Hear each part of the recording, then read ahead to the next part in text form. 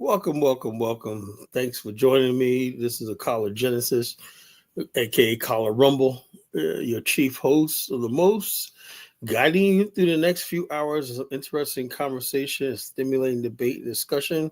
Welcome, welcome, welcome. Something, folks, just when you think you've heard it all, you always hear something new. I got a whole bunch of stuff to talk about tonight. I'm glad I'm on. I had to take the night off last night. I need some rest and whatnot. I'll probably be on tomorrow night, maybe, or it might be on Thursday. No, I think Thursday night I'll be off, but I'm trying to get as much as I can before I close out the live stream, these mega live streams that we do, then I'll just be on just for like short shows, for like an hour. I'll just give a commentary and I'll read your super chats and comments and thing. I won't be taking any calls anymore. I think it's time that people just listen. I think I've had enough debate and discussion with certain people and everything like that. At this point in time, I am done debating. I'm done talking. And it's now time for people to start not hear me, but listen. The situation we find ourselves here in America right now, as far as the Black community and whatnot, is really, really dangerous. When I say dangerous, I mean probably the most dangerous time we live in, right? Like I said, I'm not trying to say I'm a prophet or nothing like that. And some people you judge me how you want and whatnot, right? But I know a few things. I know that the people, if you say that Black people in America, Africans and Jamaicans are fighting with each other, just stop and say, who smiles the brightest? Who benefits from that? Years ago, we had the idea. I had no idea this reaction was going to be. We came up with an idea of a Black African infrastructure organization, naively thinking that Black people from all over the world are going to come together, build industries, everything like that. We're going to invest in each other, finance each other, buy Black, and all stuff like that. We're going to spend to Africa, and we're going to go together. How did I know it wasn't going to turn out like that? How did I know that there were going to be people that say, you know something, we ain't come from Africa. This is what we're dealing with. We're dealing with friggin' outright race traitors. And because of social media, they're given a platform. That's why I'm telling anybody, right? If you roll with that FBA stuff, you are not with me. I consider FBA people that nonsense because you know what it is? See, what I did with this platform, right, is all the talking points, legitimate talking points ADOS FBA has, I take them. I take them. I take all those legitimate points. Yeah, okay, I understand. Yeah, people come over here. They should be respectful of our history and understand our struggle. I get that, and we should basically respect each other, and I realize that's not being reciprocal. But, you got to understand what cultures are coming from. People are coming from third world situations where human dignity and human etiquette and all that stuff like that is not the norm. It's everybody's in survival mode. I mean, I heard Kazorian say, they broke it down here. He goes, Black America in this ideological mode. We're ideological. We're basically thinking about the future. That's what Pan-Africa is. How what's the ideal place and everything. But you got Africans and everything. They're not saying coming here basically on that. They're coming over here to survive, right? So where you may be walking by your block and there's opportunity there, there's a factory there, there's a library in the corner, and there's stuff around you. Because you're not in survival mode, you may not see the opportunity right in front of you. When an African or Jamaican or Caribbean come here, they see the opportunity because there's nothing left, nothing for them when they go back to us. So when they give an opportunity, they're grateful to the country that gave them the opportunity, So therefore, instead of people basically understanding that and understanding, so if Black people aren't making it, as naturally they figure, since all this opportunities all over the place, you must be lazy. There's something wrong with you. We don't know that there's problems in Black America. People completely ignore all the tremendous success in Black America, right? And they only want to focus on the negativity. And Black America, let's be honest with ourselves, we're negative people, right? You got Black people making six figures talking about I'm oppressed, the system, racist, white supremacy and whatnot. And you making six figures. You got Spike Lee, multi-millionaire. It says Spike, is America a racist country? America is very, very damn Spike. Somebody finance your movie. You're gonna make $20 million off of a freaking bullshit movie you make when but yet America's the worst country. This is what I'm talking about. This is the mentality. So when you got people like Idris Elba that come here, he can only dream of making the money that Samuel Jackson makes or wherever like that, you know? These British UK actors can never make the money that a Will Smith makes, you know, and Ryan Coogler and everything. But the thing is, they come over here humbly. They take the roles and everything like that for a fraction of the cost. And we hate that because we feel that they're taking our opportunity. No, they're willing to take what we refuse to accept. You know, we let Essence Magazine go down. So Black America let Essence Magazine go down. Africans come over and say, okay, that was a good institution. Black people didn't appreciate it, so they buy it up. Now you mad. And you got people going around talking about there's supposed to be an African business boycott, you know? African business boycott. No, it's deeper than that, Truco. I'm dealing with is real hatred. This ain't no crab in a barrel. We're not even in the same barrel. And I wish we were in a barrel. We'd pull each other down. That would be progress. This is actually really hatred, you know? So, like I said, I'm dealing with this, you know? So, and Kala, I heard FBAs are going to boycott African businesses. It's stupid. That's not going to go nowhere. That's a bunch of ADOS FBA friggin' stupid nonsense, whatnot, you know? Matter of fact, I'm going to find that on that day, I'm going to find the African business in my area and support it. I'm going to videotape it. I'm going to videotape me going to, let's see. I'm trying to think what African business I got in this area, you know? We got African businesses here, I think, you know, Virginia Beach. Well, I don't get my hair braided. There's a couple of African women. They got a couple of African braiding salons. We love them. You know, they're good business. They're from Togo. And the African community in Virginia Beach is just they assimilate right with the Black community. Something about suburbia makes people civilize and get along. Because I see the African kids out there playing with their Black friends. They're shooting basketball. You know, they're going to soccer together. They go and their mom's picking them up or whatnot. You see these kids playing like a care in the world, man. One kid from Togo and whatnot, you know. The other kids are African American. They're buds and best friends and whatnot, you know. And I see the African American kids going over to Togolese kids' house and whatnot, you know, and they're sleeping over and everything like that. That's the real relationship in America.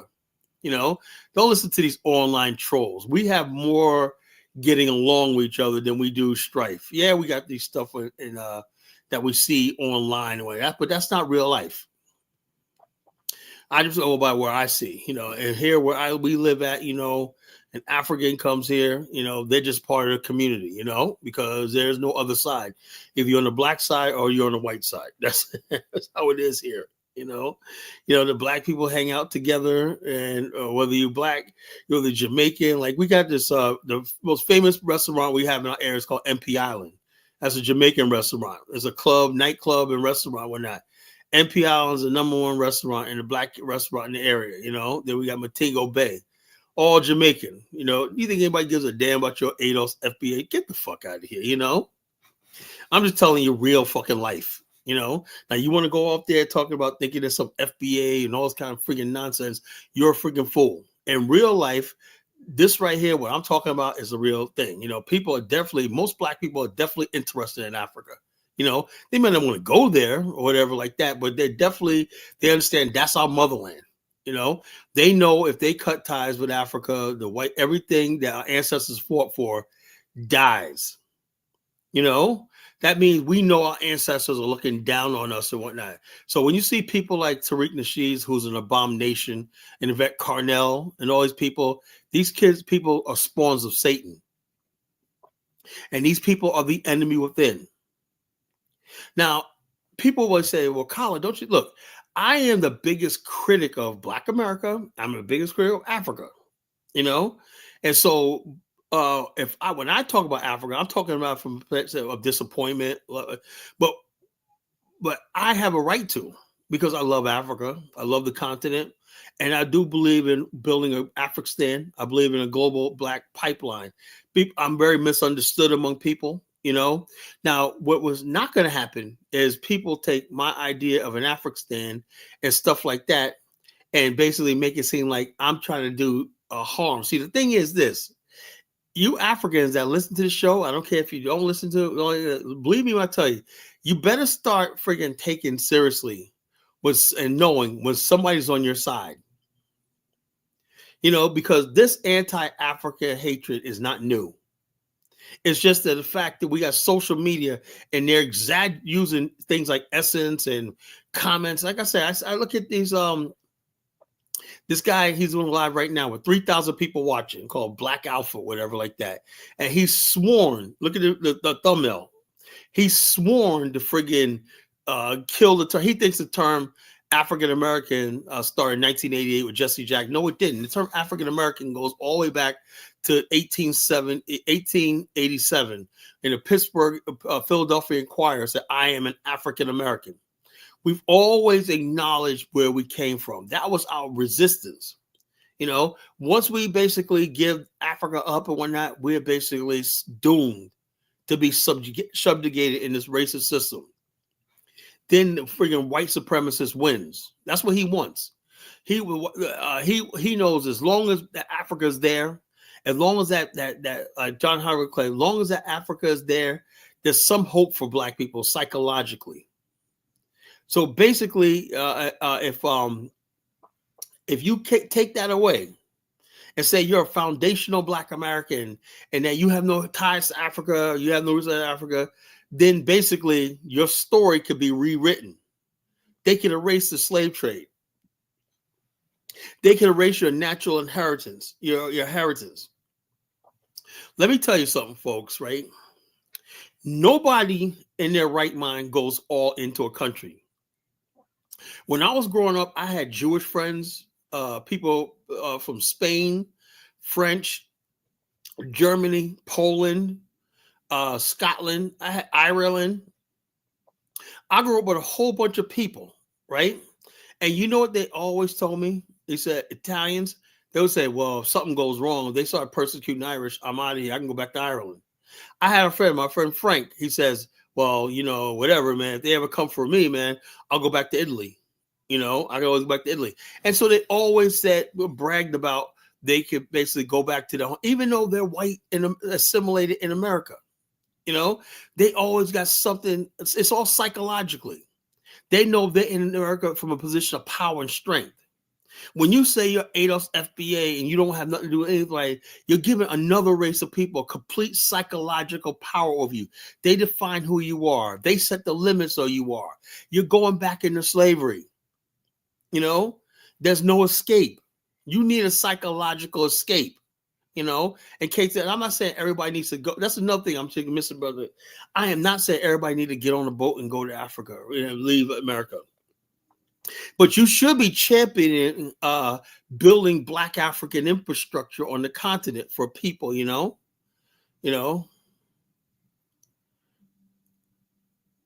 Right. I don't think, I don't think Nigeria's a brain drain. I think Nigeria should go back to Nigeria, bro. You know.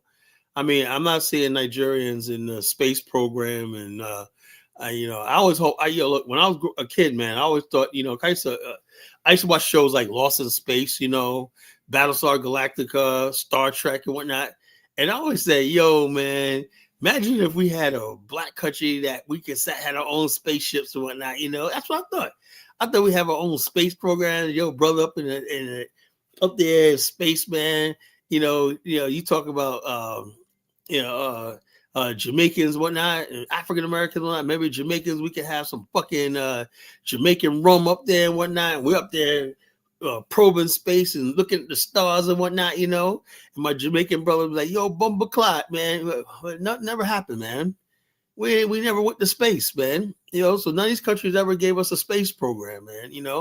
So those people that went to space are some Negroes from America, We was hoping that one of these African countries will have a space program for us, So it is what it is. Oh, Ethiopia, okay, sure, Principe, Yeah, I'm sure they got a new space program. Did you go up there? Principe, where is the Ethiopian space program? Stop it. Mike, we don't need to go to space. Of course, you ain't going nowhere. It's the thing, So the bottom line is we were talking about space, Black America, right? And this is what I hate when people say that, space stuff like that, we don't need to go to space. Why are you dragging us down with you? Black men, you know how black people, black America, we put people in space, in a space program. We're always interested in space like everybody else. The white man's talking about colonizing Mars. Where's the black man's Mars? I'll be honest with you. Back in the 60s, Zambia tried to develop its own space program. Zambia's like, we're going to put people in, and the world laughed at it, but Zambia was serious. They were trying to make makeshift rockets and whatnot, and stuff like that, So how we can't get to Mars? There's people right now, they're finding life on Mars right now, And this Mike Myers, no one knows about the moon. Like I said, man, the African mind, there ain't no man on the moon. No, we never been to the moon. We never been in a place like that.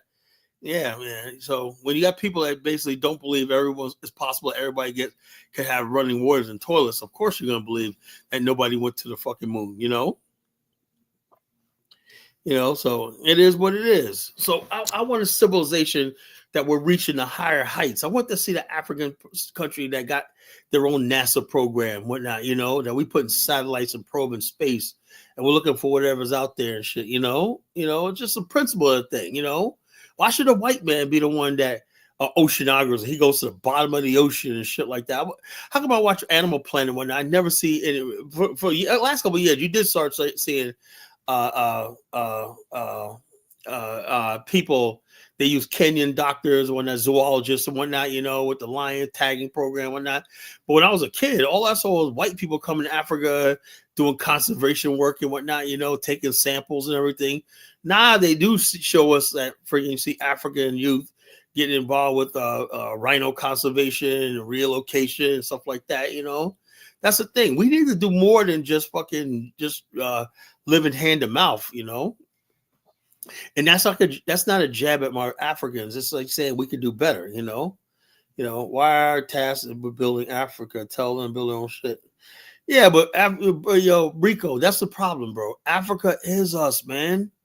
We got to build something. We can't just sit in the white man's country and have the white man build everything for us. We got to show the world that we can build something. Africa's a perfect place to get started, man. Like I said, I'm starting with Liberia, man. I'm trying to see what I could build in Liberia, And we all do that, man. If everybody had their own piece of the continent that they're trying to develop, and when the world would give us respect, because the whole thing is this, it's just hard, man. I have no idea. If that protest is not going no place, Ben, you said we ain't no damn. That's what I'm talking about. We ain't no damn. That's the problem, man. That's why I'm glad I took this title. I know, the people that hate being African. That's the problem. People like this, they basically hate being African. I don't know, Ben. African. You're an African, bro. You're an African, Ben. An African man. I'm gonna keep telling you. You are an African. Rico Miller is an African. My brother Bomani Tyamba is an African. Carla Genesis is an African. Mari Shai is an African woman. You're Africans. So, Bomani, what's wrong with the investing in the Caribbean? But the thing is, though, he don't have to. He chooses to invest in Africa. So you're gonna kick Bomani out of Africa to friggin' to talk about he should limit himself to the Caribbean. Elon Musk is not an African. An African is a black man. That's why we're reclaiming the term African American. An African American is a descendant of the transatlantic slave trade. Is a descendant of the transatlantic slave trade. So Michael Myers, why don't you tell Principe to focus on the Caribbean? He's all up in African business. But because of Bomani's actually doing something in Africa, you want to kick him to the curb, No, there's no such thing as a black American, There's only a Black Anglo-Saxons, How can you be American painted black? So in other words, you're an American with black paint on your face. No, I'm an African who happens to have a history and a story in America. I'm not no black American. That's like saying that I'm the same thing as fucking Donald Trump, but painted black. Get the fuck out of here, the hell out of here with that shit, black American shit, People don't know how stupid they sound. I'm a Black American. So what the fuck is American? You know, when I say I'm African American, I'm talking about a specific story. You know, that my ancestors came from Africa, my lineage. I'm not an African, period. I get that. I'm not a continental African, but I'm of African descent. You know, so it is what it is. You know. Yeah, like I said, these people who talk all this Black American stuff, that's like, you know, it is white supremacy. You know, something recently funny happened in my agency. Right, funny thing happened to my brother. It cracks me up. Right. Anyway, my brother and a couple of our partners, older guy, right, older guys, that's an MGA like I am. He's in our agency, right. Anyway, they did an event a couple of months ago in Hampton, right. And this guy's an older white guy, whatever, in his 70s, whatever, like that. He's with my brother and a couple other agents, right? They did an event. Well, anyway, my brother wrote this one lady, right? And get this, something happened with her Medicaid coverage. I guess she didn't qualify no more, so she got a bill. And she went off of my brother. She goes, I want to speak to that white man. Was that your boss? She automatically assumed my guy, I ain't gonna say his name, was the boss because he was white. That's the mentality of our people. That's what you do with ADOS FBA. They see the white man as the boss. That's why they want to be, okay, boss. I'm an FBA boss. I ain't going nowhere. I ain't going to Africa, you know. Yeah, so, you know, Michael Myers, I'll do what I want to do, you know. I'll do what I want to do. When I get to Africa, all I'm doing is creating the atmosphere, creating a culture so we can invest. You know, investment's just one part of it. You got to get people to believe that you have a stake on the continent. And that's the part that Africans haven't did a good job of, and making sure that the Black people in America feel like they're part of the country. They got a tangible stake in the continent. You know, before you start talking about investing and stuff like that, we got to be at the table. And Black America right now is not at the table. That's the legitimate part of the argument FBA ADOS have. You know, yeah, that Black people in America, they using Black America's, and I don't believe in reparations, as you know, right? Because I don't believe really in reparations, they call me a tether. They say I'm from the Caribbean. They say Carlos Haitian, Carlos from Barbados, whatever the fuck it is, you know? I even heard that I was fucking Nigerian. Can you believe that? You know? And so because I don't support reparations, you know, I don't believe Black people, you know, that's not anything to build a cult around reparations, because it's never going to happen. So you want to hate Africans because you think they might get your so-called reparations, which are never coming. It's insane. You know, so here goes the ever creation of the Tanton Group, a white national organization started by a white nationalist advanced anti-immigration. I heard something like that before, you know. The bottom line is this: all the talking points of the FBA are mirrored by the people like the John Birch Society. I'll be honest with you. When I was in college, I had flirted around with the John Birch Society and several right-wing groups back then and whatnot. About back then they was teaching us that immigrants are going to take over and blah blah blah, and then that immigrants are going to be a threat to Black people in America, so we got to join these John Birch's.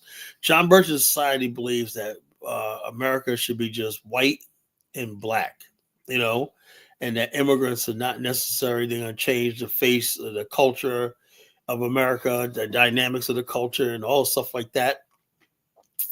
And then while I was in college, man, I flirted with the John Birch Society's stuff like that. I read their literature and stuff. I kind of agree with it back then. I didn't know any better. You know, I'm an 18-year-old kid. What the hell I know? You know. So it is what it is.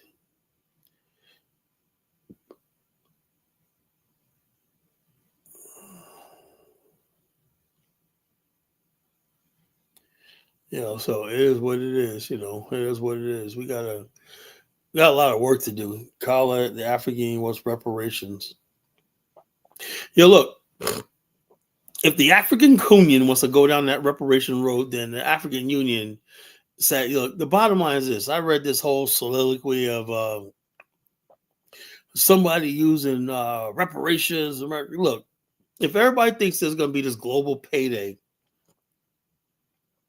for African Negroes, American Negroes, Caribbean, they're sadly mistaken. Ain't no going to be no payday because you don't have any power. People say, we're going to put the full weight behind the African Union. It's going to bring, man, come on, stop it. I was born at night, but not last night. Look, one thing's for sure, I'll tell you, you will not see shit. When it comes to Negroes, you know who got reparations after slavery? The slave owners. They were well compensated for their losses. They not only cost for the loss of slaves, they compensated them for the loss of money they would have made. That's like, so the bottom line, black people were left with nothing. No land, no 40 acres of mule, no nothing. Why? Because you don't have any power. If you don't have any power, let me tell you something. It's like you guys watch Marvel Infinity War. More and more, I'm using things like the Matrix, the Infinity War, and stuff like that to explain myself, right? You have to have power. Once you have power, then you have space. And then once you have space, basically what you do is you control reality. And then once you control your reality, you control your time. Your time becomes yours. How many of you control have the time stone, infinity stone? That means you control your time of the day. You go where you want to go. You can leave, get up and leave when you want to. You don't have to answer nobody. You're not pushing nobody's clock, whatever like that. That's the time. Time is valuable. Now, when we're enslaved, right? When we're enslaved, right? Our time was spent making somebody else rich by picking cotton and stuff like this. You understand? Our time was not spent on our stuff, right? It was spent on somebody else's stuff. So your time is very important. Who controls your time controls you. So it is what it is. So when I asked somebody and whatnot, I said, look, man, let's go to Liberia next year, tour. And then people tell me, something, Kyle, I'd like to go, but I just don't have the time. I understand people don't have the time. That's because they live in that side of the matrix where the white man is still Lord and Savior. He's basically the boss. They live in that thing. When you have your own reality, you control your own time. You can get the fuck well good. That's what I'm trying to get to. I want to get to the fact that if I want to live 6 months in Liberia, I can. I'm not there yet, right? Because my time is spent here building a business, right? But once I have my time, when I have a business operator, then I'm free. That's what the whole thing is. And that's the only way we're going to do it. We cannot build no part-time Pan-African Black nationalist movement. And too many of you people are part-timers. You're lukewarm. You're half-assed. We need people that could transition to that nation building thing where we're putting their multi-million-dollar and billion-dollar deals and whatnot, where our efforts in building is paying us, it's sustaining us, it's making us thrive. We got to get to that level. And the only way we get to that level is we got to have some organized on the level of government. That's why I believe this move in Liberia, that if we can make less Liberia work, we'll be at that point. And then everything after that, well, like this, like I said, look, this is why I'm against what the African Union's doing. First of all, the African Union doesn't have any real power. It's a 6th region, all stuff like this. It doesn't have any real power. It doesn't have. The African Union has no sovereignty over anything. It doesn't have a banking district. It doesn't control the aviation of Africa. It doesn't have a port authority. It doesn't have a peacekeeping. It doesn't have nothing. So the bottom line is this. So when people say worrying about what the African Union has no power. So they don't have no power. Why are you worried about what they do? Now, so I'm saying if they did have power, then if they want us to friggin' be part of it, envelop it, that means that you would have to have an African American, a diverse pool of African Americans, like let's say a 50-member pool, all from all walks of Black America. We decide who goes in there. That's on the African Union, right? and that could have voting power, set up like the UN, that we are recognized as a nation with voting power. Until that happens, we have really nothing. That basically we really have nothing. Because African Union is not even set up like that. It's African Union is nothing but a suggestion, and people only participate in it as long as the countries in African Union don't go against what's going on internally. You could be a corrupt dictator robbing your people blind, right? And you're sitting down in the African Union passing judgment and making decisions on the rest of the continent. It's not an organic concept. So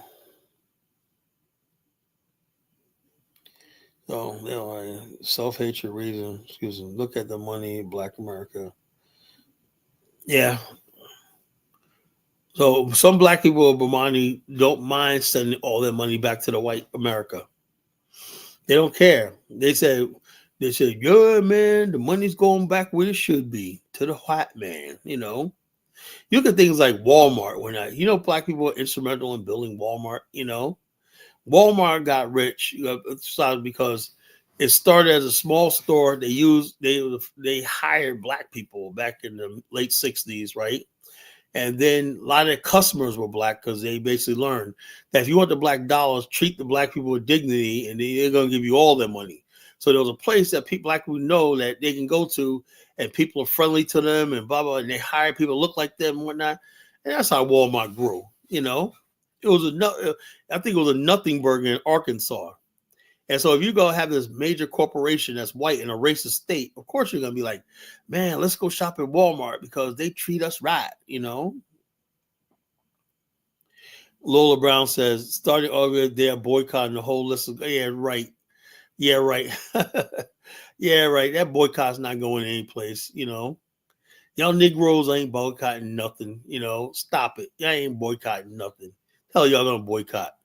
Y'all gonna boycott something, man. Nigga, stop. Just stop it. Stop it. You gonna rise up and boycott something. Man. Look, Negroes, stop it, man. I got a PhD in Negroology. I told you when I say I got a PhD in Negroology, was I joking? Yeah, we'll see. Y'all say that all the time. We shall see. I say y'all ain't doing nothing. You ain't got no power, Lola Brown. I think y'all got some power, man. FBI, y'all ain't got no damn power. No, because everybody knows as long as I'm here, your boycott's not going nowhere. So it is what it is. But the whole thing is like I said, we reach critical mass at at some point in time. If we're going to make sure this Pan-African shit works, we need Africans to step up, because we can't keep basically talking to our people about Pan-Africanism and then we have people going to the continent getting shit on, coming back empty-handed, coming back disrespected like that. So Africa has to do its part to accommodate credible business people in Black America to show success. We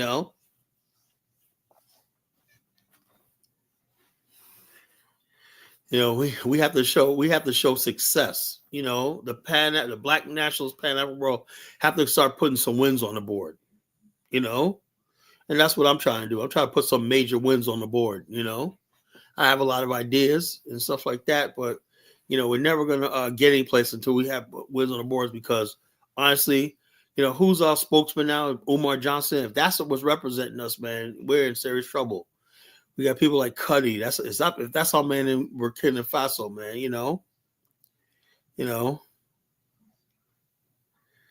Yeah, so I don't know. I'm just addressing it, Bomani. I hit it head on, They don't fuck what they think, so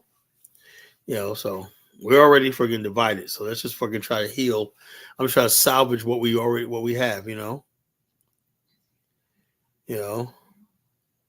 Ashley River says, my whole life to put.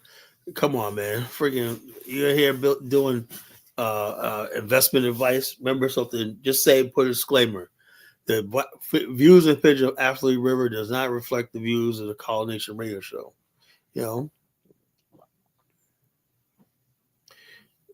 You know, Larry said, I'm not supporting any Asian thing, you know. But Lola Brown, do you support white businesses? No, I don't support no white businesses, right? You got people, you got YouTubers out there, right? Talk about they're gonna boycott African businesses. Right? I said, well, what boycotting the white man? Man, well, but yet you're on YouTube, you know? You're monetizing YouTube by most likely the people who advertise on your streams are white-owned companies, right? So you don't mind taking their money, but you ain't boycotting a damn white man. If black people were really serious, let me tell you something, right? I said this a long time ago. We would have been down, had our own streaming platform like YouTube with monetization of stuff where we only have black people monetizing it and only black people advertise on that. But since we don't have that, right? Please don't tell me about what you boycotting if you're on YouTube. See, I admit I'm on YouTube, whatever like that. I'm using the white man's platform. But don't tell me about boycotting shit, right? If you want to talk about boycotting shit, the first person you boycott is a fucking white man. It's businesses. But you don't want to give that up, right? So you want to pick on some little ass Africans. Come on. You want to pick on somebody that got a fucking African lady that got a nail salon who tried to feed her family and send some money back to her little village. You mad because somebody made you upset by what they said on Facebook or YouTube. Stop it, you know? Like I said, maybe because I'm an older person, whatnot. I'm sitting here like the adult in the room, you know? You guys all sound like my children and whatnot. I'm telling like the little siblings, stop fighting, you know? You know, so it is what it is. They see it easy. See, it's easy for men to say it because they don't go to braiding. So, look, it's like this. The bottom line is this. I don't know. How come you people don't have your own braiding salons, you know? Why don't you guys have your African women do a good job and they do the braiding for like a fraction of the cost or whatnot? Maybe you guys were competitive, you know? Yeah, we're gonna go boycott. I don't know any African supermarkets, you know. I don't know any African chain stores or chain restaurants. What the hell are they boycotting? You know, somebody tell me what exactly are they gonna boycott? Is it just Africans or just fucking Caribbeans or whatever, you know? So I'm like, what exactly are they boycotting? You know, I would like to know. I wish somebody call in tonight and tell me all you people that support the boycott. I want to have a conversation with you. What exactly are you boycotting? You know, you're gonna go one day without fufu, or you'll go one day without jollof rice. You know, what exactly are you boycotting? What are y'all not gonna play football? You're not gonna watch soccer? What exactly are you boycotting? You know, I have no idea, man. Jeez, you know. Yeah, I was support those who are race. I don't know what they're boycotting. I have no idea what this is all about, man. It just seems that this is this old age. Look, the problem is there's a lot of black people who are nothing but Black Anglo-Saxons. Boss, we used to call them boss, Black Anglo-Saxon Protestants, you know? These are black people. They call themselves Black Americans. But they're really Black Anglo-Saxons. They're not African at all culturally, you know? They don't. All they are just Black Englishmen, Black Anglo-Saxons, Black Irish, Black everything. They're just all these people. These are the people that basically, over the years, just adopted everything the white man says in America. They even got the white man's way of thinking. They're nothing but a bunch of black rednecks and black necks. That's all they are. So.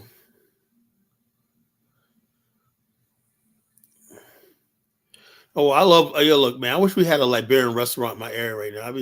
I be going there just for that day. Fortunately, we don't have any good African restaurants that I know about. I'm trying to think. Do I? Let me see.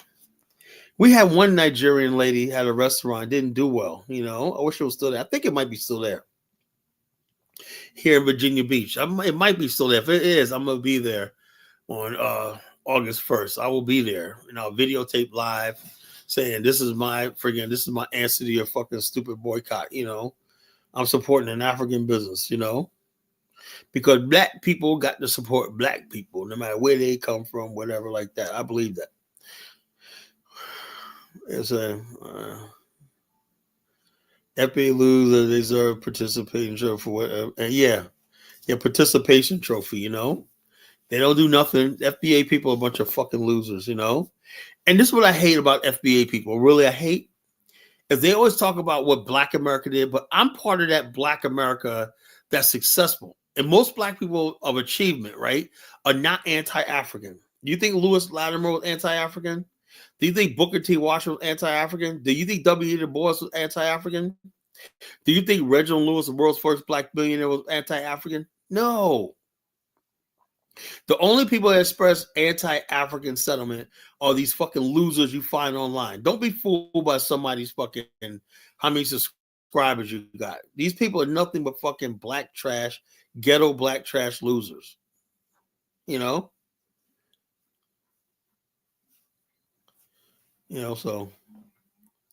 So it is what it is. It is what it is for.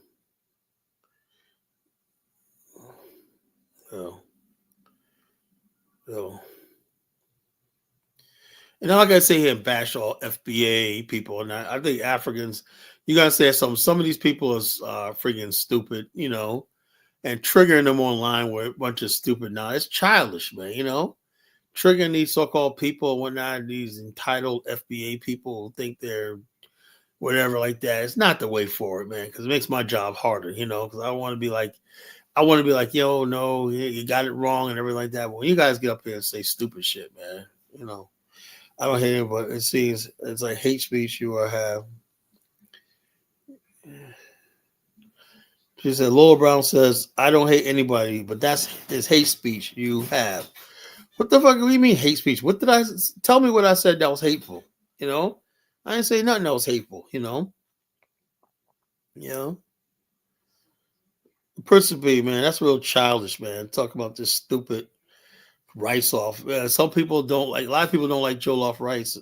Some people like jambalaya. It ain't the point, The point nobody cares about that stupid shit, If somebody likes jollof rice, if you think jollof rice is the best thing since sliced bread, go ahead eat it. If you like jambalaya, that's fine too, If you like doing things like that, why can't people just respect their boundaries and whatnot, I see a video that's cops in Jacksonville and now Africans can't support the FBA issue because they're in for Africans and Caribbeans. I don't know what you're talking about, All I hate boost views. Yeah, they're lost. If you out there boycott, they lost the rice off. What rice off? What does that mean, what's a rice off? What's the hell's a rice off, Principe?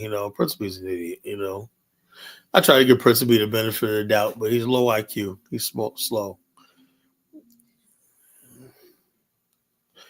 Well, there's a lot of people in Africa doing business, right? And stuff like that. But you're dealing with a continent that really has been ravaged by centuries of slavery, colonialism, and all stuff like that. So it ain't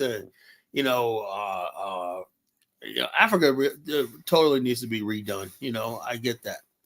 And so I don't know what's like I said, the only chance Africa has is you need to build that new state. You need to build an Afghanistan. You need the combined strength of Black America, Black Canadians, and all the Brazilians, Caribbeans converging on the continent.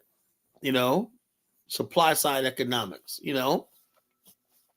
Unless and then you need a large numbers of these Africans returning back to their continent. Returning back to the continent. Until that happens, as long as Africa is a place everybody's trying to get out of, it's never going to do anything. So I don't see investing in the continent until it becomes an actual home, of people,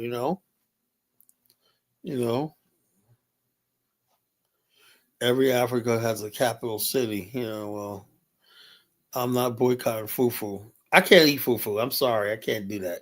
I'm not supporting the boycott, nothing like that, man. I might eat fufu just on that day, but I can't stand fufu. It's disgusting, Fufu is like the worst thing I ever ate in my freaking life, man. God damn. I hate pretending. When I first went to Liberia, I'm eating fufu, showing. I'm like, then at the second time, third time, I'm like, man, get that shit out of my face. You know, can't do it, man. I can't do fufu, man. I can't do that shit, man. I can't do it. You know.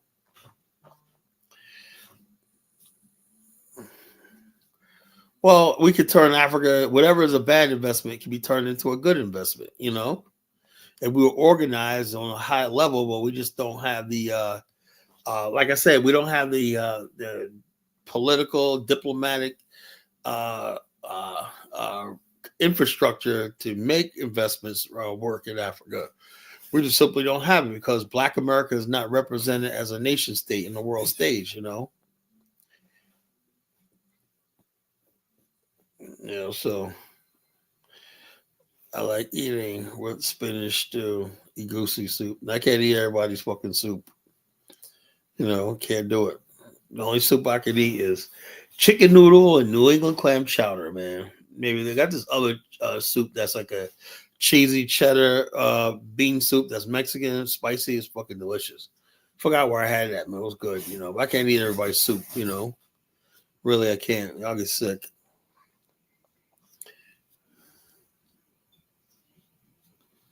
So it is what it is.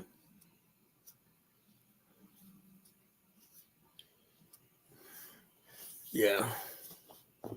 Give it to him, brother Mamani. We need a few African bank become a block. Well, Monty sent me a sting of this African American sister, man. Let me see that she's bringing the first ever African American bank on the African continent, man. It's ridiculous. It's something else, man. It's let's see if I can pull this up. You know,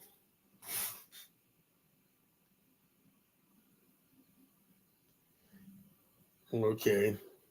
On Instagram, I don't know if I can pull Instagram up. She said, it says, meet, look at this, man. Look at his sister. Beautiful black sister, man. You know, her name is Dr. Benicia Poole Watson. That's 100% African American. She's beautiful, A U.S. Air Force veteran, owner of the only black woman owned financial institute in the country, and now she's using her influence to bridge the gap between black Americans and African land ownership. I am definitely going to contact her. I am definitely contacting her, Standing before a group of diaspora investors, Dr. Poole shared her mission to make Africa real estate accessible without the red tape of traditional U.S. business. Yeah, like I said, we need this. I need this in Liberia, But the bottom line is this: if, like I said, we're going to keep pushing this idea. If you want to live in Africa, you want to live whatever like that, you want to build whatever, we're going to make that possible. Those of you who don't want to be part of this, you can go to hell. Through her international lending group, she offers real estate loans across the entire continent of Africa, with special focus on Ghana and over 120 African countries, including Caribbean, Central America. This is an African American woman. So to qualify, you must be a U.S. citizen, have a history of real estate ownership, past, present, through payment responsibility. That's fair enough, right? Whether you're buying, building, or developing land, Dr. Poole Watson can help you. You don't see any other black bank owners coming down talking to people. Yeah, that's true. I want to know. I always want to know why the hell aren't there black-owned banks in Africa and financial institutions? You ever thought about that? Why? The one thing that if black banks open branch offices throughout the continent, those black banks would grow to the size of Bank of America and everything, just by basically offering banking services and lending stuff like that and holding assets throughout the continent. Why have that happened? I have no idea. I have no idea why haven't African Americans got into the banking system in Africa, right? You could not lose everything Africa needs and whatnot, so it is what it is. We have a lot of beautiful people now. What are we talking about? We see, can we kind of see the Instagram post? I didn't know how I didn't post it, hold up. Let me see. Let me see. Let me see if I could find it again.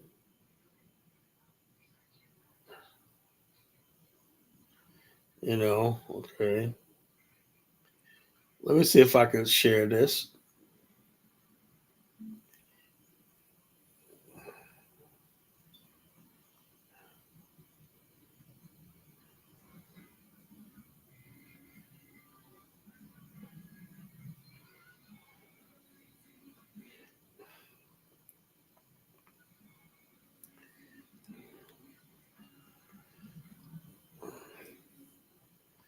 I can't do this shit. This is bullshit. All I want to do is friggin' copy this and send it by email. Okay, I copied by link. Okay, let me see if I can send it by email. Then I can, if I send it by email, I can pull it up.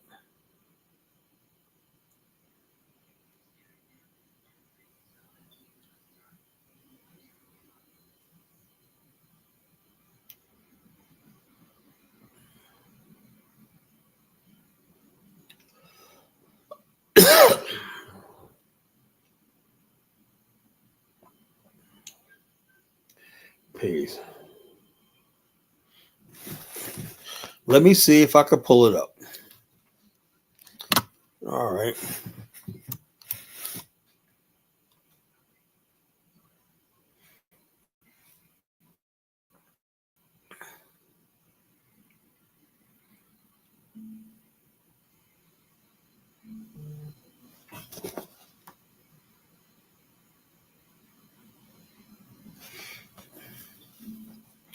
Okay.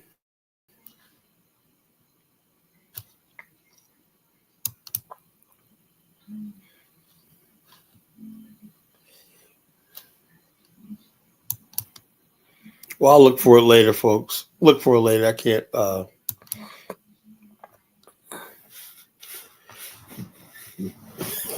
No, we're talking about friggin' AI generated article. That's not an AI generated article. We actually got black people in America that could do things in Africa, but because you people like you were ignorant, it's not just African Americans. It's people like you that basically make stupid comments, and then some a lot of black people say, something, fuck Africa. If that's the way people are gonna do it, instead of bracing the fact that you do got the only way Africa is gonna survive is you got to reach out to Black America. Akon found out that the hard way. You know, look, I had no idea this guy Akon was actually serious about that Akon city. I had no idea he was serious. It seemed like he was serious. I was like, damn, I thought it was a joke, man. I thought he was joking. I thought it was just a front, man. This guy was actually serious. I was like, damn. I'm like, damn, he was actually serious, but he went about the wrong way. You don't friggin' insult the very people you're trying to reach out to. You don't reach out to assault the people you're trying to friggin' attract. It's like you don't talk about Black America. I get it. He was frustrated at Black America. I guess people treated him bad, whatever, like that. I don't know. I know how people get. But that's not all of us. Look, there's a lot of people out there, to African brothers and sisters, Caribbeans. There's a lot of Black Americans who are against you. For whatever reason, they don't like you. They don't accept you. And they hate you, whatever, like that. But there's a majority of people haven't made up their minds, or they're willing to talk. That's the majority of people. Majority of people basically be like, something, live and let live, or they'll join you. So so you're going to have the good countries. Oh no, Heckles Ben, he come in and tell me he ain't African. What the goddamn Ben? What the goddamn? All right, what the goddamn Ben? No, man, Let's go. I was just gonna say you were saying that they come over here and take advantage of opportunities, but when you look at Europe, like Denmark, the UK, Germany, they go over there, say the first generation, right? And their kids, they grew up to be very anti the original people that live there. They have a resentment towards the people that live there because they know that they're fleers. You see what I'm saying? So they have that shame that they have to bear from their parents. And they go over there, they're the main people who rape, they rob, they want to make it an Islamic state. Look what's going over there in Ireland right now and in Spain. So they're not going over there just to work and everybody gets along. No, it's not that way. There are an invasive species. I wouldn't say invasive, but I look. I understand immigration for the most part. You know the way it's been done. Look, it's not the immigration fault, right? It's the fact that there's people out there who are trying to destroy the idea of nation states, right? And so, therefore, if you have a group of people, instead of let's say let's build Syria back up, right? Let's build Lebanon. Let's build Nigeria. Let's build all these countries. Let's build Honduras. Let's build Guatemala. Let's build Mexico and everything like that. You know, let's have a distribution of wealth and opportunity, right? The people that run the world just bring a whole bunch of people into a country. And also, when you have a society, right? Society does things, have norms, values, and everything like that. And so there's a lot of people who believe the assimilation process is discriminatory. In other words, basically, if you tell somebody they got to assimilate, right, you're putting down their culture, right? And it's not even about you being right. It's the fact that you might be insulting somebody, making them feel bad about themselves or whatever like that. We care about people's feelings. Then the fact that if you bring people to a society and you don't assimilate them, they're not going to know the values of that society and everything like that. And there's going to be friction and conflict. They don't care about that. And they put those people in danger because sooner or later, what happens is what's called a backlash, you know, where people have xenophobia. You see that right now in Europe, you know, there's a lot of backlash towards immigrants, you know. That's because the people, it's not so much immigrants is bad. It's that the pretext of why they came there was the idea that England, there's too many English people in England. That's dangerous, you know. So therefore, you got people. I'm looking at it like I'm saying, London looks like Pakistan. It's like an Islamic city. Yeah, What yeah, no for? doubt. And I'm saying to myself, so I'm saying, if now this goes against everything I preach, right? Now, if I talk about the idea of an African, right? If that's a global trend, that means beautiful countries like Japan, who I love. I love the Japanese. I love their culture. I don't want to see Japan change. I don't want to see Japan look like the Gambia. You know, I don't think Japan should be Kenya. I don't think Japan should be Mexico. I think Japan should be Japan. Preserve Japan for for our posterity for the future. So we appreciate Japan. What these people are doing is trying to destroy countries through multiculturalism and race mixing. You know, so if I believe in an African, which is an African American uh, uh, slave descendants, whoever want to assimilate with us, nation state, right? I don't want to see no blonde, blue-eyed Swedes fucking in our parliament. You know, I don't want to see an Italian white man or a Jewish white man in my fucking parliament. You know, so therefore, this is I think the tension that's going on in the Black nationalist world. As far as I'm concerned, most of our Africans and brothers and sisters believe in globalism. You know, while we're talking about Black nationalism and Black nationhood and everything, they're telling us that's stupid. You know, Pan-African, and they mock Let me tell you something. People who think I'm just coming at the FBA, ADOS, whatever like that. A lot of Africans do not like Pan-Africanism because it puts the responsibility on them to go back to their countries and build their nation. So a lot of Africans resent us talking about Africa because we remind them that, look, you got to come back to your country one day and leave the West. But most of them have no intention of leaving the West, leaving the comfort. You got people freaking from Nigeria that lived in a decade in Germany and they call themselves Germans. This is insane. Oh yeah, Black Brits. You know what I'm talking about? Yeah, Black Brits, Germans, Black French. I'm like, what? This is insane. This is fucking insane. And so that's what I say. So therefore, when you try to talk about Pan-Africa, they don't want to hear no more Pan-Africa.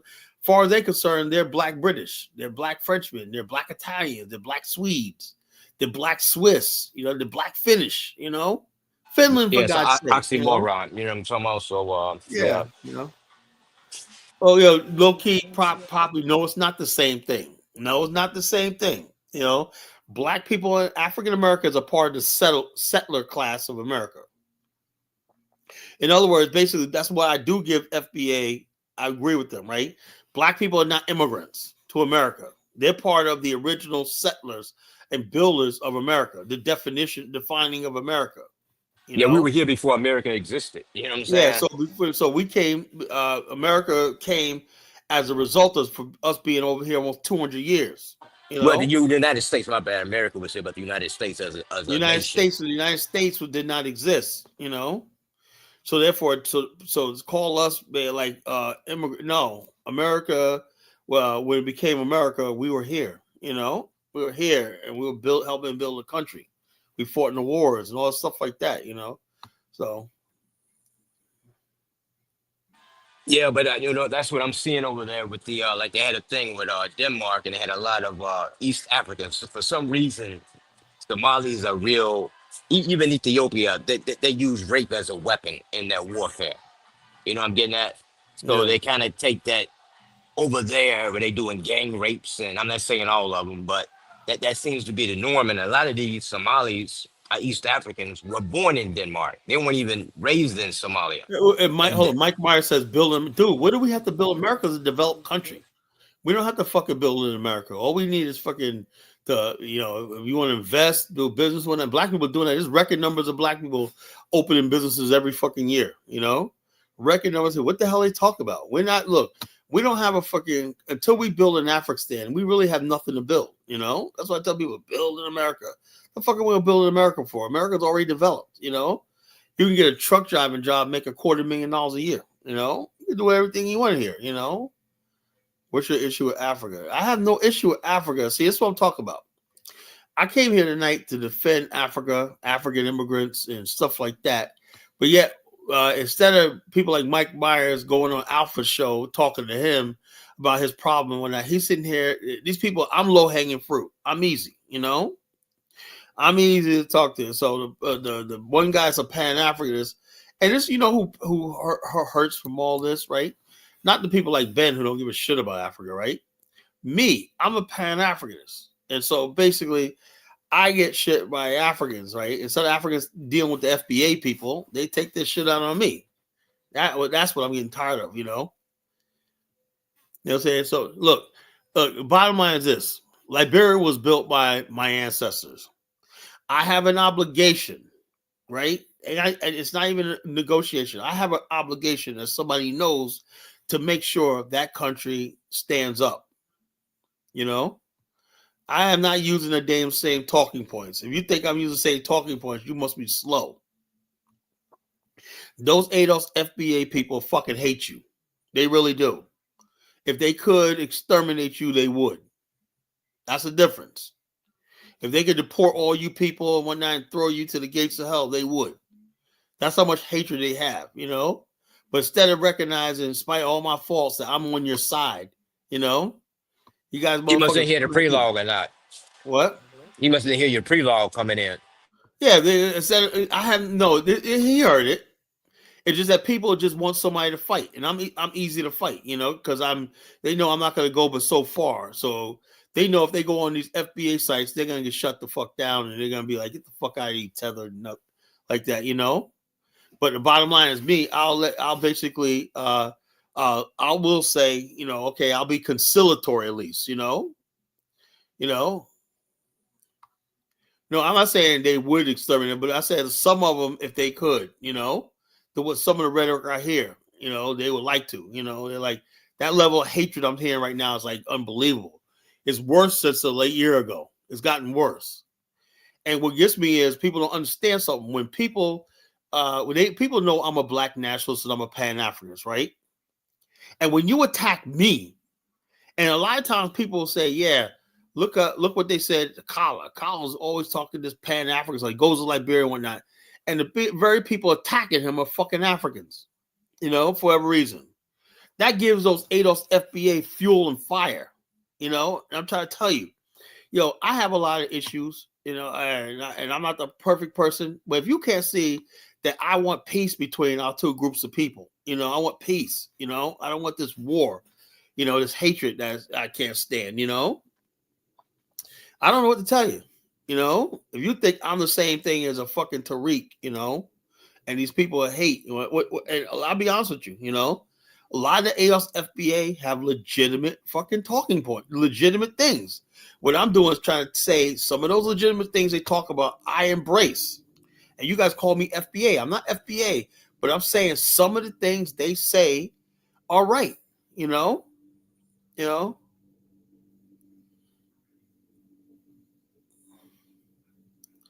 Yeah, that means they call them half black, half Chinese. That's funny. That's funny. Yeah, but that thing is that the fact that people are talking violence now, boycotting stuff like this is violence, man. This is violence, economic violence, social violence. Why is this also? And Now, also, who started that? Now, I'm kind of confused with this. Far the boycott, was that the Africans or the? well, it's like this. There's these people. And it all started on a couple of people, Africans, made some comments about Black Americans. Look, the bottom line is this. Most Africans who get on TikTok are ignorant. They're fucking ignorant. They don't know shit about what's going on in Black America, right? They only know half of what they see, and they have it in their mind because, look, let's be honest with ourselves.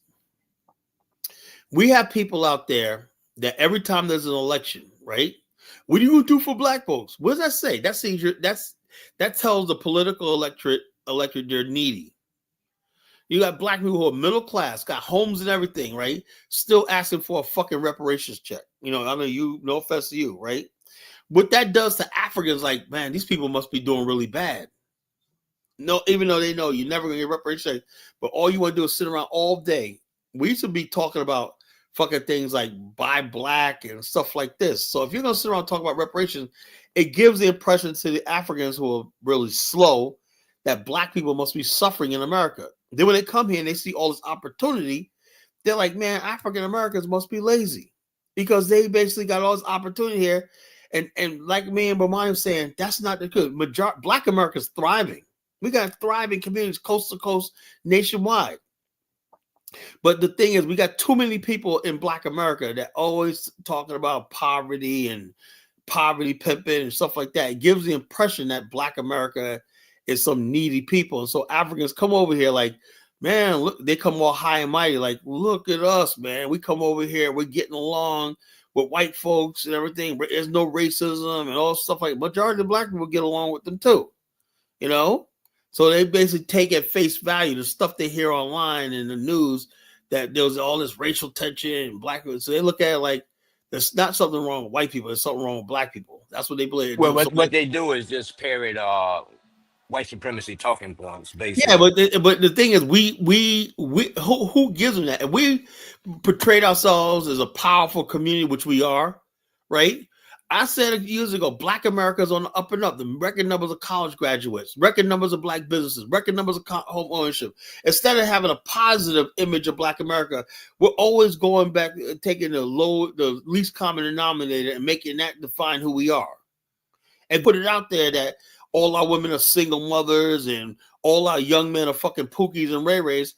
So when the Africans come here and you keep saying that, what the fuck you think they're going to think? Now you get mad. Look, you look at Essence Festival over last year where these women out there destroying their private parts out there, twerking and all stuff like that. And it was so bad. Essence Festival was so bad that a lot of businesses shut down that whole weekend because they didn't want to service these fucking these degenerate Black people. Carnival Cruise might go out of business because of the ratchetness in Black America, right? So when you have these people who do that and you don't call it out when that, it makes it seem like 45 million people, great Black Americans, right? 45 million people, those people represent all of us because we don't have enough people calling it out and saying, no, that's not us, whatever like that. See, Bill Cosby tried to show a beautiful side of Black America. And we're the ones who throw Bill Cosby on the thing saying, how dare you show young black women going to college and stuff like that, getting married, and women being coy and cute and whatnot, Rudy and stuff like that, and a man comes home to his wife, Claire Huxtable, and all stuff like that. How dare you put that positive image out of black people up there? Those black people back then talk about, man, that's unrealistic. A black man with a wife and he comes home, he ain't got like 5 girlfriends and whatnot. We got these ignorant black people who dominate the discourse in Black America. But when I was growing up, I used to see National rest in Geographic peace to Michael magazine, right? Jamal Warner, bro. Yeah, Michael Jamal Warner, Is that his name? Oh, I think I mispronounced it. What is it? Hey, Elvis, you in the bathroom or Malcolm. something? Malcolm Elvis, Jamal you in the Warner. bathroom, brother. You echoing real bad. I think it's my headphone. Let me check it out. Yeah, but I used to see National Geographic magazines when I was coming up, and they showed Africans with flags on them, but we still was able to see beyond that and see the propaganda that was BS. You see what I'm saying? So I don't know if the Africans are slow. That's what they wish to see. You know what I'm saying? But for some, Well, hold on. Now, all due respect, right, to that. Let's me defend the Africans for a minute, right? A lot of them say African Americans, Black Americans, tell us, why don't we get on code? What they saying is, you want us to get out there and whine and complain about racism and all stuff like that, saying white people screaming. So they're like, well, how come you guys with your pants sagging now, you're acting stupid in public and whatnot, this, that, and the other thing, and you want us to join you in your pity party against yourself, right? See, if it wasn't for us, so that's why they said, look, we're gonna distance ourselves from this nonsense, we're gonna well, distance. there were cowards. Anybody that's fleeing, they're deserters. So you don't want them on your team anyway. We just didn't see that. Yeah, well, hold You see what on. I'm saying? Let's say if that's true, right? Let's say if that's true. Why is it that most black people can't accept that this fight? Look, I'm not just about just black immigrants, right? I am sick and tired of the how to say it without offending nobody. The sob story. I believe that we could build and be among ourselves and build things and whatnot. But this idea that that we're just this hopeless, lost people that basically always needs, like I said, every time. For example, let me say something, Ben. As you know, I didn't like Kamala Harris, right? Everybody knows that, right? But I was still upset when black people were getting on shows. Phil Scott, that fucking Phil Scott, gets up there and talk about, well, what's she going to do? Give us.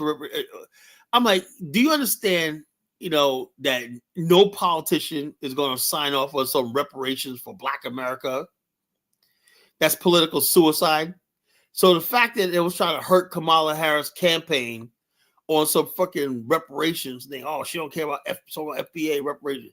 This is the level we were at. And then when Africans saying, you know something, we got other issues, right? We're a foreign entity, right? We're looking at the policies of these country people like Trump and everything.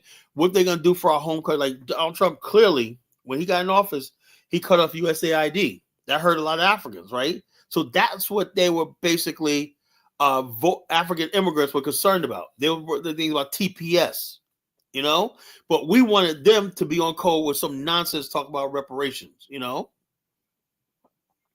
we call some nonsense about reparations. That's what I'm talking about. So I'm saying in the this. fight. You know what I mean? So therefore, I'm saying if Africans or police brutality, most Africans say, you know something, when the officer pulls me over and whatnot, I say, officer, when I would complain, they're very compliant, law abiding, They're not usually in situations like black people in America where they want to fight the police or contest, because they know in their countries, you fight law enforcement, it could be your life, There ain't no chance or whatever. So they come here with this idea, when you see authority or police or whatnot, you respect them. That's the culture they come from, Well, you had to tell the Jamaicans that in Washington, that down in the immigrants causing hell in New York. See, they get classified when they get arrested as being black, and we absorb their trash. Yeah, but a lot of those people were actually born here, and it's not so much as Black America thing, it's more a New York thing. I know a lot of dudes from Trinity, DR, Haiti, and New York. Whatnot, they're freaking going crazy in New York. You know, they're going freaking nuts, but it has nothing to do with being from the Caribbean or Black America. It's more of a New York thing. You know. Let me get Elvis on. Go ahead, Elvis. You know. Yeah, man. I just want to say rest in peace to Theo Cosby. Uh, I thought he died from natural causes, man. He drowned. That shit was fucked up. I thought he was just sick. That's Yeah, messed he up. drowned. But It was a drowning accident. You know, I'm not gonna, conspiracy theories. It's a sad thing. A young man, 54 years old, man, prime of his life. You know, it's like Malcolm X Jamal Warner was a role model when I was a kid. The Cosby Show was on. Man, I like the fact that I had somebody to look to on TV that was a black looked like me on TV. That was a young kid. He was silly. He was allowed to be silly, a teenager and whatnot. And it was a good time, man. He just brings back so many good memories when I was growing up. Malcolm Jamal Warner. And so I'm gonna miss him. Rest in peace, Malcolm Jamal Warner.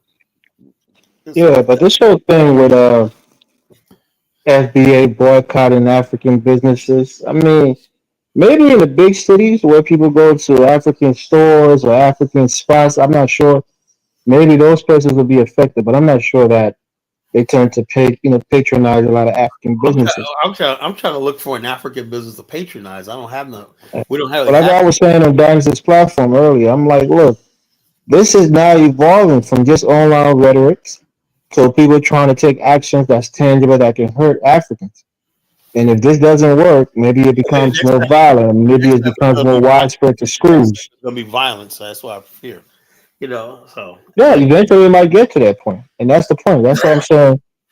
When we as Africans, we engage in these conversations my my my and my only point is the fact that me personally.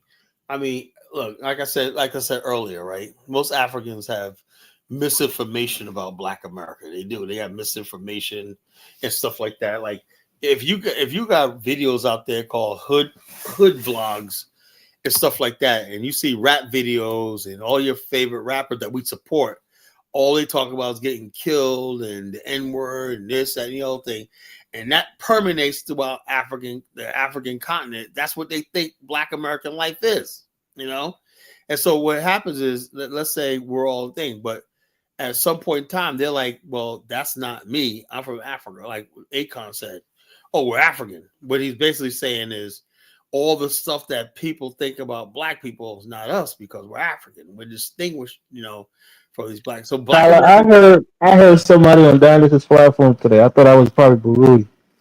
Yeah, because he Yeah, was probably, yeah.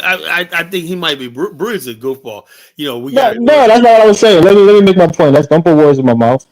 Because the guy was making a point that African Americans need to work with Africa as a base, and that's the same thing that Baruti says. So the guy, I think it's called I think he was like a Hotep kind of guy. I forgot his name, but he was something about he had a Egyptian goddess behind him or something like that. I'm not sure. But yeah, it was really interesting. But I'm saying, Hey, look, yo, Elvis, you got to call back in, man. I can't hear you. Your thing, bro. You got a bad damn, mic. what's going on my phone? I can't really So, hear you at all, bro. oh, let me see. Somebody, you sound muffled. You hear me better? I mean, all right, man, but it's not the best sound. But let's just go ahead and continue. No, what I'm saying about that is this. Tyler, you can't hear me, and you can't even let me speak when I get a chance to come on. Let me Go just ahead, say my go ahead. piece, and then I'll drop off. My Once you point made is a that point, if you made a point, I want to my respond to each point you said. no, I was just making a comment about the guy who I think was Baruti. May not be Baruti, but they had similar sentiments. But my last point, my main point is that you, Kyla, I know you said you're about to drop off this whole internet thing, but maybe you have to rectify it before you leave because you've engaged in these kind of rhetorics, Well, in these kinds of rhetoric. I know about mine tonight, man. I was not going to tolerate nobody saying this. Elvis, if you can't distinguish between me and all these other people, there's something fucking wrong. I say, look, I have every right as a Black person to talk about Africa, talk about Black America, because I criticize both of them, right? Anywhere my people are screwing up and messing up with that, I don't pull my punches, I don't bite my tongue, whatever like that, because I tell it like it is, right? That's because I want to see the black race do better. You know, that's different with somebody like this alpha guy that's running around, on YouTube. Now he got 3,000 people watching him right now. This guy is trying to freaking say that we got to cut any identification off with Africa, and he's the one leading this whole boycott thing. All this comes like this hatred. That's hatred. I have never called for any boycott of Black African business and whatnot. Look, people are gonna say stuff like, because I realize those Africans don't know us, right? When people say stuff about Black America, I say look at them like, you don't know us, and it doesn't even bother me because, the bottom line is Black America still controls all the institutions, the Black media, the Hollywood and stuff like that. So Africans don't have any power to affect my life. So I'm not going to say and get upset over what they say. Elders said that I just hope that, if it's not, that's fine, But I'm not going to sit here and return hatred for being like that, because I know better. I'm not going to sit here and be like, well, Africans this, Africans, that's what they do. They go tit for tat, and I'm not going to do that, I say what I say about Africans, whatever like that, but it's not a tit for tat. I say, I say some stuff, and then I say some stuff that's offensive, But I do not basically tell anybody that to hate anybody. I don't tell anybody that Africa is less than us. I don't think that we're superior to them. I don't think that we're better than them. I don't think none of that shit that these ADOS FBA do. They really do think they're. But Carla, you have people who are quote unquote FBAs, and when you say those things, they're biases. No, hold You on. don't. Let me tell you something. I will basically say things. See, what I'm trying to do is I'm trying to take the FBA's talking points from them. See, the thing is, the FBAs have ADOS and FBA have legitimate talking points. They do. I am not going to friggin' deny that. Some of the things they say are true, but it's not because the things they say aren't true. The truth is, they want an excuse to hate these people. When they really come down to it, these are people that really hate Africa.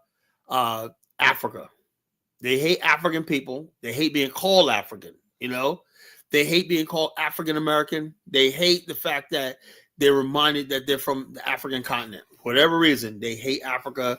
These people have always been around long before AOS FBA people. Now they're hiding behind FBA because it's so legitimate. Legitimate thing is xenophobia. Every group of people in any country, Elvis, right? Always going to have xenophobia. That means you fear change. That's natural. It happens all over the world, So Black America is no different. When things change among people have anxiety, apprehension. But what they're doing is taking that natural apprehension and stuff like that, right, and turning it into hatred, which they always wanted. Let me get Mari Shai on. Go ahead, Mari Shai. Okay, hello. Can you hear me? Loud and clear. Okay, yes. So I just wanted to say like I won't be joining the boycott because I mean, to me it doesn't make any sense. Um I would just say this. If you're going to boycott African businesses, then boycott everyone's businesses. Boycott the white grocery stores and the white restaurants and things like that. Asian Boycott the hair white-owned stores and media stuff like platforms that. like YouTube. But to me, I'm not going to boycott because I'm going to support those who respect me. And if I walk into your store and you're respectful to me and you always been kind to me, I'm always going to support that business.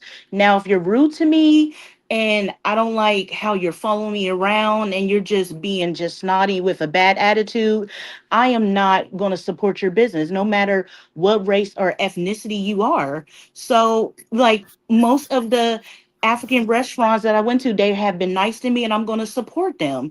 Same thing when I go shopping at the Mexican markets. Sometimes I shop at the African markets. Sometimes I shop at the Mexican market. Sometimes I go to of course I go to the white grocery stores, and pretty much the Mexican markets, they have been nice to me. The African markets have been nice to me, and I'm not going to stop boycotting. But I'm sorry, I'm not going to stop. Oh God, I'm not going to stop shopping with the African and Mexican markets because we so-called want to have a boycott. I'm going to do what I want to do, and I'm going to spend my money the way I want to spend, and that's just me.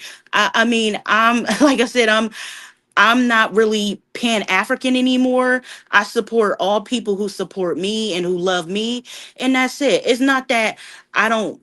I still love Africans. I still love all Black people, and I still will support Black people. But me, I support everyone who support me. So I go to the Mexican markets. They have been nice to me. I grew up around Mexican people. I had no problem with Mexican people. So if whoever has a problem with that, I don't care. I hear you. So that's just me. I think it's real stupid. I think I'm gonna find an African restaurant. Is boycott just for Caribbeans in Africa or Africans, not Caribbeans? Because I'll make sure I'll go to Montego Bay or MP Island to get lunch. Yeah, it's just Africans. They're targeting Africans. Why are they targeting Africans? If you have any I don't idea know why they're how. singling out I Africans, just, I mean, I it just doesn't make okay. So we target our cousins over there, and where we want to target our African and Caribbean cousins, but then we don't want to target the white folks who Black folks say that the white folks oppress them and things like that, but y'all don't want to stop supporting them. But then you want to stop supporting our African Caribbeans. I mean, it's just hold on. crazy. All right, let me say this. Let me say this. Michael Wallace says Kala and his fans got hurt online. See, this is what I'm talking about. This is exactly. I'm about to block Mike for good. I'm somebody who basically started the show talking about I'm against the boycotts, against all shit like that, right? And instead of Mike being on Alpha show dealing with him, he comes to my show to troll. You know, comes on my show to troll. Anybody with a brain knows I'm not no FBA. I'm not ADOS. I'm none of this shit. So why does he come over here? Because I don't fucking kiss his fucking dirty ass. Seriously, gets me angry, and I say stuff that people say, "Oh, Colin, you want to be FBA?" So I'm gonna keep my temper. So why do people come on my platform, right, and inject that on me? That's what you want me to be? You want me to be an ADOS FBA? You want me to be a hate monger and shit like that? God damn, I easily could do it, if you want me to, but I'm not like that. It's not in my heart, to hate people, don't say shit like that. Don't go poke at me. Don't look, this is a fucking serious platform. People don't know you. They don't know me. So when people come in here and they say shit and whatnot, hear shit and whatnot, they don't know if it's a fucking joke or not.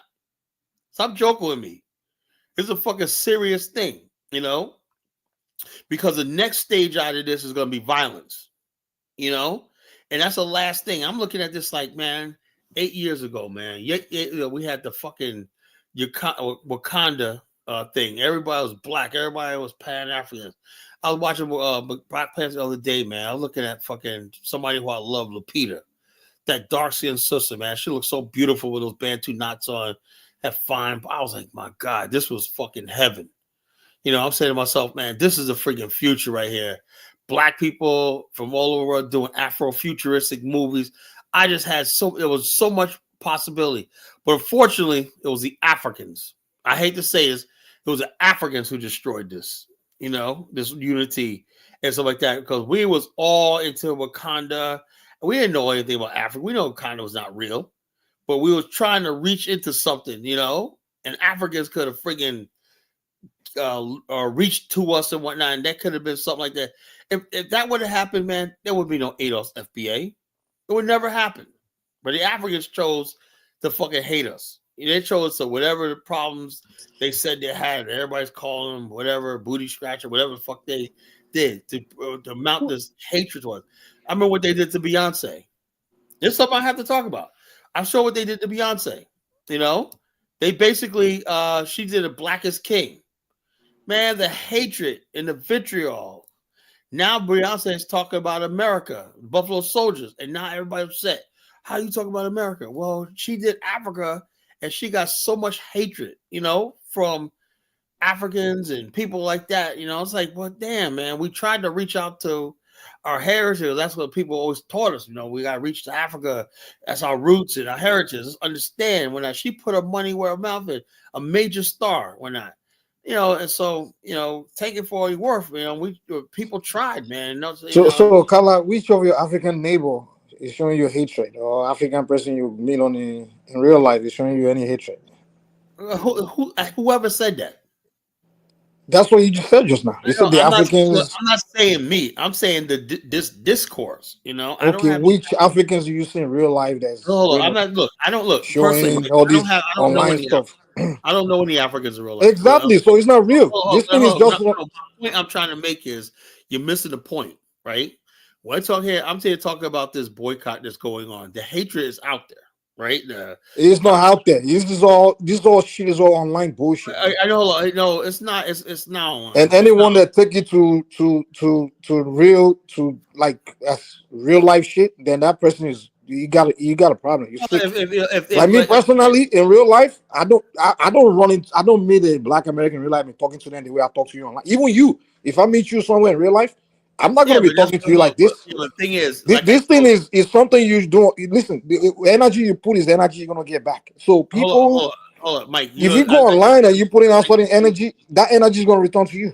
I guess you didn't miss my show the other night when I talk about the two worlds, the Black Matrix. There's a world we go in and we basically, live, whatever like that, live and let live, whatever like that.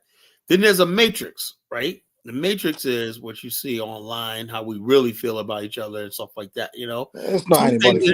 In real life, yeah, you're not gonna see Black people, white people, Black African Americans and Africans fighting each other in the street.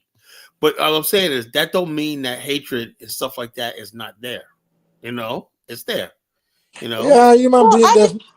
No, go ahead, Mary. No, you could go ahead. I talked already. You could go ahead and talk. I'm sorry. Yeah, that's the deal.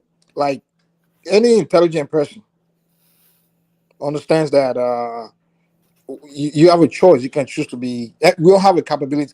We're all capable of being either mean or nice. It's all human being. You have a choice. You see someone, you can choose to ask yourself, should I be mean or should I be nice?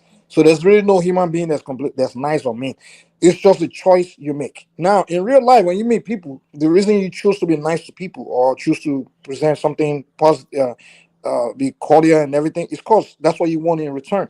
It's not necessarily because you're born, you don't have you're not capable of being mean to someone. So in real life, you want to be nice to your neighbor, you want to be nice to your colleague, your friends, or people be positive because that's what you want in return, right? But online, that if you're mean to someone, whatever, unless you have a business you're doing online that it can cost you, it really doesn't mean anything. That's why people go online and choose hey, maybe it's more entertaining to be mean. Or some people just feel like, oh, I'm frustrated all week. I've been working somewhere and they've been mean to me. Or let me just be mean to people. And then because they know that online, that's the only place someone's going to be mean back to them. You understand? I'll say like this. Okay. The topic of the show was the enemy within, the Black Africa haters. In other words, basically, I'm talking about there's people out there that are going around, make it their business. But it's online, right? It doesn't matter. It's spreading out. It does matter. It does matter. Mike. Well, what? It's all over the place. It's growing. Look, we never had this before. We never had it, but Carla, let's be fair with ourselves. Okay, go ahead. Hold on. If I'm out here promoting the fact that my whole thing about colonization is the fact that our strength derives from knowing who we are. And knowing who we are, realizing that the Maafa, the transatlantic slave trade, that has to be at the forefront of our identity. You get rid of that, you have nothing. These people are trying to, if we let them, they're trying to erase our history. They're trying to online or in real life. And it doesn't matter. This was 10 years ago. We were not having this conversation. Exactly. So, Carla, let's hold up, Mike. Okay, this is not about hope. This is not about you. This is about us, Black America. You know, Kala, what's going on online is roasting. That's all it is. When we all get tired of roasting each other, we're gonna stop. How about that? You think it's just roasting? No, it's It more is. serious. You know, we That's never where had you start. That's where it's gonna end. Mike, we never had people talking about they're indigenous to America and they're not Africans. Never. When they get tired talking like that, they're gonna stop. Mike, there's something wrong. What's going? And it's not going anywhere. It's getting Kala, worse. let me tell you something. Do you know some years ago? I know Black. Kala, can I say this real quick? Just give me a chance to say something, man. Come on. You're not one of us. You're not one of us, so you don't Kala, understand. You know. Can I say something? About 20 years, I remember by early 2000s, even like I know some Hebrew Israelites. They literally believe that Black Americans were Jews and Africans were different race. And the same Hebrew. Hold on, calm down. The same Hebrew Israelites now. They're telling Africans that the Africans are Jews. They after some time you get tired talking bullshit. I am not talking about that. I'm talking about I'm responding to the people that say they're Indians. After some time they will no longer be Indian. When they get tired of being Indian, that it's okay to hate their mother continent. It's not cool. Kala, I don't see that hate. Bottom line is 10 years ago, nobody would dare even say something. Now, but what started it? Kala, do you want me to be fair? Do you want me to be honest? You don't get it. Kala, do you want me to? Okay, let me speak on the African person's perspective. Every African that's coming online doing this talking, they don't. I'm telling you, they're too mature to be freaking hateful over some online. I think Africans are immature. Hold on, calm down. Let me tell you where it started. Particularly someone like me. It started with if it was just individual making comment online, we get that. Because you started with what's her name? Yvette Cornell. They started propaganda movements. The African coming here. Oh, they're coming here. Hold on, calm down. Hold on, wait. Kala, allow me to speak, though, man. Come on. Prior to Yvette Cornell, wrap it up, bro. Go ahead. Well, you gotta allow people to talk, man. Prior to Yvette Cornell creating movement, prior to that, there's no African really online going on. Because Africans are raised to be goddamn.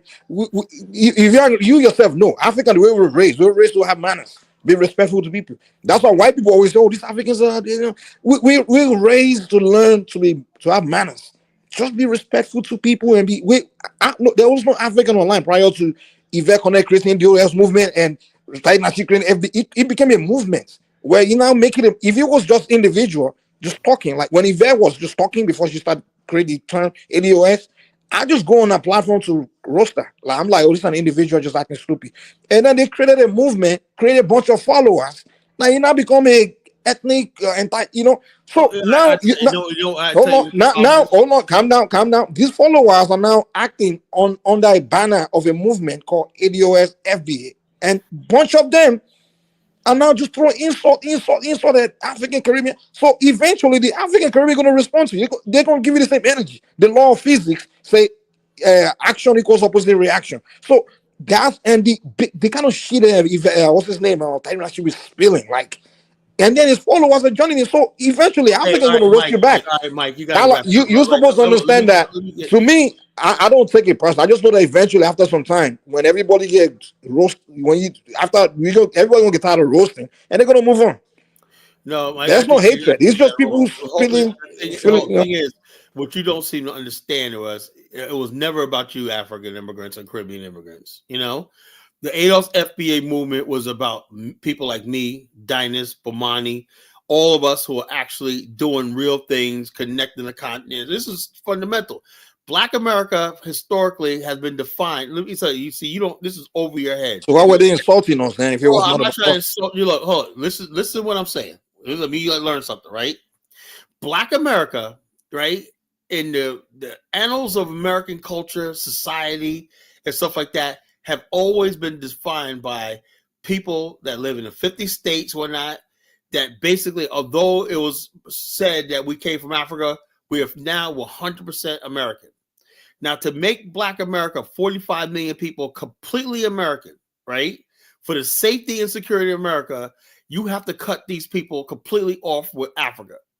And so, therefore, if you're talking about stuff like going to Africa, so that's your excuse for insulting Africans online every day. You don't fucking get it. Hold on, you listen for a second, you learn something. I'm listening. So therefore, hold on. What I'm saying is this: there are bigger forces out there that basically prop this up. There are people that benefit from this. The people that say, You know something? Black America, right? Unlike the Caribbean, the Mexicans and these other people and everything like that, you cannot have 45 million people, right? That has any ties to a foreign state. That's why they deported Garvey. Because you know what Garvey got in trouble for? He made a deal with a foreign state. Kala, what does this have to do with Yvette Cornell and Dynasty creating a movement called FBADOS and it's all insulting called Africans? geopolitics, right? You got to keep this group of black people, right? What next? Black America talking to Russia, Black America talking to China, Black America forming its own internal government in America. You understand how the white man thinks. What does that have to do with Yvette Cornell, a grown adult woman? You won't get it. You won't get and it. And Tariq Nasheed roasting Africans online. What does that have to do with that? Honey Flower on. Go ahead, Honey Flower. He don't get it. Go ahead. Okay. So I've just been sitting around watching different videos from the ADOS side, from the African side, and this stuff is getting very serious. Okay, like I don't think this is a joke at all. Like I was It's not funny anymore. These ADOS, they are radicalizing African Americans to literally call ICE on Africans. They're radicalizing African Americans to a lot of African Americans are joining ICE, getting hired when not, so they can go after Africans. Like, don't go to their shops, don't go to their business. I can see violence actually coming to this equation. I actually think that all of this is actually to negatively affect the African American community. I don't think it's to help them. It's not going to help the African American community. Yeah, I think it's they want to cut Black America off from Africa forever. That's what the goal is. That's what the goal is. I see that. I agree. I agree with that. I agree with that. I think they're trying to. I think what's happening. I think this. They're trying to create division between us, and I see it. Yeah, and it's to negative. Only a fool can't see that shit. And it's not if who's they? Who's they? It's bigger than that. Mike thinks it's just FBA. Go ahead. Who's they? I want to finish what I was saying. I feel like they're doing it because everybody, like all these other countries, they want to go into Africa and they want to get resources because let's face it. Like, it's all about resources. It's all about acquiring power. And they want to disenfranchise African Americans by totally disconnecting them with Africa so that when it's time to reap the rewards of having resources and land or even having just like a shelter to go to when shit really hits in African. Yeah, or like when shit really hits the fan. African Americans, they already cut. Mike, man, that's what I said, Mike. I don't think you. Kala, I'm trying to understand you, though, man. Are you saying this white man that's telling and laughing? She made a good point. We all see this. I didn't say she didn't make a good point. I know, but if everything's joking and laughing with you, right? Kala, calm down, man. Stop being too emotional, man. Just calm down. It's not emotional because this is serious. It's very. What is so serious about what we're talking about? And like, it's not just on their platform. People come away from this platform learning something new. Go ahead, Marty. But if you look at all the different groups that are coming out that are like African American ideologies, it's like all pointing away from Africa. Do you see? You got the ABOs, you got FBA ADOS, you have the Hebrew Israelite, like, and I'm not saying all Hebrew Israelites because I know there's some Hebrew Israelites know that they come from Africa and stuff, like they're African Hebrews and stuff. But I'm just saying all these groups, if you look at it, they're like anti-African, and it's just like Mary, let me tell you, at the end of the day, the only people that fall for all these things will be ignorant and uneducated people. Like really progressive-minded human being, educated Black Americans or educated Africans, those are the people that call shots. So those are the people that really affect society. Those people are not going to fall for. Those kind of human beings are not going to fall for all this kind of rubbish at the end of the day. Yeah, they can become online and make comments, but at the end of the day, they have their head above their shoulder. They know, they think for themselves. The only people that fall for propaganda and fall out just follow along a bunch of human beings. They're really not relevant in society. They're usually a bunch of losers and uneducated people. Whether they believe or not, they really don't. They're not relevant. And But that's the I whole. can That's the whole understand. thing. I, That's the whole thing. Let me say this. That's the whole thing. You could say that, but that could be the millions of Chinese like that, the millions of white Yeah, Americans that support the Ku Klux Klan. It doesn't matter. But if they got that negative thing, and you got masses of people thinking like that, yeah, you got a problem. but the Doesn't fact matter. that when the poor uneducated white Americans in their Yeah, millions those were following, poor hold on, uneducated calm down, white when they were Americans following Ku Klux destroyed Klan. Black Wall Street. They destroyed Wilmington. They destroyed Rosewood. You understand? Yeah, but you're talking about the era where something like that is No, possible we're today. still in that era. What are you Kala, talking about? Kala, It can Kala, happen now. if you, I don't think anybody will be stupid enough today to say you want to go out there and start breaking things. Yeah, but They it's kind of other things too. It's the law redlining. You enforcement, the know, way they will gun you it's down. the high crime. They tolerate crime in Black communities, whatnot. You know, they monetize and platform the worst aspects of Black America. You know, they got Kala, other ways under to the do white man's it, watch, you know. no one is getting violence. Trust me. So, hold on. Oh, so in other words, basically, the white men that put out "Sexy Red," you know, and the white men that basically platform all these gangster rappers and stuff like that. Something like 300 rappers killed in the last 5 years. You Yeah, know? they pump them to kill So in themselves in other their words, little yeah, neighborhoods, hold up. They're doing more destructive things they're doing, like O Block and but places they're like killing that. themselves in their They're little doing, hold up, no, they neighborhoods. ain't doing themselves. They're hidden hands destroying these Black communities. When that, What because if you said they that Yeah, like, we get that. That's a different argument you're presenting, but we're Carla, talking about. Go ahead, they American. create like some type of black ADOS Antifa that just goes around breaking like the windows in African businesses? They can do that. They can fund these little Well, uh the African, they got insurance and they got cameras nowadays and they man, got law Mike, enforcement. you are so lost, man. The fact Kala, that every business in America got cameras. Hey, hold on, if Mike, you gonna break and my business, I got Mike, insurance. what you don't get is this. If you have images of Black people in America attacking Africans, right? What's going to happen is there's going to be a retaliation against Black African Americans who live in Africa, which is growing. You know, Nah, there's and no one in Africa gonna be attacking black Americans. that's what they want. Africans are not that stupid. Trust Oh, me. yeah, whatever. On the Oh continent, yeah. Says the people that killed a Kala, million Tutsis. that's Oh what man, makes. shut That's the where I fuck understand you don't up. know Yo, African look, people. Africa. Look, how many people in Biafra died? Kala, The hell up. Africans are not No, Africans. how many people? How many Liberians died? Kala. Civil War. Africans on the How continent. many fucking Tutsis Kala, died can you at calm the down? Do hands you of know what they died Tutsis? You over? know, how many Do you, Tutsis died? Kala, Over a calm, million. Don't tell me what Africans are doing. Kala, How many Kala, Zimbabweans were killed by in xenophobic raids in Southern Africa? Don't give me that crap, man. Stop Kala. it. and Africans have better things to do than to the Africans on the Oh, okay, continent. yeah, Hold on. okay. Well, Can you allow someone to land a statement, please, tell Kala? The Zimbabweans that only Africans online doing this beefing with you are Africans in the diaspora in America whatever. and Yeah, maybe yo, Mike, UK. man, The Africans in Africa don't you spend guys, time online. They don't go on the I internet don't trying listen to to find out what the oh, they African are on bullshit like that. You Peace and know, blessings to everyone on the Kala, panel. please. How many Africans are calling from hello. Africa on your show or on anybody's they're show? on Roasting TikTok. FDA. Many How many Nigerians that call from TikTok. Nigeria? Besides look, maybe I'm Kidola. telling you right now. If some images of African Americans killing or beating up African Africans in Africa street, don't spend it's don't they're gonna not on the spread, yo. internet. They're That's busy trying to gonna create survive. a backlash. That's gonna tear the Black race apart for the next 1,000 years. You know. Kala, an average African Hey, one person, second. even Calm those of down, us Mike. living here, Listen, man. You don't listen because you're young and we're you're too mature comprehensive. for these You know. immature things to You don't know. Hold on. You influence don't us. know that, Mike. You're not that mature, Mike. You're very immature. No, Africans are way too mature. They No, don't as no, the sensitive. they're They're not. not as No, sensitive the as hell Black they're not. Americans. Trust Yo, me. look, hold up. That's Col- enough. They got bigger things to worry about. They Hold up. got more important Hold things up. in their There was lives. no black. Hold up. There was no black Americans that killed and cutlass fucking a million Tutsis. You know, we have never had a That's genocide in different. America. That So is why you not gotta over use the roasting. word But the enough? thing They is, didn't do it Stop over it. roasting, like, Kala.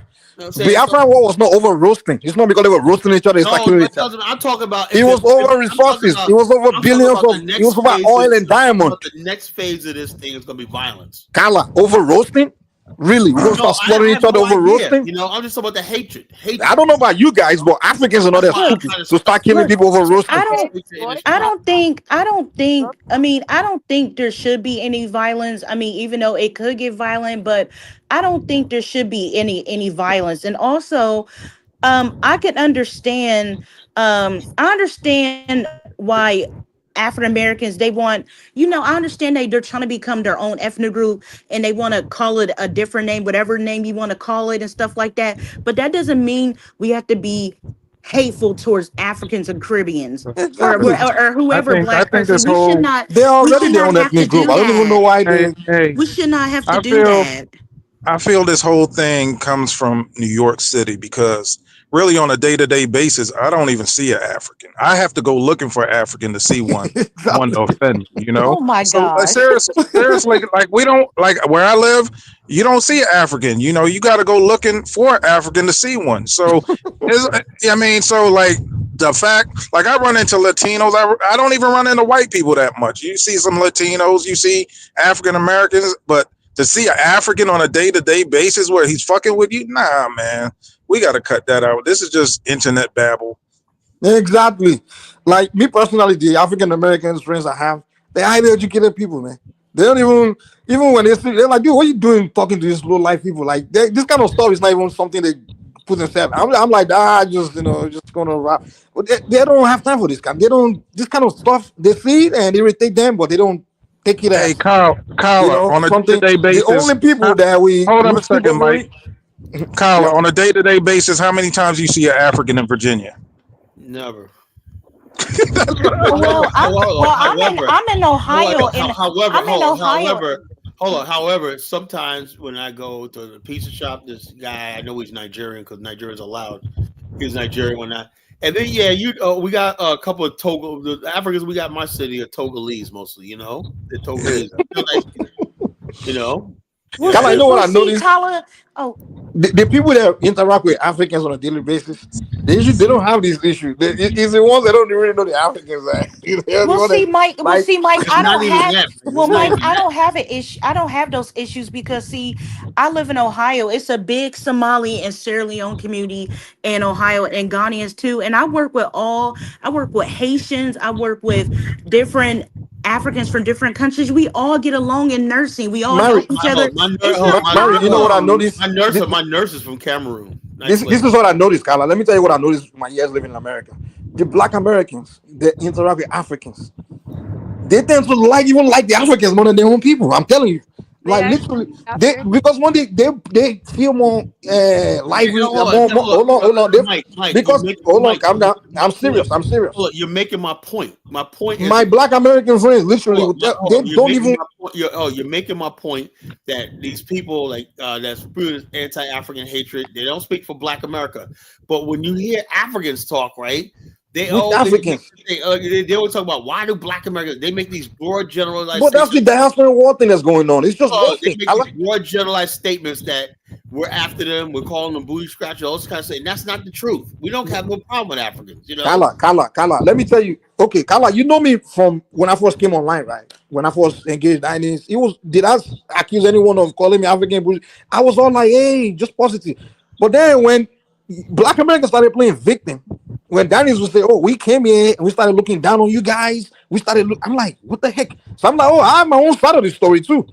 So it's kind of like when you guys trying to play. Look, Hold on, calm down. Can I, I'm not. hold Kala, on, let me those talk, man. Give people, me a second. look, those the, Black the people. reason why someone like me would point something like that out is when Black Americans always want to play this victim, like everyone is victimizing them.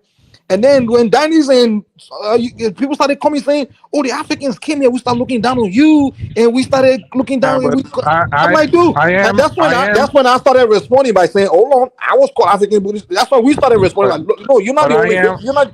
Don't play I victim." do, I do want to start a boycott against Jamaican restaurants because they pack my food with so much goddamn rice All right, enough and of yo. like I two know. pieces of chicken. You Yo, know, 1776. Shut up, man. Please. oh my may I, I'm trying to have a goodness. serious can I conversation speak here, man. now, There's no please? jokes. There's a time for joking, but this is real. I'm really serious about this tonight. Kala, Go can ahead, yo, Jonathan I speak? Miller. Go ahead, bro. I want to speak before I forget what I'm Yeah, go ahead, honey flower. because I forget what I'm gonna say a lot. Yeah, no, so you're like me. I forget. That's why Yeah, 'cause sometimes I I interrupt people because I forget. always forget. Yeah, so I just need to say it. So, from what I've been observing, at first the ADOS, please nobody interrupt me, okay? So from what I was observing, at first the ADOS movement, I didn't have an issue with it because I thought it was about, Black Americans reclaiming their identity, wanting to differentiate themselves from Africans, etc. because of like their history and stuff like that. I understood and I respected that.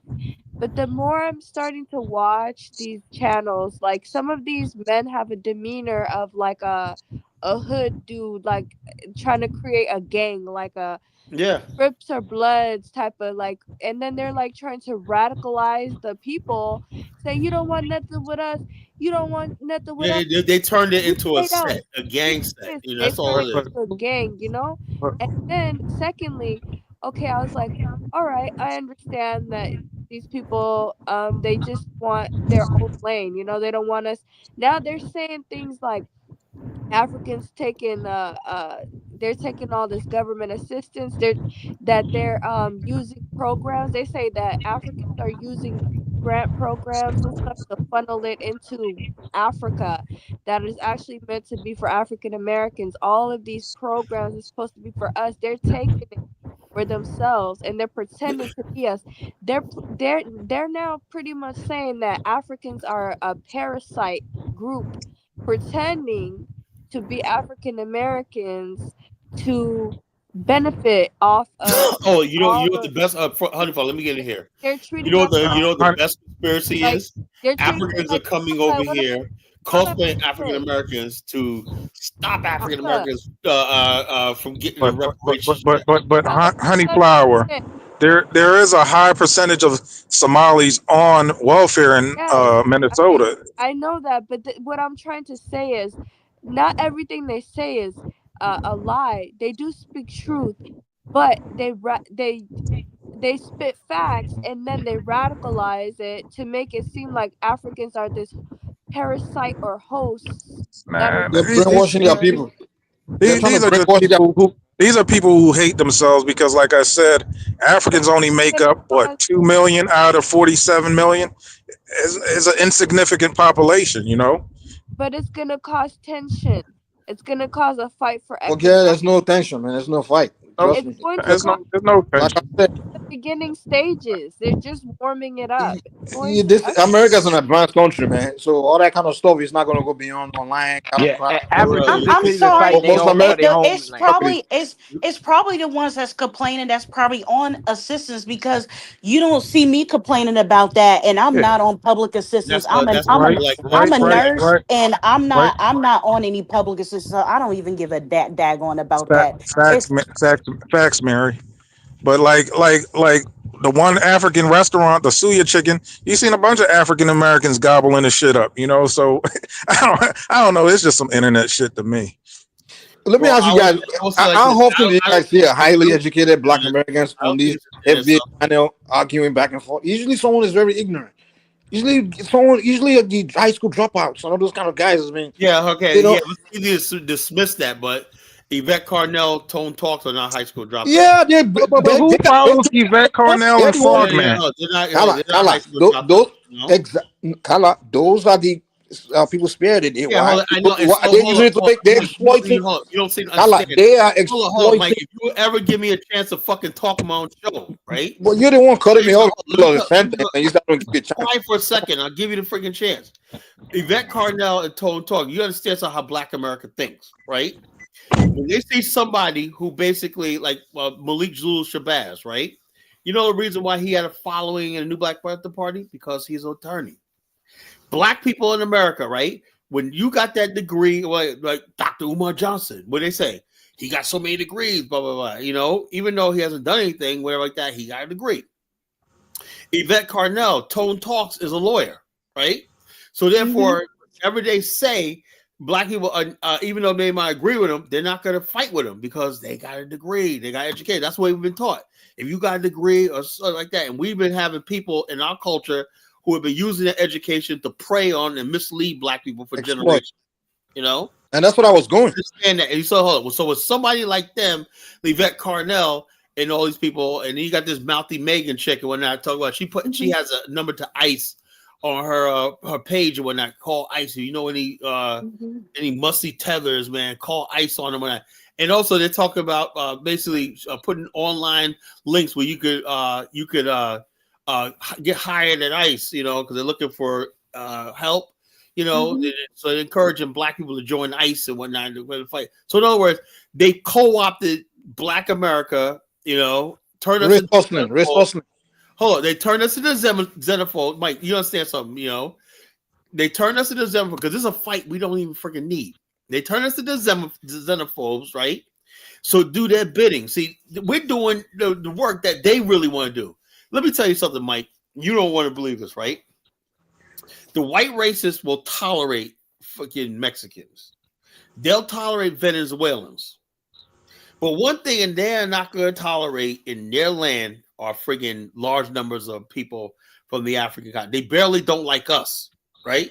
And they definitely don't like black immigrants. But they know they can't come at the black immigrants directly. So what they're trying to do is use Black America, to go after African immigrants and black immigrants. That's what it is, Yeah. So I'm not gonna go after the white people if they're not the one in front of me. I know. So exactly. What I'm saying is you don't understand who's behind this.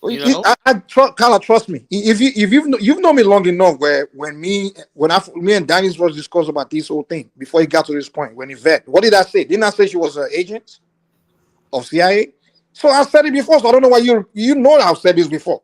So what I'm saying, this movement has morphed into something that basically, anytime you have a movement, like I said, all this stuff is becoming normalized. It ain't until people come to my show, right, and come here that something snaps out of them. Yeah, Carly, you're right. And they come here because right now you got people. I watched this one thing the other day, man. I was like, really, really bad. They basically just went on this brother. I think he's from the Caribbean. He was trying to talk about reconciliation, the white man, blah, blah. It was like, man, that's tether babble. And I said, you're the problem. You're an immigrant. You're not FBA and all that stupid shit like that. And I'm like, man, there used to never be a time where dehumanization, Kala. That's dehumanization. This tether stuff and Kala, one thing I'll tell you at the end of the day, one thing I will tell you at the end of the day, people of the African race, black race of people, were kind of people where you can insult us and we'll keep quiet. Africans are not far different from Black Americans. If you insult it, they're going to insult you back. So this whole thing is, people I feel like they're being insulted, they're just returning their own insult. That's all it is. At the end of the day, when we insult each other enough, we're going to stop. Not about that's all it is, man. Because when they started the whole insulting, I don't think many Africans were still trying to be fair. Can I get a word in edgewise, right? See, everybody's going to insult each other back and forth. We're always going to insult each other back and forth, But what's happening is, right, when you start taking the white supremacy talking points, right, whether it's your African spewing out white supremacy, talking about Black America, or your Black American spewing out, that's the problem. There's no rules in trash talking, man. I don't like when you guys. It's not just trash talking. Like, it's not that. When you come over here, when people come over here, and talk about, there's a guy running around, a Nigerian, right? Oh God! And basically, O'Shea's making a big deal out of this. This guy is basically saying Black America was not doing nothing. They should be glad that we're over here because we're supplying. That's a lie. Kala, who listens to a Nigerian? Kala, you know what you need to do? There's a video going viral right now, and that lady, this stuff spreads on social media, and it goes. Wait a second, Mike. Please, Kala. This whole time out. This whole xenophobic thing began with Yvette Carnell and Tone Talk, and it was adopted by Tariq Nasheed. On a day-to-day basis, you don't run into Africans, not even on a job. When you go to the court, whether you go to the gym. When I go to the gym, I don't see a bunch of Africans coming in sheets and stuff like that. This whole shit is just make-believe, but it can become dangerous, It can become dangerous. And before I get that, all I want to say is this, Mike, let's see. Look, if the next stage happens, right? Let me tell you something. When that George Floyd protest, Black Lives Matter, even before George Floyd, right? There mysteriously were pallets and bricks on the march routes during those things. How they got there, we don't know. Remember that Pokemon thing where they would basically have Pokemon things? I played it when in different cities. You go find a thing. We don't know how they got there. Just find a Pokemon thing, whatever like that. So they got things now where these pallets of bricks, were just sitting in the middle of the street one night. So they basically were hoping that Black people riot. They were trying to destabilize the country. This is what I say about if they basically do that, right? And they say, well, okay, we're gonna march on African, but right now it's just a boycott.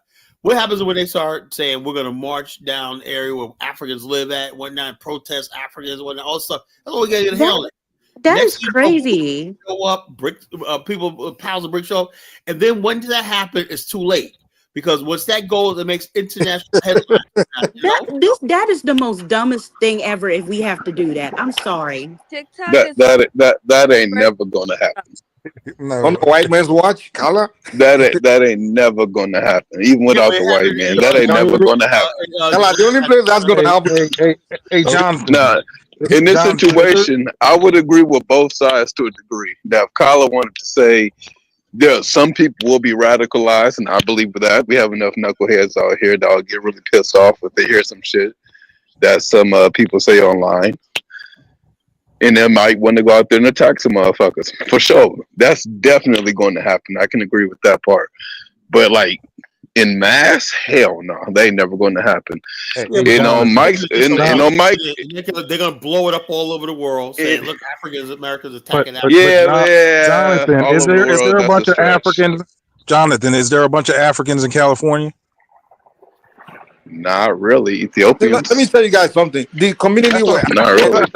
I'm trying to. Not really. I think this is a New York thing. 77, That's the only people who run into Africans is New Yorkers. Let me In, in the back of something let that me Mike said though, let me Kyla, get there would never let be me get no Nack wild. Measy on. Let me get Nack Measy on. Nack Measy, go ahead, bro. Yo, can y'all hear me? Yeah, somewhat. Yeah, go ahead. Ah, shit, it's always summer with me. Well, All yeah, right, go ahead. look. Go ahead. We can hear you. Go ahead. All right, cool. So now I was listening to some of your talking points, Colin, and I think you run into a problem because sometimes you use FBA/white colonizer talking points, or they appear that way, and then the next show you want to be like kumbaya.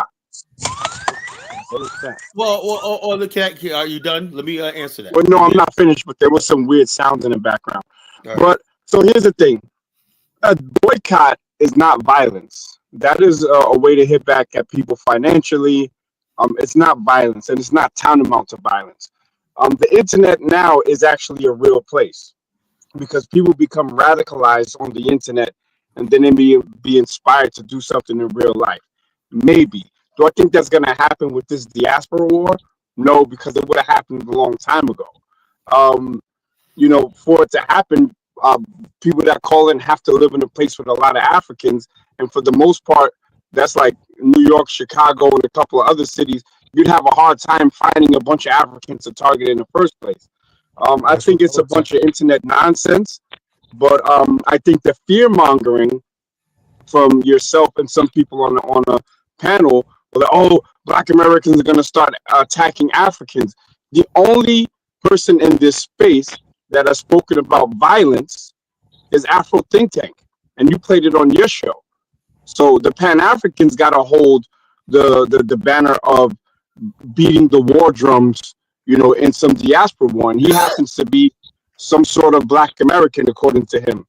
But I think like this: it's real, but it didn't start with Yvette Carnell. Black Americans and Africans and Caribbeans always had these table talks that are now put out on the internet. It's not like we just started feeling this way about each other. In New York, the Caribbeans would talk shit about Black Americans. The Black Americans would talk shit about Caribbeans. That's just life. We are not the same. We don't have the same culture. We don't speak, talk, even smell like each other in a whole bunch of instances. So when y'all try to push this African unity based on what? Skin color? That will never ever happen. Never unite just on skin color, because and look what's happening in Haiti. Haitians killing each other in Haiti. Black Americans killing each other. Africans killing each other. The skin color will never unite anyone, and I don't appreciate the warmongering, at the expense of Black Americans, because if I start giving you statistics about who does what, and Black Americans that go to Africa pulling attacks on Africans, I couldn't give you one, but I could give you a whole bunch of Africans, and I'm gonna put Caribbeans in there too, coming to America, going into communities, pushing drugs where drugs have already been, but also killing. Let's stop it. I told you it's a New York thing, man. It's a New York thing, Are you man. done, Nack Measy? Yeah, I'm done, bro. Okay, all right. That was a good soliloquy, but I think you freaking Principal, shut up, man. You Hey, know, Carla, on a hold day-to-day on, basis, how many let me Caribbean people you run hold into? on. Oh, can I friggin' respond to my good friend Nakneezy? The thing is, I get it. I'm not trying to fear monger tonight and whatnot. Just that basically, I saw some stuff. It just all hit me today and whatnot. Like 4 or 5 YouTubers, right, just came out with this anti. Look, I have no problem with, like I said, you was right. You're right. You can't unite people based on skin color. We have different. We have all different types of ideology. I've learned that. Over the years. We have all different ideologies, all different wants, desires, and stuff like that. So we can't just unite based on skin color. Now, the only thing that unites us basically is you have to still believe that we're living in a racist country, white supremacy. Could it be that maybe the people who taught us that America is a racist country and all stuff like that, could it be that they were wrong? Because if America was a racist country, as they say we have, like we obviously was back in the 1920s, black people, it didn't matter where you came from, you had to be unified. The fact that black people come into this country, Africans don't feel the necessity to join Black America, tells me that we black people and black Americans have to rethink this Pan-African thing. But join you in what? You have to be specific. You have to be specific, though. No, I'm saying Well, I'm see, saying we have to develop a new thing. So in other words, basically, Black America has always been defined as people who are descendant of the transatlantic slave trade. So I cannot join you in that. Hold on, Mike. Let me say this very, very clear, so I don't misunderstand what I'm saying. Even the most racist American, right? Racist American, right? I've heard Ann Coulter say this. America has a historic debt to the No one needs a mute, descendants of the man. transatlantic slave trade in America, right? They do. That's very significant. Being black in America, African American, Black American, we only call it foundational Black America, is very significant, right? That's What's that bizarre the sound? relationship of America. The policy, everything like that is based on that historic relationship. Now, when you got people coming here from other countries, they're black, right? But they're telling, "Oh, I don't think like that. My family weren't slaves on that." That Kala, there's undermines. So something they don't Kala, think like that. So what is Kala, could that? you please mute 1776? It's his sound. Yeah, it's sound coming from him. Yeah, yeah. Yeah. So, Kala, the point you just made just now, right? You say you come from line of slavery and things like that. No, it's not. You see, you reduce it to Oh, slavery. I'm saying there's a relationship, right? mhm. Yeah. That black people that's been here for 400 years, almost 500 years, since the 1500s, right? Okay. They've been here since the inception. They're not immigrants. They Okay. were here during the inception of the country, right? Okay. And Mhm. historically, they were slaves or they were disenfranchised. America has a moral obligation, right, to Mhm. those group of people, right, Mhm. that they don't have with other people who came here voluntarily. You understand? Okay. And when people come here and they basically saying something like, "Oh, look, racism does affect everything because we're still living in a society that's dominated by whites, and we're slave descendants. So we're together. We're not a people with our own land, our own culture, our own language, everything like that. Okay. We're like So the people come in. I What? just What? Americans. So obviously, we're going to think a little differently than Okay. Uh-huh. Africans who come here voluntarily, right? You came Okay. here willingly. So You we think understand? differently. So what's the problem? well, And see, nothing. It's nothing. It's just the fact that when black people are dealing with So things there's no like problem. white supremacy and whatnot, a lot of Africans try to interject in those What? conversations. I think that's where the problem comes in. well, Yeah. I kind of understand what Nakmeezy was saying, and this is why I decided not to focus on color anymore. And it's not because, and it is not to say I don't support. Yes, I still will support African and Black businesses, but I am going to support Mexicans too, or whoever. Like, because it's not to me. To me, I don't think I'm not going to stereotype like a group of people based on their color. I'm learning to stop doing that because I don't think one group of people is just racist and stuff like that. So I'm just learning to support all people Just support who good people. support Support good people. who Yeah, support and love me. I support good people who support and love me, and that's just it. I'm not going to be exactly. focused on this color thing no more. I'm tired of Exactly. And it. That's also, the even way to myself, hold on, Mike, let me say this. Even myself, right? So, given that, right? Given the, like, I still believe in, because we have a historic thing with Liberia, I do believe in yeah. some aspects of Pan Africa. I'm never going to give that up, right? But this wholesale idea that I think everybody got to be a Pan Africanist and we got to love Africa, we got to accept all, that's not going to be for everybody anymore. You know, them Yeah, days are over. And You I dead. think know, what the problem is that individuals want to force everybody else to follow their own path. That's what the problem is. If you feel certain way, you want to do certain things, just go do it. Why do you have to call your entire group of people to follow you? Like, I'm this, you have to become that. Like when I used to assume myself to be Pan African, whatever, I don't call all Nigerian, hey, come join me. Oh, you have to join me. We have to be this. No. If I feel like, hey, this part right here is a way, I just do it, as my individual, as an individual. You do it. Can I? But Mike, I just don't understand, why can't all people just be cordial with each other? Why, I mean, why do we even have to have all this hatred and just It's a disgraceful? tribalistic Ma- spirit. Yeah, ma- Like yeah, honey flower. Why do we, I mean, I'm just it's tired in of the it. spirit. the thing is, In the the thing spirit. is, in life, there are good people and there are bad people among all group of people. There are It's people. psychology. All of there are troublemakers. There are smart people. There are unintelligent people among all groups of people. Right now, in life, when I go around a group of people, like let's say I go around an ethnic group of people or a racial group of people, what I look for is the good ones among them. So I should say myself, because I know in the back of my mind that among them there'll be bad people. So that's why I don't have a problem with, like when I go to a community or interact with people or racial people or whatever. I don't have that issue of beefing with somebody all the time because I don't have time for the bad ones among them.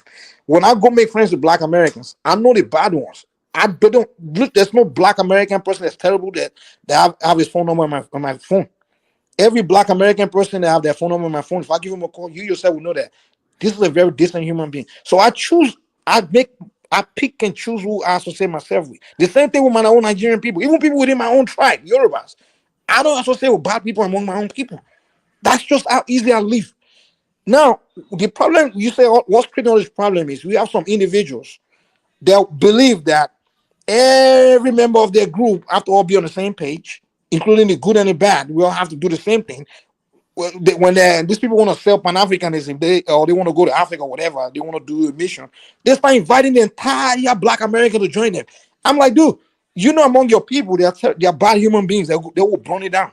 Whatever you want to It's do, they will burn it down for you. once you're So done. why are you not? Or they will come in to create problem, create chaos, because that's who they are. They just terrible human beings. So this group of people, like Tyreek, and they want to recruit entire Black Americans to be on point, and then the bad ones is now creating a bunch of chaos and problems and roasting and turning into war.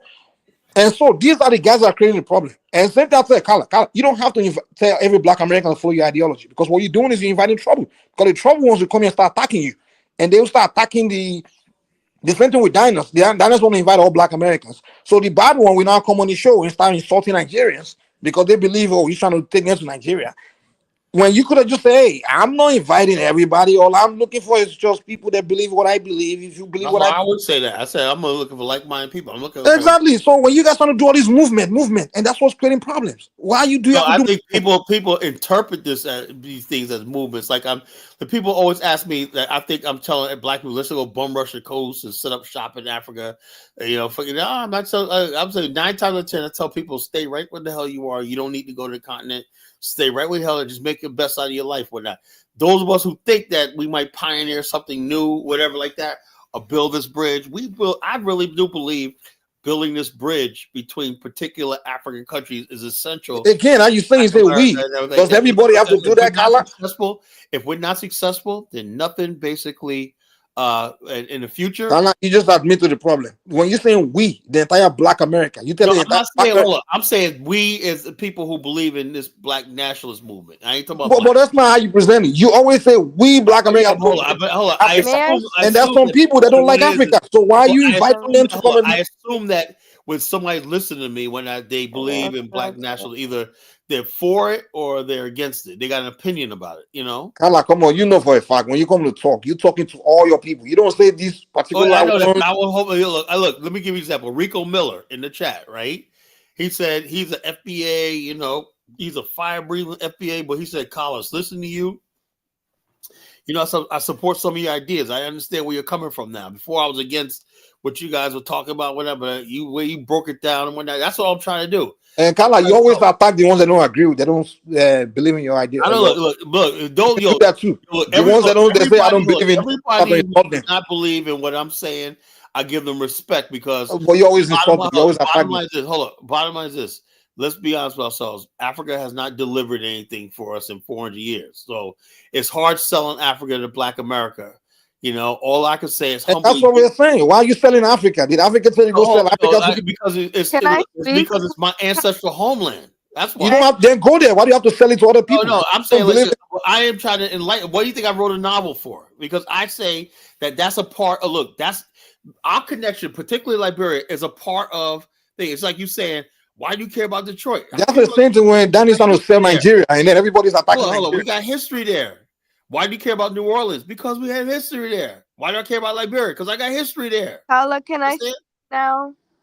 Go ahead. Okay, because she's gonna make an argument. But so I just wanted to say I don't necessarily think that it's gonna end in violence, but as I observe this as an East African, I'm on the outside looking in. According to some people, I'm not even Black, so I'm just observing it all. That's Kidola.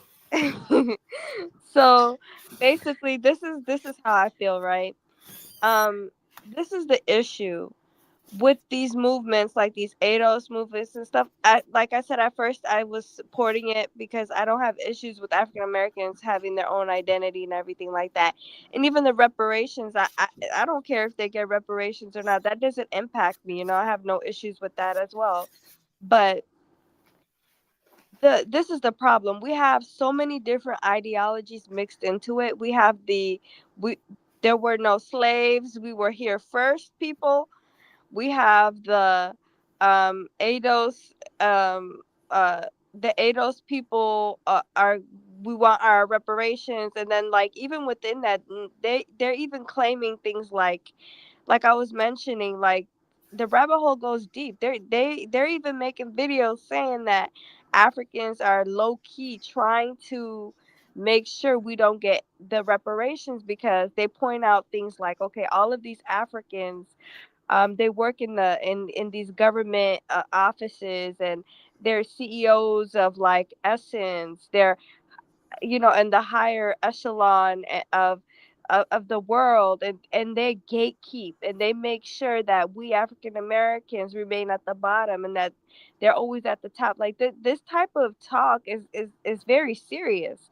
And then also the changing of history, the erasing of history. This is very dangerous for the African American race. Changing the history, dangerous. Slaves never happened. Like right now, if you don't see what's going on to African Americans, all these agendas that are being played upon them. And also, let me say this, honey flower. Let me get in here. Scary. The whole thing is back in the Black day. American will fall for all that. Hold up, Mike. Let me speak. Let me address her. The whole thing is honey flower is this. Mm-hmm. Back in the days, Black America used to have institutions, right? You did not speak to Black America unless you were accredited, you were from a scholar, or you're from an institution, whatnot. Then people, now what you have in the age of online shit, right? People could basically just get some replica, and next thing, such and such. Who the hell is he? Yeah. We used to have this thing called Ebony Saying Harriet Tubman is not real and stuff. This is So Nat Turner didn't exist. Check us out. And then we get me because with the stage of social media, I don't know how this is going to end. See, let me give you an example of what I'm talking about. If college Genesis ruled the world, you remember say, if I rule the world, Nas, if college Genesis ruled the world, and if somebody basically put out a viral video saying slavery didn't happen, that person will be arrested. He'd be put in jail. I don't believe in your constitution. Can I interject real? I'm just saying, look. You know what? I would probably arrest him too. I haven't spoken. Hold. Let me say this. China, basically had comments. You know what say about comments, right? But they had people put in re-education camp. They were so, you gotta say how sick the Chinese were. Drug, opium, prostitution was normal. That's how. Can I interject real quick? So they basically had to re-educate people. You know, we in Black people in America, the white man is sitting here while all this is going on, the destruction, the mind of our people being destroyed. That's why we got crime, violence, instability, and whatnot, and not knowing who the hell you are. If you don't know who the hell you are, you are not going to be productive. So therefore, white people are like, okay, that's fine. Most people know who they are. Smart black. Can I say something real quick? Isolated from, hold on, let me say this. They're isolated from us. The people that have to suffer are Black America, Black immigrants. We have to suffer from this dysfunction. Let me say. I don't suffer from that. Wait. Let me say this. Everybody knows we descend from Africans, but from a personal point of view, Africa is embarrassing. The root cause of FBA, the Moors, the Hebrew Israelites, the indigenous, we know we're African, but we're embarrassed of the continent. Okay, let's say you hold up. What I hear people. God, no. Hold up. What I hear is not only is Africa embarrassing, but this guy was on Anton Daniel. He looked like he was from Senegal. No, I'm not. I'll give you an example from going to school. Going to school. You know, you're in class with. You're in class with white people. They're talking about the Romans, the Greeks, the Etruscans, right? And then when they show Africa is a dude with belly, you know, like he's 9 months pregnant, you know, a nigga with something in his lip. That shit. Hold up. Let me say something, right? When I was a kid, right, I used to hate the fact that on Sunday nights we used to have the Mutual Omar Wild Kingdom, right? And this was back when I was a kid, the 70s, right? And we draw Wild Kingdom or National Geographic, right? And they would show Africans running down and throwing spears at an elephant, right? And then a white mute yourself, 1776. It's sound, yeah. Oh, what the hell? I gotta take them off stage. Anyway, when I used to go, I thought it was those medical alerts or something. Yeah, check this out. Yeah, check this out. When I was basically a kid, right? The white boys would come in, man. You see what you jungle N-words did to that elephant, man? That's fucked up with that. And they used to kick my ass because they saw a picture of Africans killing an elephant with a spear and whatnot. So they come and jump me and whatnot, you know? You come and jump me. So it looks like the problem of you guys is insecurity, man. No, I'm just saying, I'm not trying to be funny, Mike. I'm just saying that we have to bear the burden of things. So how's that burden? So the way white man feels about you is what? Oh Lord, that mess. No, Mike, it doesn't matter. It's like this, Mike. You understand something? We Black people in America, right? We're told that to get along in America. This is why does someone have to tell you what to do? Hold on, Mike. That's because you're not one of us. This is why I say I don't have to be one of you. I'm a goddamn human being. In America, when you in Black America, right? The whole idea was you had to be acceptable and be civilized, and like so. If white people think that you come from savages and whatnot, that's what they are. That's going to affect what jobs. The problem is with the parents. Everything. That's what's called white supremacy. Right? The problem is with the parents. Listen, we got African children growing up in America as well, and in fact, they're not socialized. Calm down. They have their own culture. They have their own identity. You know, what you don't have your identity. They have their own identity. You don't get it. You need your identity to know that you're all. They know who their ancestors were and all stuff like this. You can tell this. You can't tell them. White people basically erase all our knowledge, everything like that of who we are. So if they tell us we're nothing but savages, give too much power to white people, man. But now Black people are trying to erase the knowledge. Yeah, so that's why I told Mike it's serious. You know, it's serious. It's very serious. So white people are the one telling you how to think, what to reason, what to.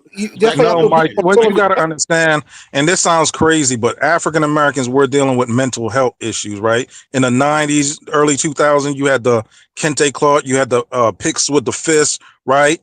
We want to embrace Africa, but when we go there and we see it, it's not a good picture. You know, you don't see the first world. It's not a good picture. Like we don't look like Europe and America. Michael Moali, you're in America. You're not in Africa, right? Because that African picture ain't right. What do you mean it's not right? When I'm there, I'm happy. Some Hold on. Do you know places that the happiest? no. Hold on. Do you know that my happiest moments are when I'm in Africa? Do you know that? Are you in Africa? Shut up. Bro. When you go somewhere to make money, it doesn't mean Everything that's like where you're like happier. making money. I'm Everything literally about life is happier. making Hold on, money. hold on, More, it's listen, more listen. life than making money, man. Listen to me, Goddamn. listen to me. Anybody in Africa that have money is freaking living well. I don't know where you guys get the idea Exactly. that the moment everyone in the continent is poor. There are people way Okay, richer so than you in Africa. Yeah. why Yeah. why There are why 17, millions of Africans that are way richer than we. They are living. They are 1776. wealthy. So what are There, you so guys talking about? there, Think everyone in there are Africa why nice. is miserable. let There are nice places in Exactly. Nigeria. I've been there. I've been to Lagos. I've been to Lekki. If you go My to house in Lekki, my it's beautiful there. My see this is house in these Nigeria is better these than are the house I have here Pan-African in the US. I literally have this three mansions. is Hold on, calm down. Pan-Africanist trick. 1877. Hold on. I literally have three mansions in Nigeria. And I in America I have a company. That's why I'm here. And most of the time I'm always going to Nigeria. That's why I'm retiring. I have money in Nigeria. If I go to Nigeria, I'm living well. I'm good. I'm not poor over there. So the idea that why you not there? I think if I go over there, I'm gonna be suffering. What the heck? Hold on. Let me get Jonathan I Bell. think everyone in Africa is suffering. What are you guys always But talking Mike about? Michael Mawala, you gotta stop with the lying, man. You know, Oh, I everyone in Africa understand, is suffering? man. Oh, No, everybody in he's Nigeria is not suffering Michael lying too. because Mawala, I if I was. hook you up He's to a lie detector test, that he's shit not. will be shimmering like a motherfucker, Tell me man. which lie I'm Listen, lying. man. Tell He's me a not lie that lying I because just I've told. Tell been me there a, too. He's not lying because I've been there too. But why y'all didn't stay? what the What? heck are you talking about? Oh, we have a career over Oh here. We have my gosh. I have family here in America. Why she do you has a think I job just here. want to pick up and I leave? understand you, Mershai. I'm talking to Mike. I You have know, a he got company here. if I had three Okay, mansions do you want me to in do, you want me to Trinidad, I abandon my won't be company? here. If I I have a had three company. mansions in Barbados, I wouldn't be here. If I had three mansions in Lagos, I wouldn't be here. You're fucking lying, Bro, Mike. you don't have brain in your head, man. You like your head is empty. I just told you I have a company here. So Do you so want me to why your shut down my company ain't company? why can't you ship it to Nigeria? How do you ship a company? This guy's a goddamn it. Oh Lord have mercy, man. Mike Now that's why the Omawale, white you man is ain't able to going back control to your head because Africa, your head man. is empty. He says, You how ain't do you going ship? back to How the hell Africa. you ship a company? You're gonna be right there in You want Houston me with to ship Elijah my Wan. freaking company? This guy's so dumb, man. Ship my company to another. Are you dumb? Are you dense? You tell me to ship my company to. So I would take all my customer base with me, right? We want the contract. We take all of them with me, right? All my the project I do here, take it all to Nigeria, right? That's what you telling me. Are you doing You you, construction? you Right? don't you don't have a computer? You don't have a computer where you can be in Are you Nigeria dumb? and Do you are know? you Do the you know? Do you CEO? even know the business that I do? No, what is the business? What do you do, Mike? Oh, so he doesn't even know now. He's telling me to ship it over there. Doesn't that Yeah, tell you that I'm you're so saying Mike, completely what dumb? exactly do you do? you're not no brick and mortar business. You're not a construction. You don't How do you know? you How do you know what I do? listen, you're Nigerian. I know Do you know what Nigeria. I do? Do you know what I do? You know why the UAE and Dubai kicked y'all out? Do Because you y'all know what I fucking do? lie all Now, the now he's time. shifting the narrative. He's creating different narratives. Do you know what I do? What do you do? Okay, you don't know what I do, but you're telling me what I don't do. Let's see how dumb, see how smart you I are. know you So I know see, you see, bullshit. see, Oh, now you know see, what I do. but Oh, see, that's what God. I'm talking This about. is why We nobody respects this guy. stereotype each other. We stereotype Exactly. each other. You can't just stereotype all Nigerians because of what we hear, like through the So news online. Not all Nigerians are like that. is Dubai Nobody stereotyping respects Marishai? nobody respects the black race in general. Like, Yeah, that's and this stuff that I'm seeing online and this crazy stuff that's going on, I just wonder what the other races are thinking. Like, they're probably thinking like these people are It's the very high school dropouts that come online do all these things, man. Like I said, highly intelligent black American, you're not going to see them call on these shows and be. It's a few that just get worried. I mean, But I they usually never don't call on imagined. to get engaged in all these Hold on. things. I never imagined I'd see the day that history is being denied, identities are being switched, conspiracy theories about Africans taking over the country. Like, we're not even that much of a population. Like, but the black race is absolutely, I mean, Yeah, mind the bottom boggling. line, you got Mexicans, Venezuelans really taking over freaking neighborhoods and whatnot. Nobody, these FBA people say nothing about that. Phil But Stotts says nothing about that. Because the black race is full of self hatred. That's all it Marishai. is. It's just self hate. That's nah, all. because they know what they will say is irrelevant. It's not going to affect anything. It's That's self just Even self what hate. they say to the right. Doesn't help Africans, with it's people not like affected Mike. anything. Man. We're trying to battle self hate, and then he comes along.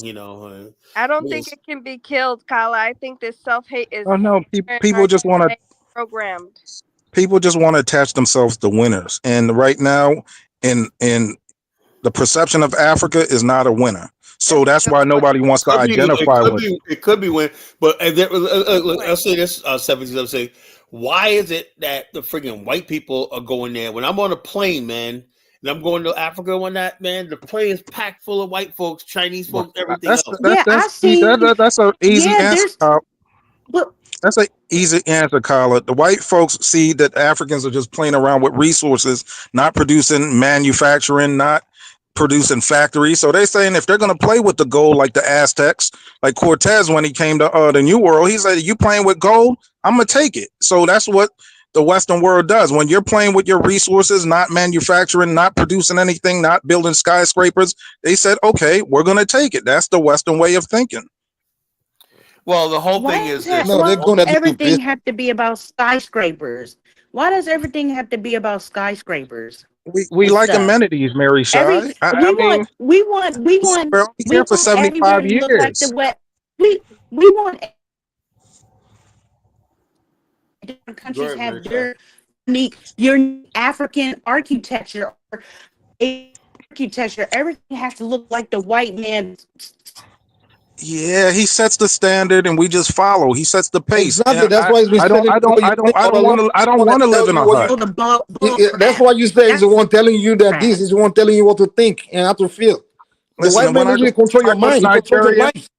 When I go to Nigeria, the white man decide whether you're miserable or not. Mike, if I go to Nigeria, I want air conditioned, 24-hour air conditioning. They don't go. Right?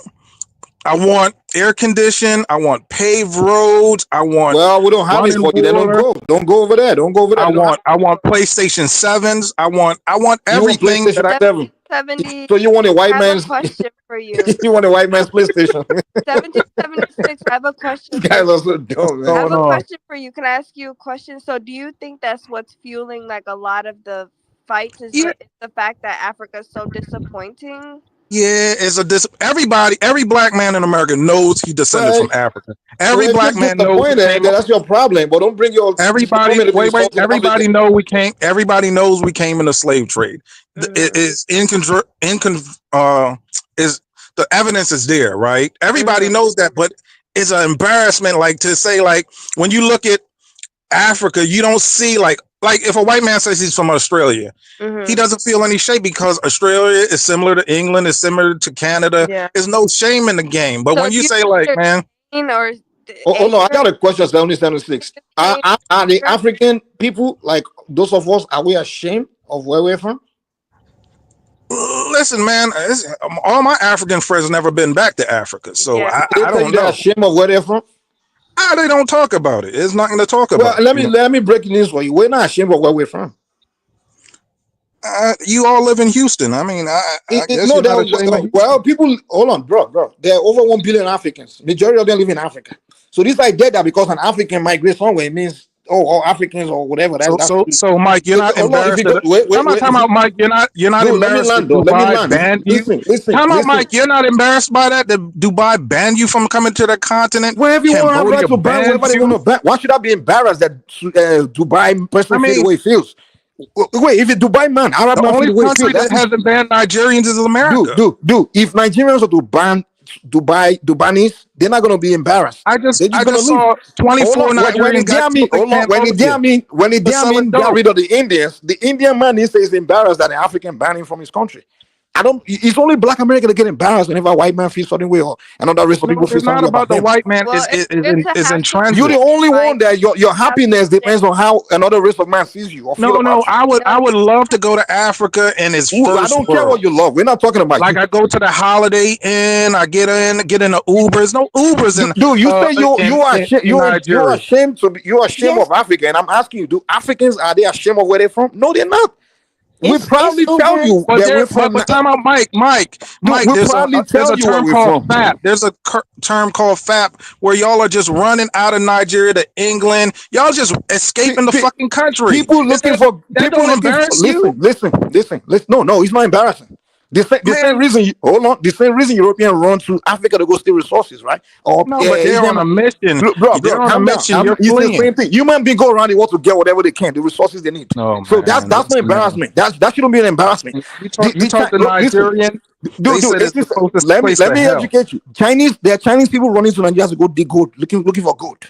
The Chinese people go to Nigeria to do business. There's Indian community in Nigeria. There are people all over the world go People are everywhere. coming to exploit you. Dude, They're not coming for vacation. so what They're are we coming to going to do? exploit you. What are we? FBA complain that Africans come here to take their resources and things. So do everybody go everywhere to take what they can take. So you telling me to be ashamed? I go to America. Ask not what your country. Calm down. Ask not what your country can do for you, but what you can do for your country. Listen, you never did anything for Nigeria. Bro, you don't did is shift the argument. Hold on. Don't try to shift it. You telling me to be ashamed for coming to America to take resources? Listen, you gotta be ashamed of Nigeria. You're telling me that the white man 57,000 people is got going killed to Nigeria to take resources. Y'all don't respect women's rights. Women don't have rights there. Women can't be Women don't have rights. Okay. You know, it's harsh, go man. over there, give them the rights then. Nah. I mean, that's you don't make a lot of mess, man. That's This the FBS, downfall man. of These guys are dumb, people. man.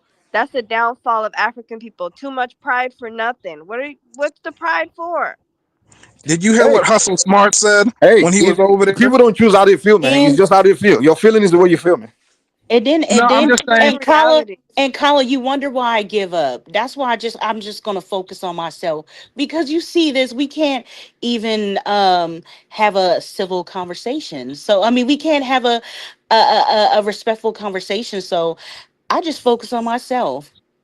No, the problem is someone is ashamed of Africa, and now he's not projecting that on the Africans. He's projecting that he's assuming that I'm also ashamed of where I'm from. I'm ashamed of Africa, and I'm not. If you're ashamed of Africa, that's good for you. That's your problem. But don't not project that onto me. Don't feel because you feel shameful of Africa. You're not saying African. I didn't say assume the Africans should be ashamed. And I said that's why people have all these movements: Moors, Hebrews. Exactly. So that's your movement. Keep it to yourself. 1%ers. Right? Nobody wants to identify what Africa was because when we look at it, I don't know. You're like the self-hate. Is the African complaining? That is self-hate, but the self-hate is spurned by Africa not industrialized. Africa not looking. Well, that's your problem. We don't want to. We don't have mediocrity. It's coming from the mediocrity of Africans, so you cannot. Yeah, it's just insecurity. That's what the problem. But I'm not gonna. But I'm not gonna go say that. I'm not African because of you. I can't do that. I know my ancestors come from West and Central Africa. I just can't deny that. I'm sorry. But I have friends who's traveling. I call myself Black American, but I'm not gonna sit there and say my ancestors don't come from West and Central Africa. That's crazy. That's the deal. See, if Black Americans then don't like feel they're not African, whatever, or they're whatever. They should keep it between themselves. But you don't have to say now. You say an African and begin to insult the African because you're ashamed of Africa. That's what the problem is. Because we Africans, we come here, we live in our lives. Now you want to project your own personal view or feeling towards Africa on us, where you come and begin to. No. The thing is, if they're saying they're not African, that's fine. There's no African to lose their sleep. We don't come to America to come trying to. We're thinking about Black Americans or trying to go and tell you where you're from or trying to tell you to like Africa or be African. You can be whatever you want. If you wake up say you're Pakistani tomorrow, it doesn't take a damn out of any African person's pocket or anything. But the problem we have is because you feel that way, you're not saying African, you begin to insulting us, and then you think we'll keep quiet. So when we insult you back, then what the hell are you claiming victim for? Don't insult us. That's what we're saying. What I'm saying, Mike. If you're ashamed of Africa, that's keep it to yourself. That's your problem. Mary Shah is a nurse, right? I have friends who's traveling nurse. They can work in America. They can travel abroad to Australia and get that same job paying 75 to 100K. They can go to Germany, travel for 3 months. I have friends that do that. 3 months in Germany, 3 months in Switzerland, 3 months in Australia, right? They never go to Africa because you ain't got no competent high functioning hospitals, and you're not going to pay them 75K to 100,000. I just want Africa to industrialize. We don't care what you want. How about that? You don't have one airplane. You don't have one ship, one warship. You don't have You don't have one helicopter in your country, right? Okay, that's You fine. don't listen. So that's embarrassing, So what's That's man. the that problem? That's part. You That's embarrassing that for you, not part. for me. when you see the Chinese No. soldiers marching, if you're a Chinese person in America, you feel proud, Oh, well, right? good for them. Like when I look at Africa's armies, they look like Boy Scouts. Like, all right, Okay, are you a good. Cub Scout, a Wolf Scout? You know, it's nothing like, damn, ain't no Well, army we're down happy. there. We're still happy. We're still happy to be who we are. You know, if y'all ain't just killing each They're other, okay with being dusty. We're Let okay them. being who we are. We're happy being who we are. When You it's okay? time, no, You're okay with being dusty? no warships, yeah, no we're dusty. So submarines. far, we're happy. Some people are dusty, some people are not. So No, you should achieve for better. You should not. listen. What's your name? This lady. That's the deal. That's what you need to understand. If you're smart enough, every society advances at a different pace. You get what I'm saying? Mhm. Let's say because you're ahead of the race doesn't mean you've won the race. Like 50 years ago, most European countries were ahead of China. China caught up to them, right? So everybody advances at a different pace. So just because I'm not on the same point as someone else, it doesn't. That's not what's going to make me depressed or be miserable or be ashamed or be sad or be be. You should feel sad. It's not. You should feel sad. No. What's For your your if I'm for hold your on, calm down. Okay, let's do this. I'm not from every African country is different. We're all from different, and yeah. I can't be speaking for a country I've never been. Like maybe I know I'm not sure where you're from, but I can't speak for where you are. Like let's say where I I'm feel from. sad for Sudan. Why would it be sad? Because you haven't where the Sudan is Chinese completely destroyed. say it again. I'm Ethiopian and Sudanese. I feel bad for Sudan. Sudan is completely destroyed. I'm Exactly, but ashamed. Sudan is not I'm Ethiopia, ashamed of and that. okay, well maybe the Sudanese can come here and talk for themselves. Tell me what is sad Yeah, or I'm half Sudanese. I'm telling you, I'm ashamed of that country. okay, because you're ashamed doesn't mean someone else from somewhere else has to be ashamed. I mean, So you should feel some type of shame about poverty and stuff like that. Like I feel ashamed of my well, country. that's fine. That's you can be ashamed. I don't know where you're from. I don't know what it's like. So if you say you're ashamed, that's good. I don't have a problem with that. That's your feeling. But you gotta understand 1776 perspective. No, African 1777. they're It's looking perspective that everyone on the continent has to be ashamed. No, yeah, but you got to understand, shame is a good thing. It can, No, it's yes, not a like, if good. some, No, no, no, no, no, no, no. no, no, like, it makes you want to improve like yourself. if somebody say you're fat, right? That brings shame. Then you say, I got to start eating better. You know, I I got agree to with go you. to the Shame may be a gym. good thing. I What got to get myself together. what So is No, like you what take is that there to shame be as shame of to motivation. be African? What is there you to do be have a shamed of? point. Shame. Kwame, hear this guy, They man. came Here in Oh, comes here. oh my no, if boy, you have man. reason to be ashamed, yeah. If you have reason to be ashamed, yeah, I'll be ashamed. But you, hold on, you have a reason to. Look. Mike, Calm down. Michael Let me Mawali, say this. Let me you say don't this Flower, even real have quick. a public. Flower, you You don't gotta even have a chill with public. you gotta You chill don't with have all a that. I'm public school embarrassed. system, Come on, you gotta right? chill. No, no, no, Give no, me, Michael Mawali. If me and my kids go to Nigeria, they don't even have a public school to go to. No do you school know? buses, Do no you know that book the richest? bags, no Hold on. Do you desks, know that? Hold on. no Calm down. Calm down. pencils, no pens. You Calm down. know, What? Because we Yes, don't they have a white do. man that's giving us free stuff. Because if the white man is not giving you free stuff, you won't have anything either. So here's the deal. Here's the deal. I can be ashamed being in Nigeria because first of all, the richest black man in the world is in Nigeria. The most successful black people on the planet are Nigerians. So among my race, I'm ahead of every group of blacks. So why should I be ashamed? Yeah, I'm trying to catch up to the Indian and the Chinese, and I know the way my people are moving. All right, Individualistic. We're gonna catch up one day. So Look, there's hold on, really wait, nothing. I'm gonna give Individualistic. There's really nothing to be ashamed of as a You need to Nigerian. have a Absolutely let nothing. let Carla speak. flowers, but Yeah, I know Kala's Indian gonna versus black, Kala's heard by that one. He's Black America is a ridiculous individualistic. planet, The bro. We're problem. the most The successful. most successful black people are Nigerians. The richest black No, man it's is a Black Nigerian. America. It's Black America, bro. No, name me a black American richer than Dangote. Hold on. No, tell me one black American richer than Dangote. Hold on. Robert Smith, he made his money in America. Is he richer than Dangote? It's worth $12 billion. He's worth more than Dangote. What? Are you kidding me? Robert Do you know how much Smith Dangote is worth? Dangote right now is Dangote has been at Dangote is 3 times that amount. 20 years. Say it again? Really know, hold on. Is this money in Naira? Is it in USD? In dollars, moron. Nah, Kala, Dangote is richer. Hold on. First of all, Mike. Kala, Dangote is richer. Your brother is telling you right now. Mike, Nigeria's GDP is only Kala, 360 billion Dangote is dollars. don't shift it. Just focus on what we're talking Mike, about. Don't try to shift. Mike. Khaled, Okay, go ahead. Dangote Mike, net your worth is 24 GDP is billion. only freaking $360 billion a year. Does So what this is your own, matter? Kala? That's less than Singapore. You know. So what is that? Now you're talking about Singapore. Kala, no, talk me and you. We talking about black. Singapore's no black people. 100 million people in extreme poverty.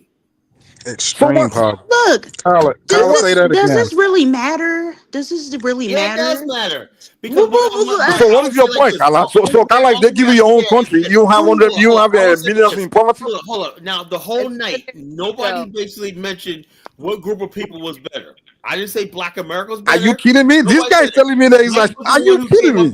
I didn't say I was ashamed. This guy is telling me that I need to be ashamed, Kala, and I'm saying why I shouldn't be ashamed.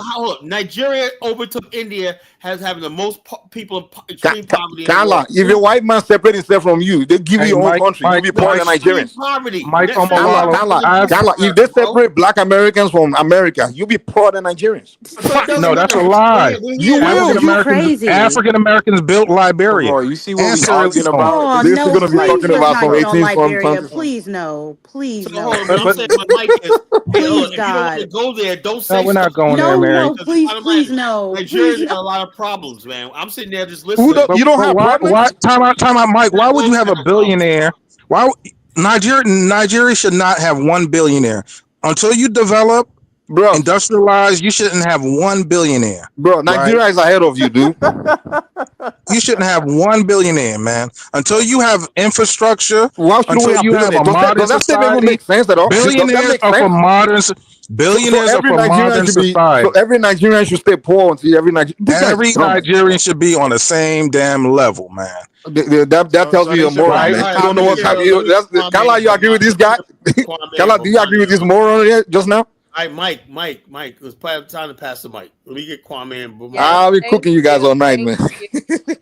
You haven't cooked nothing, man. I don't know what you're talking about. We're cooking the shit out of you. Cooking some fried plankton or something, man. Hey, I say, Michael Wild got a lot of bushmeat babble. Hey, the panel. Kyla, what's tonight's topic?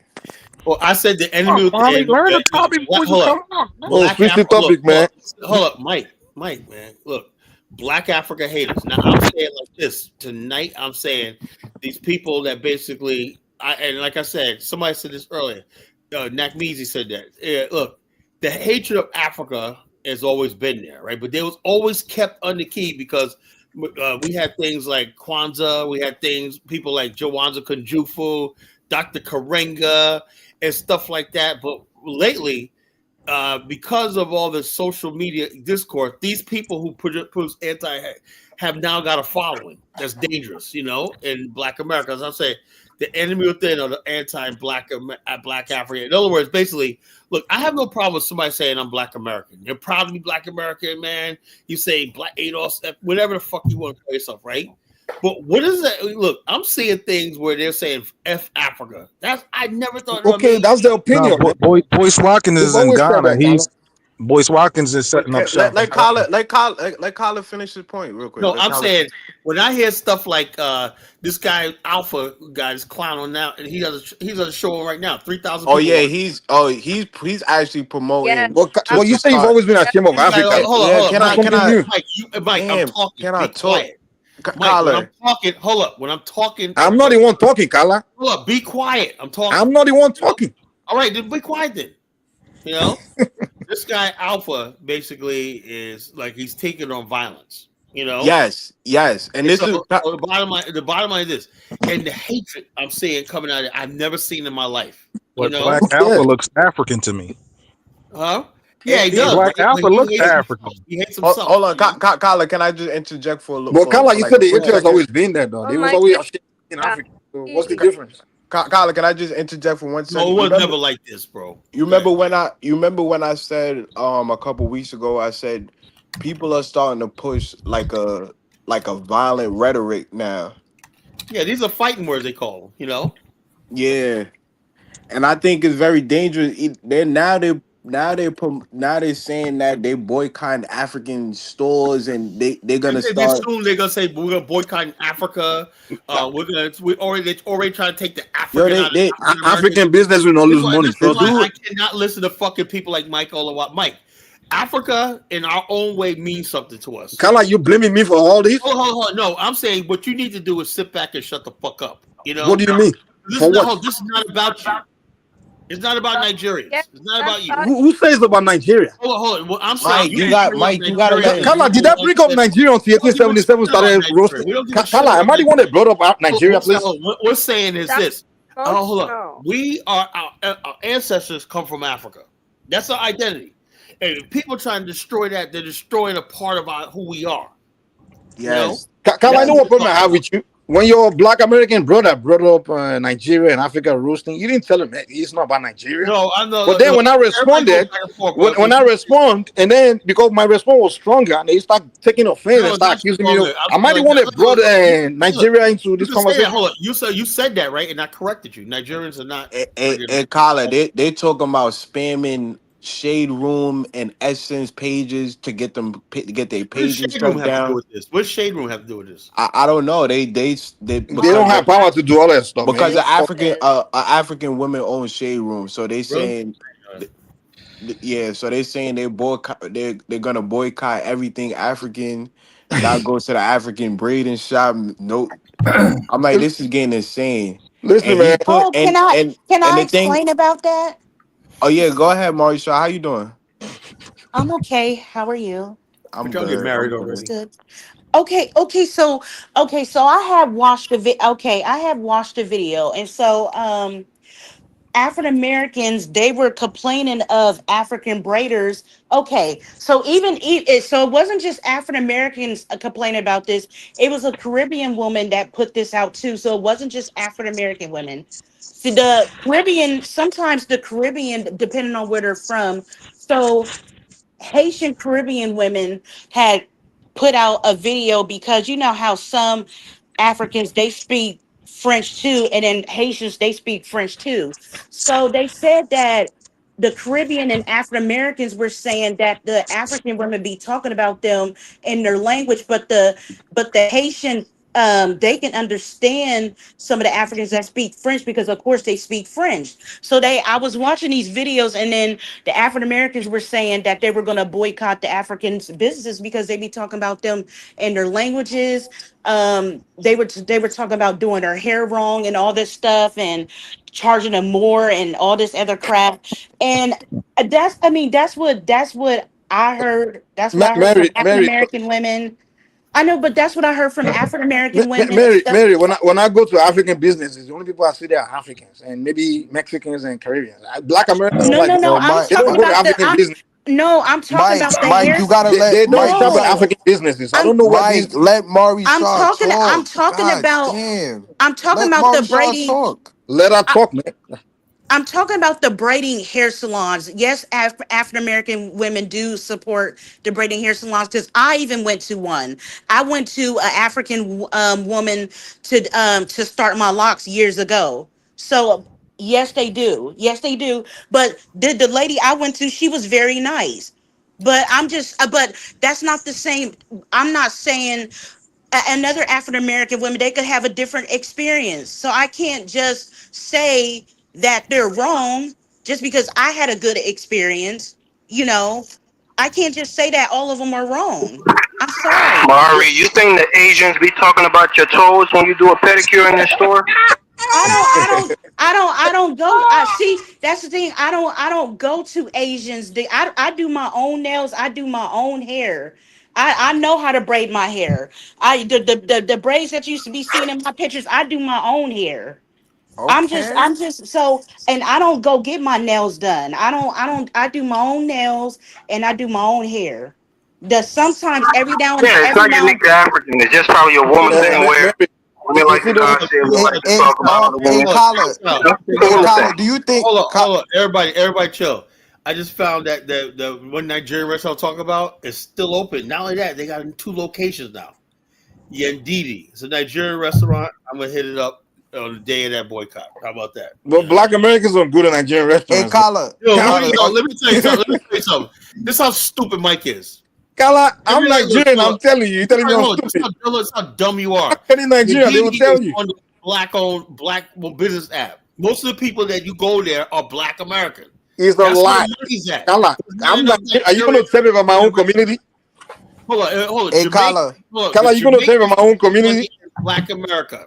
Everybody the only people that go to Nigeria, Africans in our area to make a restaurant work. Kala, Black Americans don't eat food. They don't eat Nigerian food. They don't even like it. How do you know what they don't eat? You don't. Majority of you don't even fuck with it. Mike, you the Nigerian 1776. I've been in America for decades. I'm telling you. If this restaurant's doing good, right, in Portland, which is a black city, Kala, my years of going to Nigerian restaurants, I've never walked in and met a Black American. The only people I meet there are nice Senegalese restaurant. There's a nice Senegalese restaurant in Maryland called Nala's. Like Senegalese kind of cook lots of meat. You know, they cook like They cook like beef, lamb. You know, fish. Like Senegalese. Well, maybe you guys like their menu, but Nigerian food and Liberian food, that palm oil have you in the toilet crying to God, exactly. Man. Now you're making my point. So what are you boycotting if you don't like the food in the first place? We got 10 African restaurants in my city. You know, goddamn. Black Americans don't go to Nigerian restaurants. Hey, Colin, maybe the diners and Mary. Mike, can you share that? Mike is a fucking stupid idiot. I go to Nigerian restaurants. Shut the fuck up. That's what I'm saying. Just maybe one of two people like. You're a freaking idiot. Yo, the bottom line. Can I ask you a question? Hold up. Check this out. Kala, do you eat Nigerian restaurant? The people that they over in black areas, you know. Kala, have you ate Nigerian food before? Hold up. Southern Shopping Center in Norfolk is a black area. Kala, have you had Nigerian food before? Hold up. Portland Airline Boulevard, Bomani will tell you, is black. 100% black. Let me jump in. Kala, I've been to the black. There is no freaking Africans there in large numbers. They come over here and whatnot, and people like their food. They got takeout, whatnot. That's what they want. That's why they're on app or DoorDash. Let Bomani chime in. Let Bomani chime in. Hold on. Let me say this. Kala, I've listened to Mike. Let Bomani speak, man. Dude, let me respond to Kala real quick. Kala, I've literally been to all the major black cities in America where they're Nigerian restaurants. I've been to all of them. Going to right here. And when I go into all the Nigerian restaurants, I don't see black Americans going there. Black people in this area, right? Well, you don't live in Georgia. No, Kala eat Nigerian food. I just found out today. Black people here. Can I ask a question? Let Bomani talk real quick. I'm not gonna talk over everybody. You're going on. I'm not gonna talk over people talking. Yo, Mike been talking for 40 minutes straight. Yeah, can I you know? Black people here in Virginia. You see him at this place called Cooper's Nest whiskey place. Places that you don't even think about. 21st Century Seafood. You see him in nice restaurants and shit like that. You know, all. Have you gone there before, Kala? What? Let Bomani speak, man. Exactly, you have not. Exactly. Hey, Mike, come on. Let me just be quiet. Like I said, I don't really eat out that much. That's why. Yo, Kala, I just want to ask one question. Do you think this FBA thing is being funded by some type of government agency? I know it is. Yeah, and do you think FBA is a CIA cult? But yes, because to me, hold on, let me just finish. Let Bomani talk. Would you like for me to address Mike? You live in Virginia. Well, greetings, family. Greetings, everyone on the. What's going on, Mike? Familiar folks. I always want to be here to support my brother Kala because it's too much opposition to him. Mike, greetings, brother. Let me share this with you, and let's be realistic. Like where I live at right here in Georgia. There's only so many Jamaicans and there's only so many Africans. So whatever restaurants are here, just like in Virginia where I used to live at, whatever restaurants that are here, the majority of support is going to come from Black America and other people. It's something that you may not see. I've been into different restaurants and you can literally just see the energy, but you also have to look at there's not like Kala made a great point. When you look at the demographics of the area that you're in, and if you just want to do a demographic research, you're not going to have enough people from that culture to support that restaurant. So who is the majority of people in that area? Those are the supporters. and you just got to give respect and appreciate Black America for being open and being multicultural, open to different food. I mean, brother, y'all like another response to him, please. No, brother, Mike. Well, yeah, address me though, man. I gotta be able to. I was addressing something, and you cut me off. Because I'm not going to tolerate. You have to learn to listen and learn to just understand what's the reality of things. Because, Kala, I don't know how you deal with trolls and people. I can't do it no more. I told you, man. That's when we did it. When we used to do lives, that's why I always block people like Mike and Zango and people like that. They're literally trolls who literally have nothing better to do and have no contribution, and make it seem like everybody have an issue with them in this country. The fact of it is, we're very open to African shit. Hold on, let me say this. There's several different Jamaican restaurants here, and the majority of people that support those restaurants are Black Americans. You know? And we got MP Island. People in all of these restaurants and stores, shit, they appreciate it. They're not going to be on here with no rhetoric about anti. They appreciate the business. That's why I'm not even worried about people like Mike. Mike is an idiot. All the business I do. Yes, you have percentage of. But Mike, let me say this. Hold up, Black American King. I want you to turn your camera on. I want you to give me a peace sign and a thumbs up before I let you on. Kala, can I say one quick thing? There's two groups in Africa. If you say anything, all right, okay, go ahead, honey power. There's two groups in Africa. If you say anything about their country, whether it's good or bad, they don't shut up, and it's Nigeria and Somalia. You can't say nothing about those two countries. That's why it's like, just don't bring it up. Otherwise, all he wanted to do was defend Nigeria, like to his last breath. Because I think down. Hold on, let me say this.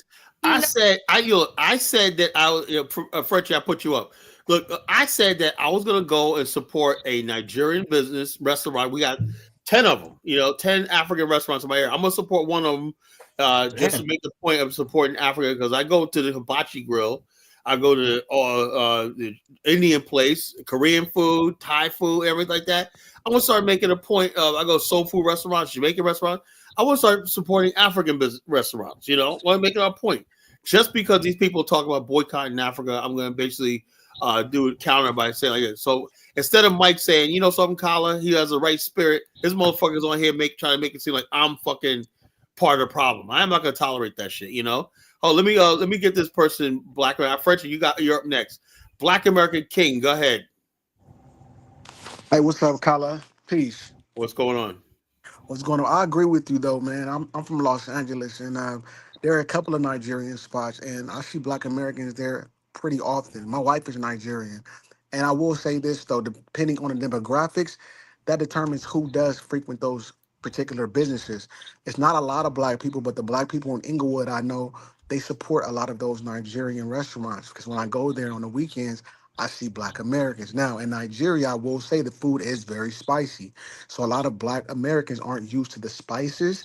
But when I see that line around the corners, two of them in particular, there are a lot of Black Americans there that support those businesses. So this idea that we don't support African businesses. Absolutely, brother. Absolutely on point. There you go. That's simple. I gotta be honest. Even when I go to Little Ethiopia, the restaurants there, I do see other Black Americans and Caribbeans there. And there's white people there too, but there is an influx of Black Americans supporting those businesses. We're curious. Africans should eat soul food too, man. I need to see some Africans supporting the soul food restaurants. Oh yeah, soul food. Soul food restaurants got white people. Everybody supporting that shit, But so like multi-diversity country, and what I mean, it's there's nobody that's going to boycott anything. That is not even not even going to go anywhere. But Kala, you have a great interesting video up, and it's good to just play it, and then we can all give some feedback, man. All right. Let me get Frenchie on first. I thought it earlier.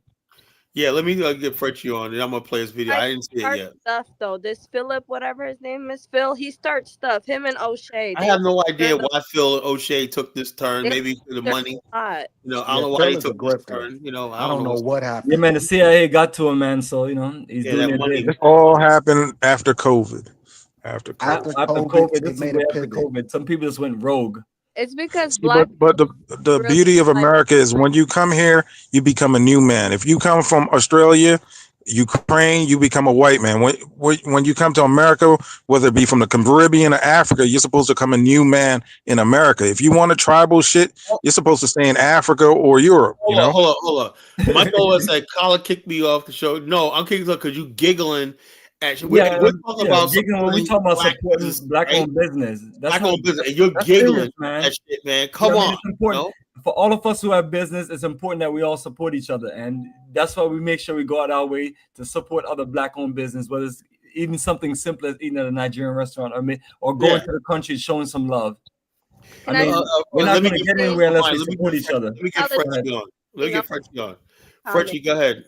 Just one, Colin, can I make one last comment? Yeah, go ahead. I want to get Frenchie on. Go ahead. But so, you know what, I also think that after the whole Black Lives Matter, black people, they started just being quiet, keeping to themselves. Things were a bit peaceful. So we got an ass kicked by white people. We turned our attention on African immigrants. Yeah, they wanted to just wrap it up and start a new issue, because whenever I noticed, like, there's like a psychological operation against. It's a scapegoat. We need somebody to blame our problems on. That's all. And they're easy targets. They need the drama, the black pain to continue. So they fund these type of divisive movements. All right, let me go. Oh, that's good point, Honey Flower. All right, another lady. Where Marshall go? She's up. Okay, we got 3 women on here, man. We're making progress. Okay, Frenchie. Go Frenchie. Okay, hello everyone. I just quickly wanted to address Marie because I wanted to understand more of what she was referring to when it came to the African braiders. So if she could just explain that to me a bit more, because I don't want to dismiss anyone's experience. I genuinely want to understand what the issue is. What are these braiders saying that has caused this commotion? And I don't want any Africans on here to defend or be on the defensive. We actually have to acknowledge that if there are African braiders that are disrespecting their customers, especially the African Americans or Caribbeans, we have to address it and not make excuses for it. It's unprofessional and it's disrespectful. So Marie, if you could please, if you know anything else, because this is the first that I'm hearing about it, could you please educate us on what is actually being said? Frenchie, I would have to send you the video because I watched a little bit of it, but I just know there is a couple of videos that I have watched over maybe within 4 months. And there was a Caribbean Haitian lady that made a video because she understood. Okay, you know how some African braiders, they speak French, and you know how some Haitians speak French too. Well, I guess they thought the Caribbean lady was an African American, or just she they thought she didn't know the language. So she said that the Haitian lady was saying that them African braiders was talking about her and me talking about like African Americans and stuff like that. Because you know how there's African Americans getting their hair done too. And so she was explaining that. She made a video about it. I have to find those videos and send them to you. But then there was an African American one that made a video too, was saying that, the African braiders were rude and stuff like that. Now, see, I can't speak on everybody's experience, because when I went to I went to a Ghanaian lady that started my locks maybe like a couple years ago. It was longer than that. Sorry, but she was really nice. So I can't just say that they were wrong, because I was not there to say that they're wrong. That's their experience. I was not there to say, oh, they're lying. How can I say that they're lying when none of us was there? You know what I mean? So I can only speak on my experience. But I was seeing you those videos, Frenchie, though. Mary, I have to say, definitely that kind of stuff. Yeah, that's me. Sorry. Yeah, I want to kind of support that. Hey, that behavior, people that disrespect their customers. Yeah, I don't even like when Africans start speaking their language when they know that someone else, or even anybody, you're speaking their language, they know your customer doesn't understand. And of course, You know, that will make them uncomfortable. So a lot of Africans do that in the whatever. Even other Africans that come to the country, you Mike, speaking your language. let Frenchie get to her But, second but I point. will say this though, man. When African men, when we go to barbershop, Black American barbershop, we get roasted, man. Just Like, stop the dumb they stuff, roast man. us for me. Dumb stuff, man. I mean, it's all I you don't. talking about. Yeah, is yo, look, roasting. my brother-in-law, Most civilized the people. barbershop, he has African dudes come in there. They get the respect, whatever, like that. Yes, sir. I like African American roast you, man. Like when I go to the barbershop, I don't want to speak. Don't get hear my accent or roasting me, man. Stop pushing the propaganda and this hatred. If you have an issue with that, you go to a Nigerian barber. So stop the foolishness. Hey, let Frenchie finish her second. Bomani, you were lying earlier, man. Like about hijacking the show again. Well, anyway. Go ahead, guy. Go ahead. So I'll leave Bomani alone. I think either way, whether it's Black American barbers insulting or roasting their clientele, unless you like that kind of stuff, I mean, it shouldn't really be something that's done because it's unprofessional. So we shouldn't be making excuses for it either way. And Mike, you interrupted me. What I was going to say. My white beige brother. Yeah, so I'm just saying the people in the comments that are saying, well, it's just women being women. No, we have to stop that. What they're doing and are saying is wrong. You shouldn't be doing it because we wouldn't like it if the Chinese were insulting us, which they probably do at these nail salons. They probably do insult us. So let's not make excuses. Yeah. Let me add to that, right? I had this one guy I used to work with. His name was Sean. He was from Iceland. A real nice guy. Nicest white guy you meet in your life. Jim. He put one day he sold me a car radio. Back in the days, he used to have car radios you could put them in, right? He sold me a car radio, and he basically I came to his house. He put a radio in it, but he just opened his heart up to me. He said, "I got to go back to Iceland." He goes, "I go, why?" He goes, "I don't like the way they treat black people in this country." Right? He told me that he worked at a place called Bamboo Hut. That's a good old time. That was basically it was a Chinese restaurant owned by Koreans. It had good food, right? He said he worked there, and they was talking. They be saying "nigger" this every time a black person orders.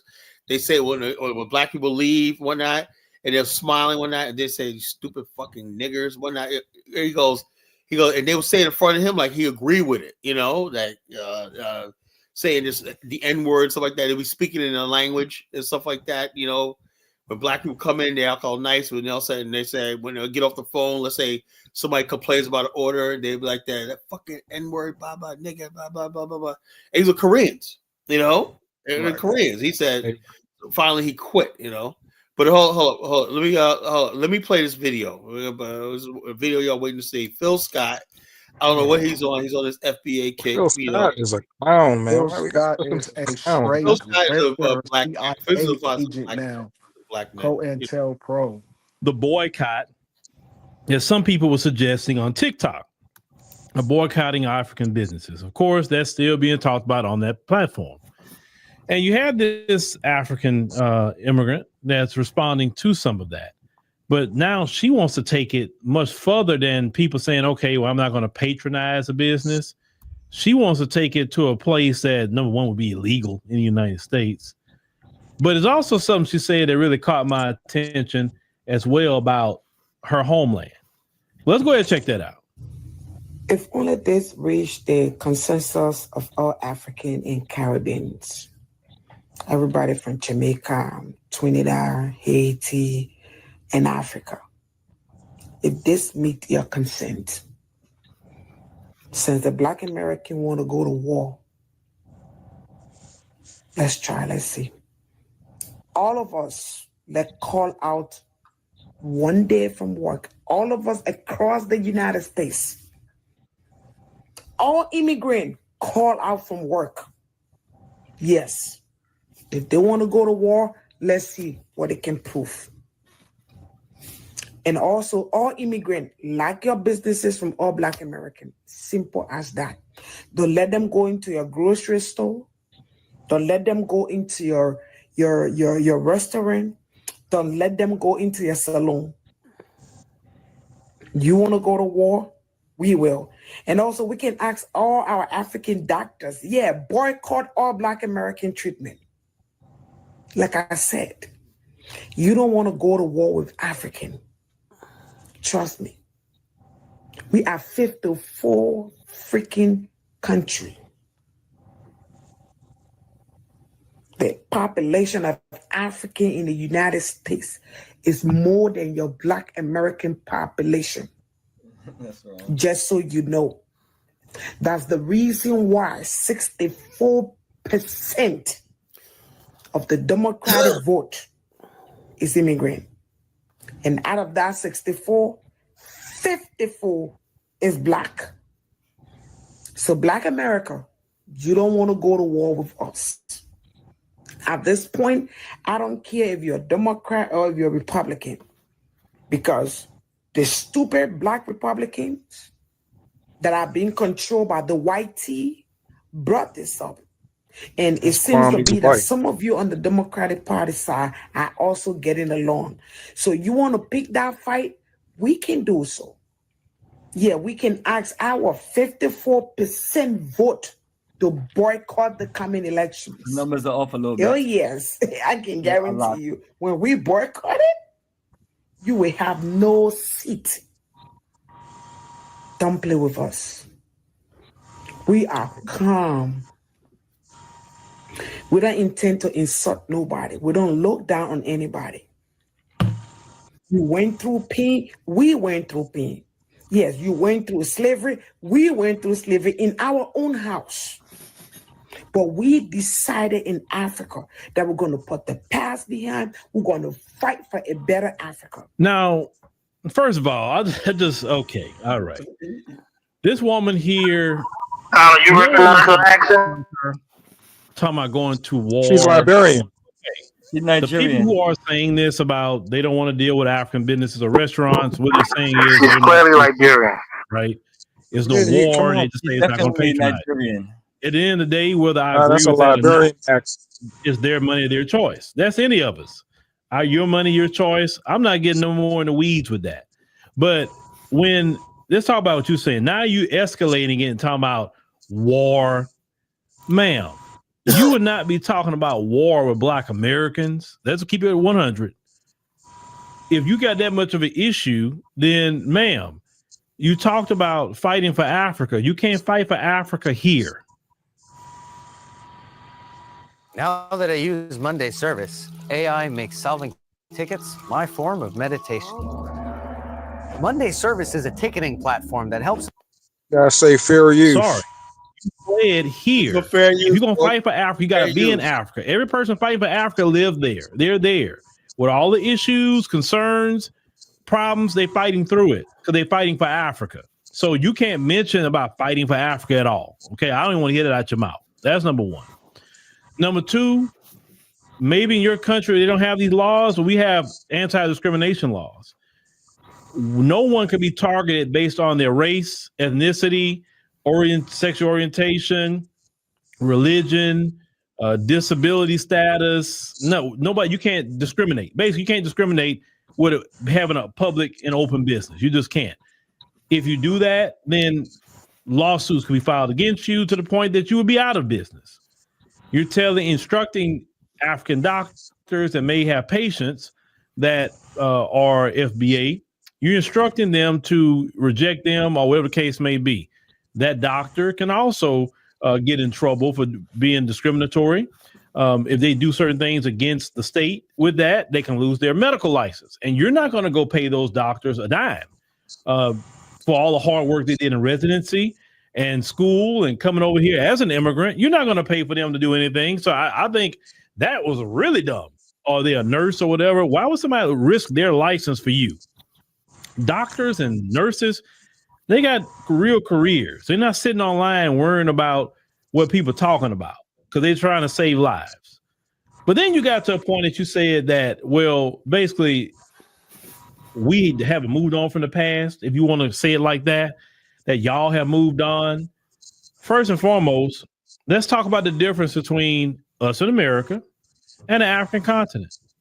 It's easy to say that you moved on from the past when the colonizer is not living there with you and being in the midst of you directly every day. Now, the colonizer runs you from a distance now. he does, but he's not with you every day. So if you say, well, we moved on, the only reason you can say that is because the colonizers left. They didn't leave, but they left to the point that you don't really see them like that. They are the hidden hand now in your country. They're the hidden hand behind all the politicians that screwing y'all over, taking your money, not upgrading the place. They got places in the continent of Africa look like it's still stuck in sometimes they're like, whoa, like, how are you living like that? And it's 2025. How? And that's a result of your leaders. Why did you immigrate here? You can't tell me that you were living in the lap of luxury or you were living with great infrastructure, etc., and you left all that to come here to America. Because the Africans that do live like what I'm telling you, they don't want nothing to do with America. They cool where they at. And not every African want to come over to America. Now, I talked to Africans and say they would like to visit, but not live here. They say they happy in the continent of Africa, which they should be. And I respect every brother and sister on that continent, not running from their homeland. They can go visit the world, but they're not running. They're making their life. They're fighting for their country every day. They didn't run. They didn't flee. And I love those brothers and sisters for that. I do. And I respect those brothers and sisters. But somebody like you, see, this is what. Why do you always say an African flee? Whenever African travel, they say like you go to South Africa or to America. Right. In search of everything, you shouldn't be. So do you tell the Chinese man that you flee? You want to take a step further? The other race of people that travel, do they flee? Chinese Africans. They is not the ones who are talking like that. That's not all FBAs. That's I'm gonna say it's a I bet you he's not gonna tell the Chinese man that you flee. Money with you. And okay, Chinese like that. expats. That's their business. I can't get involved with that. Migrants. But you'll never talk to the Chinese man like that, or a white man that comes from you. You wouldn't even be over here with me for FBA. Yo, Mike, can we hear the video? You can't come over here and be disrespectful like that. Why you not African immigrants being disrespectful? There's a lot of them say, "Hey, man, what's going on? What are we doing?" Video, bro. And I'm okay with that conversation. I want that conversation happening because that means we can work some things out. But people like this woman right here, see, you make people upset, and then they be like, "Okay, where's she at? Let me see what your paperwork look like." And then people want to call ICE on you. That's why. This guy's a comedian. That's that mentality that's actually in some of the African countries, because some of y'all, and I know this, some of y'all will take each other's life real quick behind a tribe, going to war with somebody. You ain't go to war with them folks that's stealing all your resources over there. You're not going to war with the Chinese. They getting hand over foot resources. But you want to go to war either with your brother in your country, or you want to go to war in a country that you're not even from. I got another sales call and like now, and I can't even remember believe this was Kala follows, man. Kala, you follow Phil, man? Yeah, Mike, you think everything is good, I have no problem. Kala, I can't believe it, man. I thought you were more intelligent than Phil, man. I'll call him out. And if an African Caribbean, whoever says something foul, I'm gonna call him out. She wrong. She's completely wrong in what she's saying. And that kind of talk, we don't need to be even engaging in or hearing. And if you want to go to war, go back to war in your homeland. That's how I feel about it. Get your habit step back on the plane and go over there. Because nobody fighting no war around here. That's what a lot of y'all have done over there. Mm-hmm. Look at what happened in the Sudan. Look what happened in Rwanda. That war stuff. Yo, Mike, you can't just shut up and let the video play. FBAs, we may have our problems. After. We don't go to war on each other. And don't be using some street gang, street business. That's street business. That's not the majority of black people. It's the majority of that you look at Boko Haram and all them other ones that's running around harming innocent people. And when it's time for y'all to go to war on something you should be going to war for, you don't. Them folks coming in and steal your gold, your diamonds, your oil, and everything. You don't go to war about that, but you want to go to war because a few, and I say a few, FBA say they want to, not patronize your businesses. At the end of the day, if they don't want to be there, you can't make them. There are plenty of people that want to be there. There are FBAs that will be in your business. I'd rather people not mess with me if they don't want to. Because I don't want people around me that don't like me and not happy around me. Yeah, that's kind of how I feel about it personally. Yep. Damn, it's like it's like a pastor preaching to you guys. Sister, you Mike, wrong. you You can't be wrong. You quiet. wrong for what you're Damn. saying. Let You're the wrong. video play. You open yourself up to more people getting upset with you with that. People will take that video and run with it for what you said. Go to war in your homeland and fight for Africa, because you're not fighting for Africa here. Don't tell us about what Africans would do. You do that over there. A lot of brothers and sisters right now would need your assistance to make your country a better place. But you over here sitting over here in America with us. This is what make people who are really turned up have a problem when you talk like that. Keep that tribalism over there. Delineation is not tribalism. I know that. It's not tribalism. Y'all, I've seen it. I've talked to y'all about it. Y'all have this seething issue with others. That's within your own homeland, just because they're not part of your ethnic group. Be thankful you here, because the way Trump and them are acting, they'll get you out of here, and then FBAs won't be your problem at that point. Yes, Carla, appreciate you sharing. It's always objective conversation, and what I get from it, man, Brother Phil was very objective, and so I want to find out what Mike finds so funny. That the brother's just being, he didn't use any degrading or disrespectful word. And sometimes you and I. Nah, Bomani, you're wrong. He's biased. He's obviously biased. Yeah, he's obviously biased. I gotta disagree with that. He was on point in this video. How about this? How about can we be respectful to each other? How about we share our opinion and without anybody cutting each other off? Yeah, I'm sure we all got to talk, and then want to reply afterwards.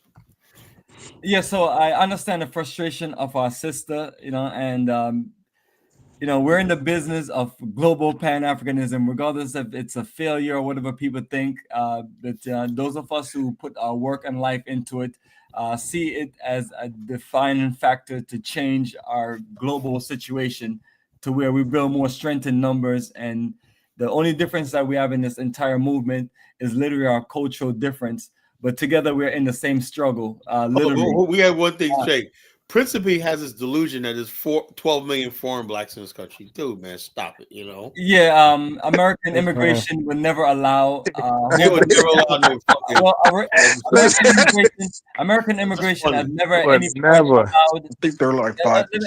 I'll finish up real quick because everybody got a lot to say. American immigration will never allow a whole bunch of people to come here. Just being from Jamaica, and sometimes it's the luck of the draw. Maybe 100 families go and one person get the situation. The same thing in Africa. They know what they're doing. They're always trying to. The American government or just white people in general always trying to whitewash society and bring in more white people. So they're gonna limit the amount of people that they can bring in, and it's just what they do. So while we're here as a people. We just have to be thankful for the opportunity we have as a people, and literally just try to find our best way to work with the people that we have. I'll be honest and real to everybody. I would not have an Africa for the Africans tourism business, and I would not have a Bomani technology business if I had no customers from Black America. That's the majority of this business over 20 straight years. I'll probably still be in the military or still be somewhere working, do my profession as a technician. But we got to get past this. Literally, I understand the situation, and I'll wrap it up real quick. I understand the sister's situation as far as just feeding into the negativity of a small group of people who want to push their hatred. But it's like, whatever business she's running, she's going to depend on some Black customers that's from America.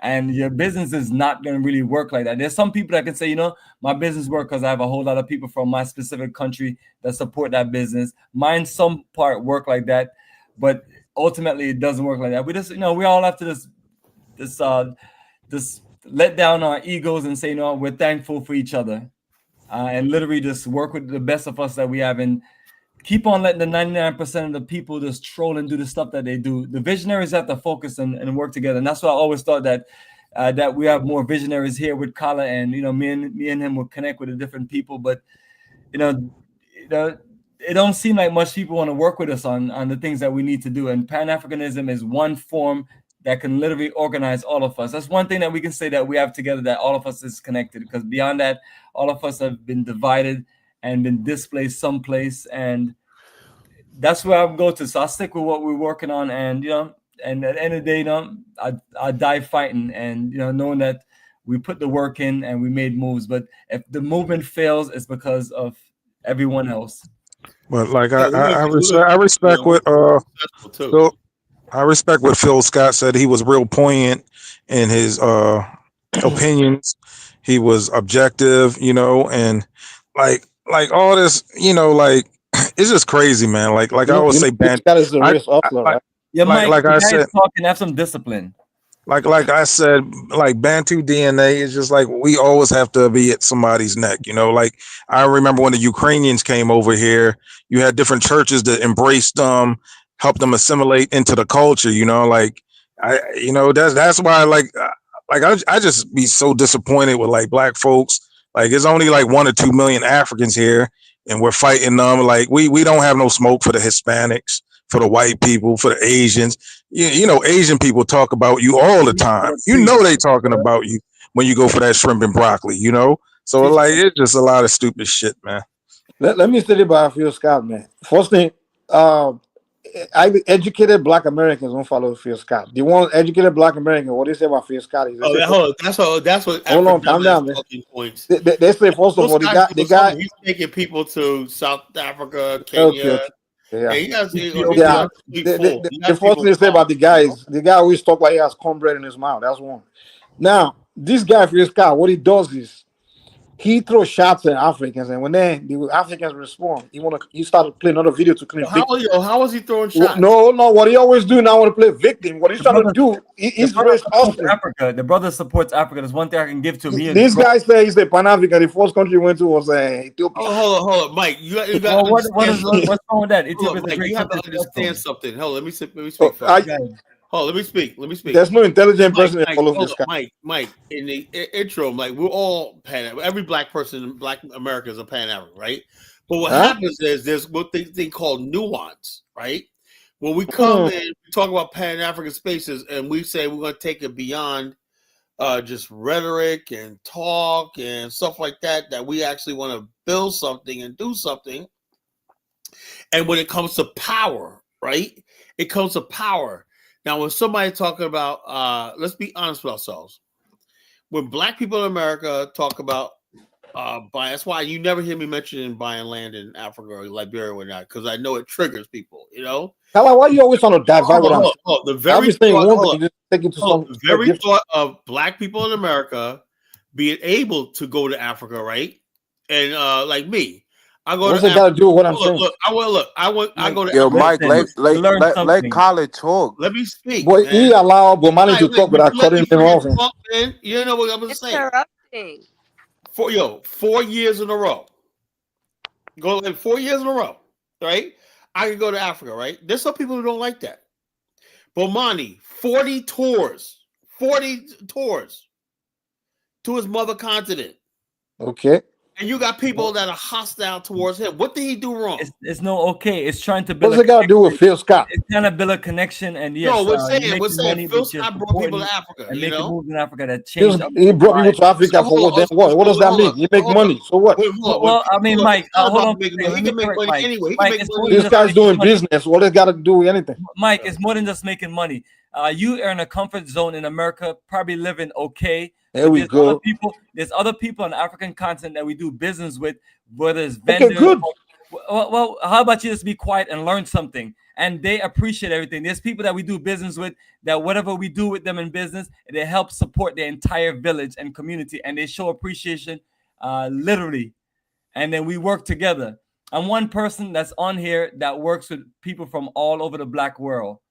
Okay, and, good for you. I'm telling you that you have the wrong fight, and it's because of people like. What does that do with Phil Scott? I was talking about Phil Scott. I didn't talk about you, Bomani. Ungratefulness, it discourages. Carla, did I talk about Bomani tonight? Mike, because of your ungratefulness, it discourages. You guys are not being fair to Mike. Let him speak, man. Damn, why you bringing up on him? Let him speak. Aggression, and then they think next thing you know, they think all Nigerians are ignorant and stupid like you. when the fact of it is, we have wonderful Nigerians that we can work and do business with, but you're never the one saying, hey, Kala, I got some great Nigerians that we can work with to do stuff in Liberia. You never bring those topics up. You're just a useless troll. Yeah, I will bring that topic up if I'm talking to highly intelligent people that actually know business. Well, but then you literally will never support anybody doing anything. Okay, fine. Hold on. Kala, can I respond? Kala, you're not being fair, man. Let me defend my brother Bomani. Bomani, can you tell him about your technology business? Can you tell him what your rating is in your area? Yeah, I have a 5.0 versus Micro Center, which has a 4.5, and Best Buy, which is a 4. Now, what exactly do you do? So now I have business that I do with Africans, people from the Caribbean, and people from Black America. Okay, really good for you, man. A person who do the world of Pan-Africanism, and I've helped a lot of my brothers in Africa from the different countries I work with to start and build their business. And they appreciate it. What do I do? What do you want me to do for you now? People there, because you can't speak for the Africans on the continent because you live in a comfort zone in America. You're not where the rest of the people are, and they all say that they need help, and we should literally not worry about what you have to say, because your people in your country, some of them need help. Because last I remember, most African countries have the highest poverty rate out of other countries in the entire world. So we're not here to look down. So there's no poverty in Jamaica. Brother, when you look at the top countries and the poorest, when are you going to go help the poor people in Jamaica? Jamaica is not even close to on the poorest set of countries. Are you kidding me? You know what I'm saying? You have literally slums in Jamaica, man. Nigerian population in Jamaica, and you know what? I respect. Bro, charity begins at home. The Nigerians that came to Jamaica, you know what? Because they came there, they humbled themselves, and they contributed. Bomani, are you helping the poor people in Jamaica? Yes, I am. No, you're not. It's called my. How are you going to tell me what I'm doing? It's called helping my family. It's called bridging my family to be able to also make a connection with our African continent. Because you may not look at it. Supporting Black-owned business and Black countries working. Okay, we're both doing the same thing, man. You're helping poor people in another country. I'm also helping poor people in America. Black-owned countries make a difference. You're never on here talking about how we can come together, how we can work things out and get things done. You should be worried about the American government that's going to deport you for having legal paperwork. Bomani, I work with my Black American friends that are highly intelligent, and we do great business together. Because there's no highly intelligent person here to have that kind of conversation with. That's why I only come here to. Me and Kala are both highly intelligent. The conversation they have here is roasting. That's listen, the issue with you. If the conversation here is about any sophisticated topic, I won't come here for that. But the conversation here is about roasting. The country you come from needs support and help, and instead of you being a diplomat, Bomani, you're not intelligent enough for me to be engaged to be partnering with you in any form of in America to try to get connections in America to work with your country to help your people. Bomani. That's what you're not doing. Bomani. So instead of personal ad hominem, I work with people that have the level of sophistication to solve the problem that I need. So why do you show up? You don't have it. Uneducated village idiot that runs your mouth. You're a high school dropout, Bomani. Why would I be wasting my time trying to engage in any kind of? I'm a U.S. Navy patriot, and my Bomani, you're literally uneducated. Why would I want to? Yo, Mike, you are not on Bomani's level. What are you doing? And Kala, you're not nowhere near Bomani's level, bro. Why would I? You see the way he runs his business with that 2 businesses he runs. Bomani, if you were smart enough, you'd have made it in America. No, Bomani, you couldn't make it in America. You want to go make it in Ghana? Are you kidding me? Let me say this. Bomani could put his website up. He's making many money in cities.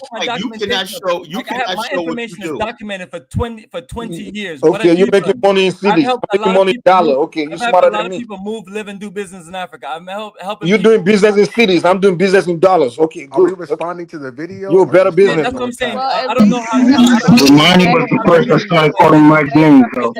He went to ad hominem. I didn't call him names. He's doing business in cities. I'm doing business in dollars, and he think he's smarter than me. You ran away, so be quiet. At least he's trying to do something for Africa, and like you pathetic African men that just run away and never contribute nothing to Africa. Pathetic. Yeah. Have you helped the hungry kids in Somalia that got flies all over the face? Have you helped them? I'm not Somalian, but you shouldn't call somebody or whatever you for Ethiopia. Sorry, Ethiopia. contribute to a Have you fed your hungry kids in Ethiopia with flies on their face? Have you done anything? Mike, It's not like you've been in America all your life. you can't Well, we downplay don't have the that. fact that we're doing Have things hungry for Black people in Africa that helps but them, you still and you're not have doing anything. I don't know what Honey Pot is talking There are no about, but people more Marty said pathetic than Jamaica too. Ethiopians. What the hell is she talking about? This has devolved into diaspora wars. Like, are we going to talk about something meaningful again? All right, Personal Kwame, you got the floor. What do you want to talk about? He didn't even let me talk, bro. It's okay, man. Go ahead. When it was my turn, they just cut me out the whole time. You know? It's okay. It's okay. Carry on. This one. Go back to your rich We community and centered the enjoy life. conversation. You're a weak ass. Go to Jamaica and do something, man. Stop going to Ghana, making Yo, CDs man, and making I money just want to CDs. talk about the. You Can don't we talk determine what about I the do in Africa. The solutions? people in Africa respect and Yeah, the appreciate the business that I solutions. bring to all of the different countries. Go fix all of the gang all of problem the in different Jamaica, man.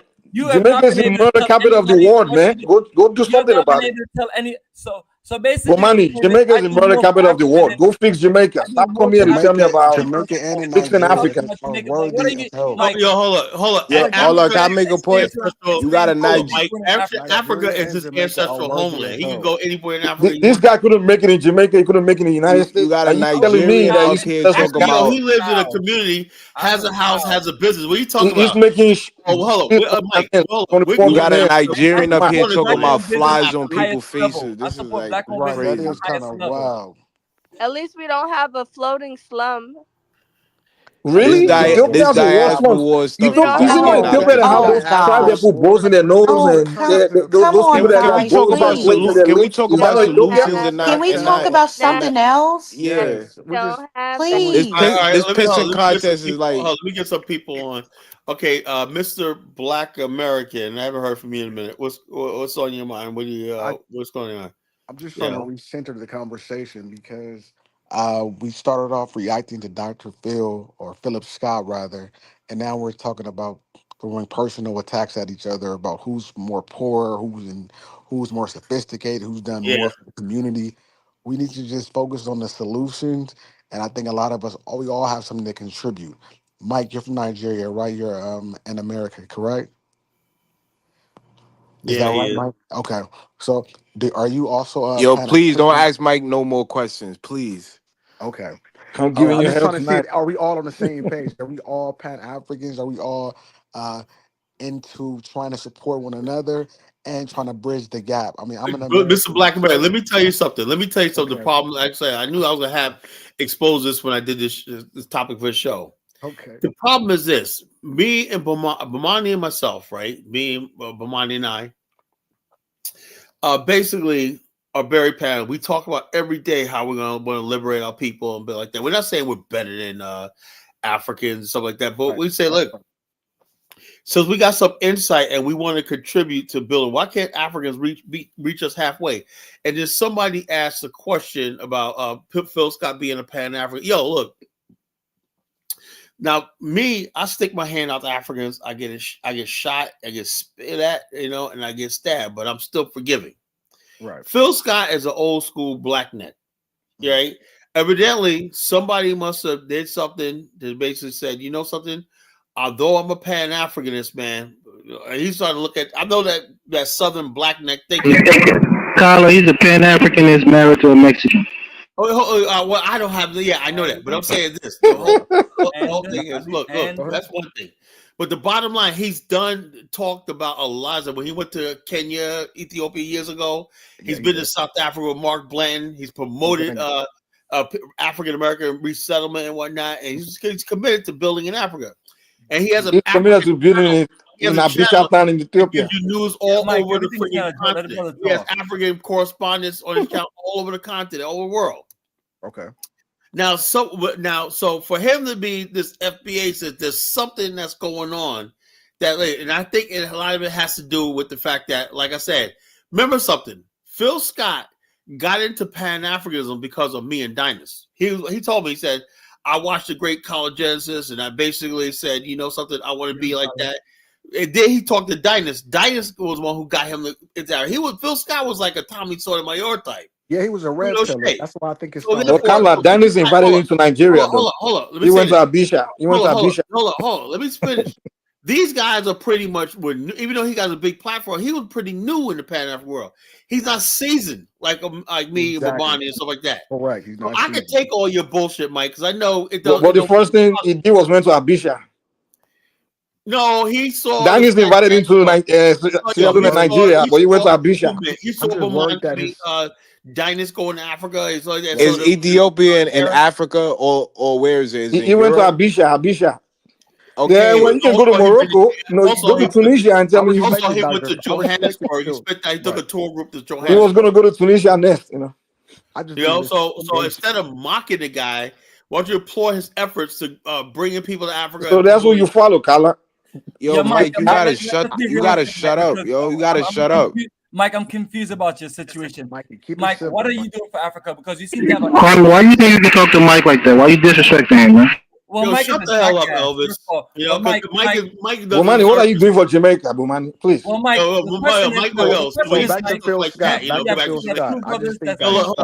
that's blasphemy. Wonderful things in Africa. Hold on.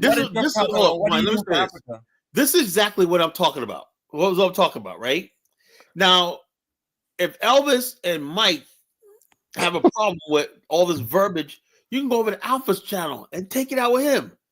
So who? You understand that Bomani and I are actually Pan-African, but we're not going to let you shit on us.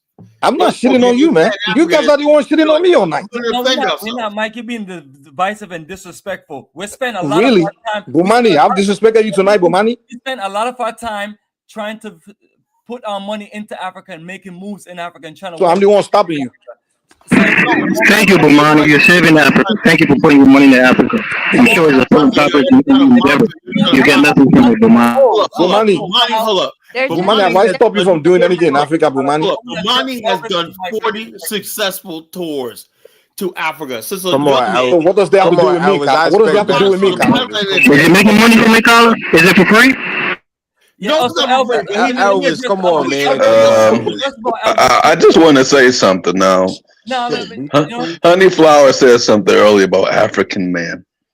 And I noticed that there's only 2 African men on this platform right now that's talking shit about what Bomani is doing in Africa.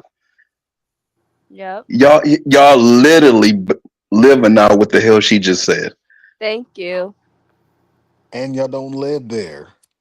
I don't just yap my mouth. I speak facts. I know how African men are. And just saying, look, okay, Bomani, Kala, we know we got issues with that, but the goddamn, don't we give you encouragement on what you're doing and stuff like that. We wish you well. We don't know sometimes, man. We look at this like, I tell Bomani, what the hell? Did we make a mistake in life? We got all this hatred coming out. What the fuck is all this hatred towards us for? Kala, where's hatred coming towards you? My show, I think Phil was right in his assessment. Elvis, you are ungrateful bastard. I'm in your country and I don't have to be. I want to be there. You just call someone a bastard and then you say someone is rude to you. No, but hold up. You know why? You just call a man a bastard. Literally tonight, Bomani has been the one insulting people, but Kala is accusing of disrespecting Bomani. I'm sorry, but the insults are going back and forth here. All right, let me say this. Let me put it like this. Stop it, seriously. Bomani, don't worry, I got time for you. I'm coming up. Don't worry. Hold on, check this out. The moment Elvis come back, Kala is going to kick Elvis out for insulting Bomani. Hold up, Mike, let me speak. Bomani is always, every day, defending Elvis to me. He's always defending. He said, Kala, Elvis is a good brother. Reach out to him, whatnot. Reach out to him. I said, nah, man. And he's always basically, nah, man. You can get to him, Kala. You can get to him, Kala. Nah, man. He must love his country. He'll work with us. Blah, blah, blah, blah, blah, blah, blah. And here Elvis talked to Bomani like that tonight, man. What did he say? What did Elvis say tonight? He's always forgetting that, but when he's talking about the way Elvis is deliberately going out of the way to defend you, and he knows you're being out of line. Because Bomani is always defending Elvis with me. He's always coming, Kala, man. You gotta stop abusing Elvis. He calls someone a bastard, and you're justifying it by saying Bomani didn't say shit to Elvis all night, and Elvis just starting. So he was justified for calling a bastard. He could have just been quiet. Let you and Mike, you and Bomani fight it out as men. No, if I All get right, no, no, Colin. if I Let's get have a started with conversation. Bomani, So question. So Carla, I know you for a fact. If I get started with Bomani, you're gonna kick me out. That's just a fact. You will kick if Look, I look, look, literally look. I didn't if I say literally anything. do if I I didn't say start anything roasting Bomani, derogatory to Bomani, right? You said you're gonna I said you guys are being unfair to Mike. You know, I can disagree with Mike sometimes when he's out of pocket. I'm telling you. Unfair. You guys are ganging up on him. You're not letting him speak. If he chuckles at something that he finds funny, the nigga can't laugh. He can't laugh. Elvis. No, It's because one it's thing not to a be fun. We joke. know it's time to laugh. But what he's doing, when he's giggling, he's making a mockery. Nah, you guys get so sensitive, man. Like, first of all, let me say this, right? So Jonathan and Bomani and you, Kyla. Look, let me speak, Kyla. Let me speak. If anybody wants to go on the continent and do business and make money, fine. Go on the continent and make money, do business. We don't care. We don't care. Nobody is coming here to tell you that because you go on the damn continent and make some money, we should be kicking your ass. We're not going to kiss your ass. Go there and make the money, man. Don't tell me that I'm being ungrateful, Bomani. Hold up. You asked a You go to Liberia, that's for you. You make money from your tours. You're not doing a philanthropic endeavor. So don't tell me that shit. You don't seem to get something. You don't seem to get something. You have no idea about the program that we build. This is what I'm talking about, man. Let me get this in mind. But Monty, I don't care how you feel about this. You have every right to feel like this, right? But Monty gave up a promising career in aviation. Because I know this doesn't mean nothing because you don't value life or people's life experience, time, whatever like that. He gave up a career in aviation, whatnot, to pursue this thing of. He has people going to the mother continent, right, crying at the slave dungeons, and then basically coming there and building schools and helping out with that. He's been transformative over the last. Mike, what's so funny about this? Is he getting paid for it, Kyla? Is he making a profit off of it? Hey, hold on, you make a mockery. Money. He's doing more than that. He's doing more. Bomani saw a business opportunity and took it. He's a smart man. He's not doing this to be kumbaya. He's making money. If he's not making money, he won't be doing it. Hey, this is what I'm talking about. Well, let me get a chance to speak for myself, and I will. They're not mutually exclusive. He can do both. He's supposed to do both. So Bomani's not just doing. Yeah, it's a business, but the bottom line, he's basically. That's how you look at Africa. You look at Africa as a pity case, right? That if you go in there and you spend $1 in Africa, we should make a parade for you, Kyla. We don't care. Elvis, you're a Christian. You understand? Can I say something? I should buy out to Bomani because if you want to spend money in Ghana. Am I from Ghana? God, Lord. First of all, Elvis, it's more than beyond business. If I wanted to make a lot of money, what I would be doing is working in aviation as a licensed aircraft technician, and I have a whole bunch of other technical certifications here. The fact of it is, some of us have to care about our ancestral land and where we come from, and some of us have to be a leader in wanting to build something there. So let me tell you, I've helped a lot of my brothers there that's working with me in the tourism business and other business to start their own business, and I do support different schools and different organizations in multiple countries. Now, you can just play the role of just saying, oh, that's nothing and everything, but what you don't understand is that the people that we do business with, the business that we do with them help their villages and help their community, and they're appreciative of it, and they would not be on this live talking like you. Well, Bomani, but you get a lot of house in Ghana, though, man. Don't lie. Well, shut the hell up. Bomani, do you get house in Ghana? You get a lot of house in Ghana?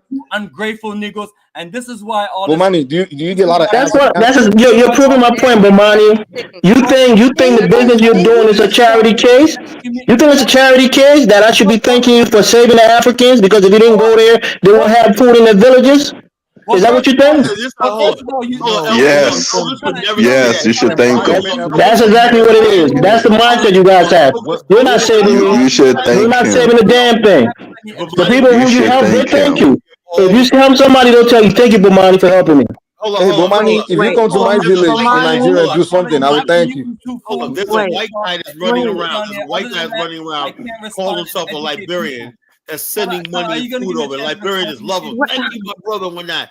He's sending food like a charity case to Liberia. That's what you guys think about Africa. You're regurgitating that same white person mindset that Africa is a charity case, and if you leave America and go to Africa, all Africans should be grateful to you.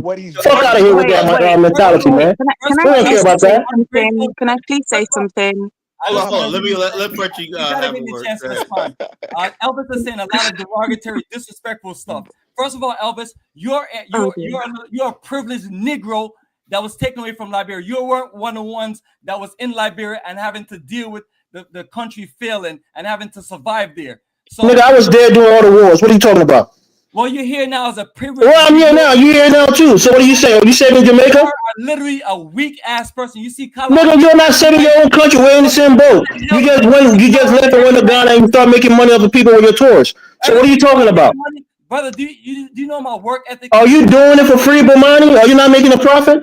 Well, right now I've made no money from our Liberia energy, and what I've done is spend a lot of money. Bomani, man, you're not the Pope, nigga. You're not going out there to save the starving kids. You're going out there because you saw a business opportunity, man. Be honest, man. No, don't be honest. Listen here, you stupid and great. There you go. I'm not ungrateful for nothing because you didn't do a damn thing for me, man. You're not saving Africans. Understand that. We're not being ungrateful. You're not saving us, bro. You're not saving us. You know, I've literally given money to a lot of homeless black people. Right, you saying the shit like you did something that we should be grateful for. Nigga, you doing business on the continent. You're providing a service and people are paying you money for it. That's something that's No. To be fair to Bomani now, it's not just doing business on the continent. He's providing jobs that wasn't there before. So it's still business though. He's using his workers, right? Yeah, but he's providing jobs that wasn't there before. Just let me speak. Chill. Let me get Frenchie, then Jonathan. Go ahead, Frenchie. He's sitting there in his comfort zone, running his mouth and making it seem like I'm getting rich. I'm not getting rich from doing no damn business in Liberia. Are you foolish? I'm spending a lot of my time. You don't get paid? Thank you, Bomani. Thank you for spending your time in Africa. Are you magnanimous with your time, Bomani? I'm literally giving money to a lot of homeless black Americans. I don't come here to pay Mike to thank me for that. Enough. Thank you, Mike. Thank you. Everybody, can you mute their mic? Liberian and Nigerian Negro that don't do anything for Africa other than run their mouth and be divisive and literally. That's what you like to think. You like to think you're doing more than the Africans, and you're not. What have you done? One little thing you're doing, I guarantee there are many African millionaires and billionaires doing way more than you're doing, Bomani. Don't think you're saving anything. Well, no, wait a minute. Hold on, Elvis. Don't say other people. Him. I am going out my damn way. Going out my way to do business in Liberia. I didn't have to do it. The reason why I do that is because I got respect for Kala, and Kala's out here busting his ass, sacrificing his time from his career and his business to try to promote your country, and you have given no support but run your mouth. Bomani, you're saving Liberia with your tour business, Bomani. You're infusing billions of dollars in the economy. Thank you so much, Bomani.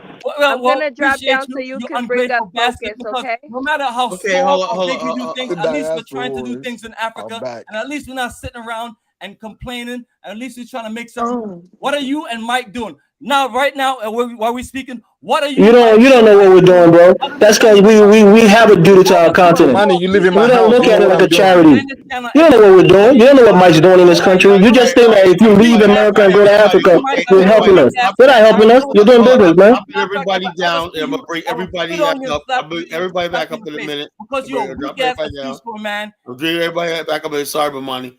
I'm gonna drop everybody down. Kwame, Mike, Marshai, Elvis, right? I gotta get control of the panel, right? All right. Now I'm gonna give Frenchie 1 minute. She's on the timer right now. Frenchie, go ahead. Oh boy. No, all I wanted to say was that Carla has spoken about Bomani a few times on his show, and I appreciate the work that Bomani is doing. He's making a difference, so we shouldn't be disrespecting his job. Carla has explained that he has sacrificed a lot, and for that we should be grateful. We shouldn't be disrespecting him when it comes to the line of work that he's doing.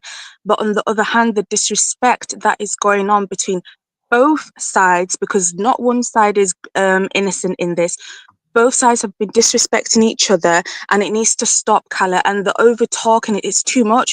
It doesn't make for a good listening experience for the viewers. Yeah, so can we please just all respect each other? You may not like what the person is saying, but just allow them to finish their point and then, address it afterwards. But stop interrupting each other, speaking over each other, and the insults. It's disgusting because there isn't any FBA on this panel. I gotta go back there. That's time. 1 minute. Sorry. Thank you, Frenchie. You went over like 2 seconds. Hey, Jonathan, you're up next. You got 1 minute. Go ahead. I think the Africans, Mike, Elvis, you gotta respect whatever work Bomani is doing because he doesn't have to do it. And even though y'all may look at it as just business, he is providing jobs that was not there in the place that really needs the damn jobs. Now, if y'all want to compare, Elvis, don't say there are many Africans that are doing business on the continent. You're talking to someone who's doing business on the continent. You, Mike, and Bomani compare each other's work, and that's the only people that should be comparing work. Don't bring up other people to represent you. Represent yourself. That's it. All right. Stop. Okay. Ja, go ahead. You got 1 minute. Hold up. Yeah, can you guys hear me fine? Yeah, like it. Go ahead. You're wasting your time. Go ahead. I just got a minute, man. Anyway, like this is the thing with the us versus them, man. The conversation, you know. I just want to tell people, man, don't hate, appreciate. I'm not saying Elvis is hating. Normally, I respect what Elvis says, but don't be divisive, man. Just big up what a person is doing if it's positive, and just move on. Whether he's making money or not, if he's taking people there on tours, they're taking money into the economy. So it is providing some benefit. You know, you can say maybe he's not doing as much as he should be doing in Jamaica, whatever, but he's doing it wherever he desires to do it. You can go to Jamaica and do it too. You know what I mean? And make money there. So, you know, just big up a person, and just the divisiveness ain't good, man. But it happens on all sides. You know, we all can do it. You know, so we got to watch ourselves and All right. not do that. You know. Time. All right. Dave. Focus, Dave. Go ahead. 1 minute. Good evening, Carla. Good What's going evening, on, brother? panel. From what I'm picking up from the conversation is that I think people jealous of Carla and Bomani because they making moves in Africa, and they not making moves in Africa. You know what I mean? That's what I'm picking up from the because why would they just shoot you down like that, Carla, like, or Bomani like that? You come in, you providing these tours, you providing jobs, you providing And no, drivers, you know you something, providing Dave. people No, to Dave. see. I'm Yeah, a we going out. Yo, Carla, I be in Liberia. When people when you go into Liberia, it's only white people, Chinese, Indians. Black people don't go to black people don't go to Africa like that. So They by don't. we trying to get Do you know people. of all the Yeah. places in the world that there's a growing number of African Americans that are living overseas now, they're getting jobs and everything, working remote. You know what countries are Yeah. grabbing them up? Places like Belize, Portugal, Spain, Greenland. They're actually recruiting Black Americans, because they said these people work 30, 40 years Oh, in one place. But the thing is, Africa doesn't even make the top 10 as far as like this. So for we're me, saying that we're gonna work. Let's build Africa so they at least African Americans spend almost $400 billion a year, billion on tourism and travel. $400 billion. You know how much of that shit goes to Africa? Less than like 1%. people scared of, especially black people in America, they scared to go to So Africa. if Ramani's up here talking, right? People are undecided about Africa and what to do and whatnot. It doesn't look good when somebody who's done 40 friggin' tours, 40, is getting attacked like, oh, what your tours don't mean It's nothing and all jealous. that stupid shit. Kyla is jealous of you making moves. I'm making moves. Bomani making moves. They want to stop the moves. It's That's more than a minute. unfortunate. Want to stop the moves. That's all. Yeah, that's You're unfortunate. not making Okay, moves. Dave, you done? You done? Yeah, I'm done. I'm done. I'm done. All right, let me get Kwame on. All right, Kwame, you got 1 minute. Yeah, I'm kind of surprised by Elvis today. Usually Elvis is very Ramon is positive. always calling me up, man, fussing me out over Elvis, man. Yo, Colin, man, he's a young brother. You can take money away. I said, nah, this motherfucker, man. I told him, man. I said, he won't be calling me up telling me that shit no more. I tell you that. Regardless if you're not appreciative of the brother work, you should at least be respectful that the man is giving up his career to support his motherland and support Africa, regardless. And and the way Mike is laughing at the slave dungeons and telling him, why don't you help Jamaica and stuff like that, is kind of disheartening. You know, we should be talking about topics that we come together and build, and you know, but it's kind of crazy. I'm really appalled by Elvis, but I'm done though. All right, that's 1 minute. You hit 1 minute on that. Let me get Mari Shai up. Mari, you're gonna have 1 minute, okay? Okay, so I think they should be more cordial to each other, and I think what Bomani is doing is a good job because he's bringing people to Africa. Like, if it wasn't for Dynas, like, of me going to Nigeria and getting to experience that, people, I mean, I wouldn't, would have knew what Africa was like. I mean, I've been to two African countries, Sierra Leone and Nigeria, and now I have Sierra Leone citizenship. So I just think with Bomani, people in the tourism industry, I think what they're doing is good, bringing African Americans and Caribbeans back to the African continent. How is that a bad thing? It's not a bad thing. So I think what he's doing good, and I think we should learn to respect and be cordial with each other because all that arguing for nothing, what is that?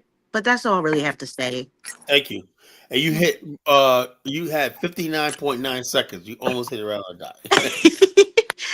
Well, okay, this one will say, look, no one's saying that we're the Lord and Saviors and we're saving Africa. We're not saviors like that. We're saying we're doing what's supposed to have been done. You have African Americans and Caribbeans who are uprooted from the continent, right? They live part of the first world, right? We're saying, something, missing piece of the puzzle is our connection with the whole ancestral homeland. Chinese, you got China been here for 10 generations. You know what the Chinese government did? It brought China is only China right now because Chinese reached into all their diaspora from England to Germany to the United States to Argentina, Peru, whatever, and said, whatever education you get, come back and help build China. That's how China is where it is right now, and that's how China had tremendous growth and everything.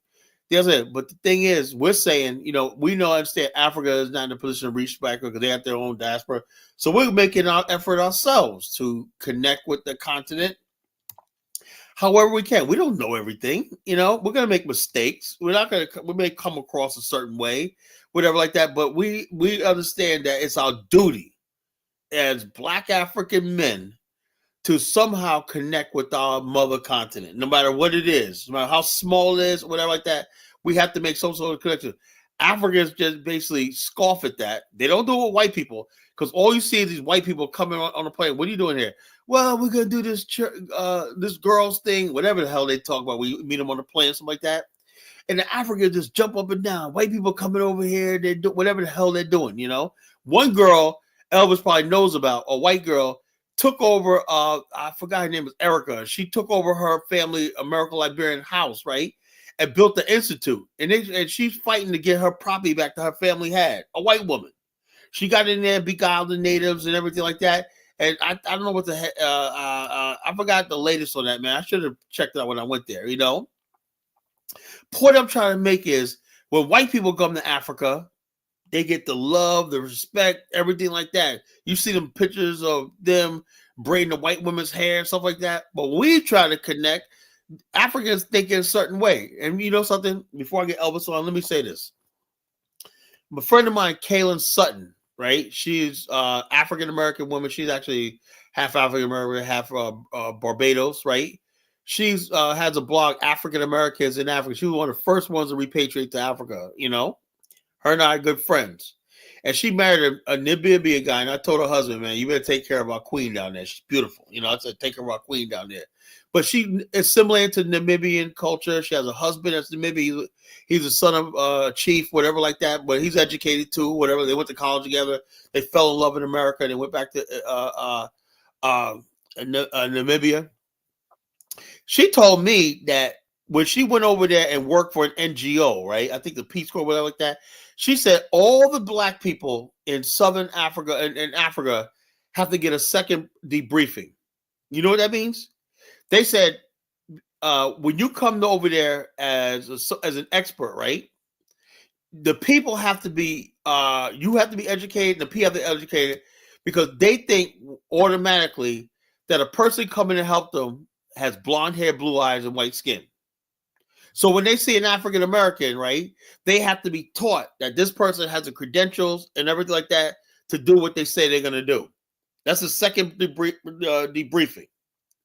That goes on the con. She goes, yeah, the white. After a while, the people warm up to you and they get acclimated and accept what you're talking about and everything like that. But it takes a while for Black people working in NGOs and Peace Corps and places like that do missions and stuff like that. It takes a long time for African Americans to get acclimated, because of the African mind is the African Americans are inferior or are not significant. So let me get Elvis on. You got 1 minute. Go ahead, Elvis.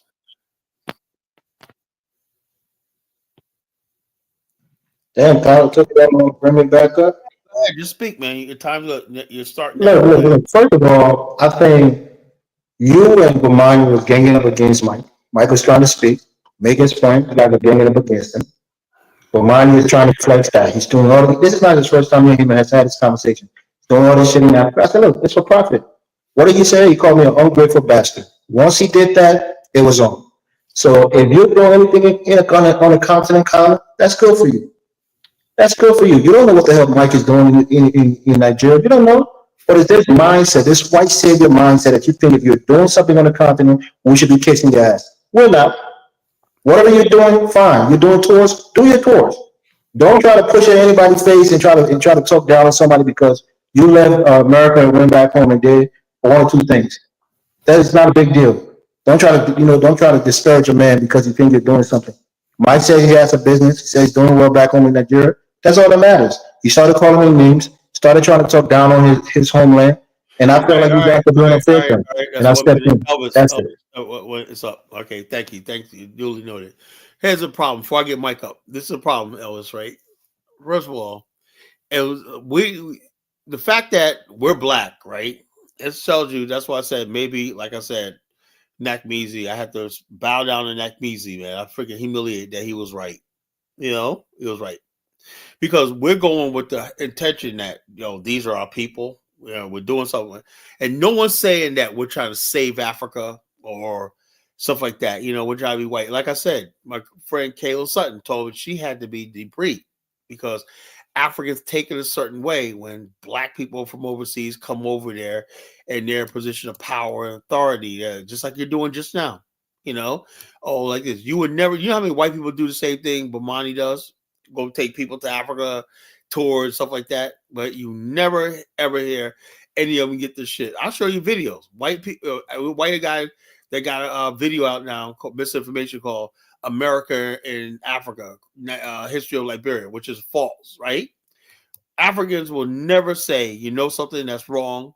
White people don't have a history in Liberia is not a colony of America, not part of it. They're proud to basically let white people basically have that perception. But the moment an African American says, something, I'm proud of what my ancestors were able to build here in Liberia, we get all this pushback like we think we're superior and stuff like that. I don't understand the African mind. That's not the conversation, Carl. You're being disingenuous. Hold on. So in other words, Kwame was disrespecting Mike for no damn reason. You guys have no smoke when white people come over there and they'll say, that's the thing, bro. You think we should be kissing your ass because you go to Africa. I never say anything about you kissing my ass. I don't want anybody kissing my ass. Okay, but stop complaining about it. Stop Elvis, when you laughing at the slave trade and you just making jokes about this. Well, you've been on this platform before. You heard me go at Mike when he's being disrespectful. I said it to his face. And we went at it before when he was being out of pocket. That's not what he was smiling. He was laughing at. But Monty was saying some shit, trying to brag at him. He started laughing. He started, giving a chuckle. He's allowed to chuckle. All I know is Elvis, I have to tell you that Bomani calls me every day, right? And the first thing he always says, man, that you ought to work with Elvis. Try to get him on your side, whatever like that, I don't think he'll be doing it no more, man. He's always defending you, He's always offending you. You know. So Tyler, if there's one thing you should know about me after all this time, I'm not looking for anybody's sympathy. I come here, I speak how I feel, and I say what I say, and I stand on it. The Bomani thing, I was in the right in some issues, fine. I'm not looking for his sympathy. If you disrespect me or disrespect my people, I'm going to speak up. You guys are disrespecting Mike, including Kwame, and that's not right. Moving on from this. If Mike is being an asshole, I tell him he's being an asshole. But in today's point, you guys are ganging up on him and disrespecting. That's my point. Like I said, I got enough people in my social network to build something. What I'm going to build in Liberia and whatnot. So it is what it is. It was nice knowing you guys. Oh, let me get Mike on. You got 1 minute, Mike. You know. You sure I have 1 minute? Well, anyway, go ahead. I'll give you a benefit of the doubt. Let me tell you, I do business both in America and in Nigeria.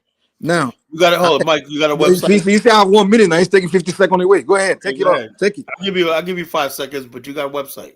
Exactly. So I do business in Africa and in America. I don't feel the need where I have to come share with people like, oh, I'm employing poor. I can give money to poor. I don't have to do that. That's not saving Africa or saving anybody. I have business in America where I employ Black Americans. Every day I give money to a lot of homeless Black Americans.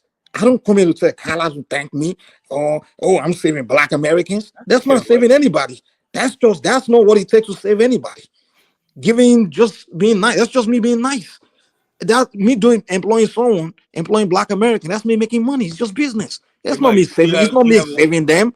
It's just me doing business and employing people that can work. And if I give money to homeless people, homeless Black Americans, that's just me being nice. That's not me saving Black America.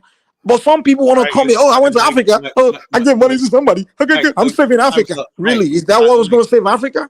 Mike, your time's you up. say I got 1 minute now. You're going to take the rest of it. I gave you 1 minute. You got 1 minute and 10 seconds, you know? Oh, really? Oh, okay. Yeah, I believe it. Well, let me get next person up. 1 minute, 1776. Then I'll let you guys have a free for all, you know? All right, 1776. You got 1 minute. Hey, what's going on? Hey, yeah, I just want to tip my hat and salute Kala and Bomani for having trips to Africa, you know, sharing good insights on Africa, you know, where you look at Africa in a positive light. Because before these guys, man, when I looked at Africa, I just looked at it as a mission trip, you know, to feed the hungry, you know, like feed the needy, feed the poor. Like I never looked at it as a vacation spot. I looked at it as a place of suffering and hardship, you know, where Christian missionaries went to, you know, get right with God. But, you know, so these guys really are showing Africa in a positive light. And, you know, they opened my eyes because, like, when I looked at Africa, I just looked at it as a place close to hell, you know, without salvation. So I got to salute Kala and Bomani for opening my eyes. That's it. All right, that's good. See, that's all I'm talking about. Like I said, and with our little efforts, all we're doing, people in Africa are living way better than you. If nothing else, we're trying to show the world that, you know, when we go to Liberia, I see large numbers of white Americans making themselves too comfortable over there. You know. So if it's hell, why did they doing that? Ancestors who founded that country and whatnot are saying, no, this is not what you want, Carl. This is what we did, Carl. We sacrificed on these shores and whatnot, so you could come over here and have something and whatnot. The white man got America. Now he wants Greenland. He wants the Panama Canal. He got the Congo. He got everything else. Tell me what should the black man have? What do we have? Right? So I said, you know something? Let's go back and revisit this country called Liberia where our ancestors started, right? Let's see if we could make amends or whatever like that, what we could do to make this thing work, right? And I convinced my brother Bomani that this country was worth it. You know, he didn't really make no money off that last tour. This country was worth it, but it showed the world, because we have a lot of videos, have a lot of views. And also, because when we put it, like Maya always telling me, every time you put a search in about Liberia, for the most part, before he started putting up videos and I putting up videos, all you would see was negativity, general butt naked, the Civil War, stuff like that. So therefore, people always have a negative attitude towards Liberia. So what we're doing is showing the nice area, the resorts, the beaches, the nightlife, all the stuff like that, the historical places, everything. We're just showcasing the country. We're doing what we're supposed to be doing. You know, that's all. We're not asking for nobody credit. We're not asking nobody for a kiss our ass. So I know a lot of these people don't even love their own country. So we're not doing it for them. We're doing it for our ancestors. You know. Well, that's not true. That's not fair, Carla. Because at the end of the day, and I will be honest,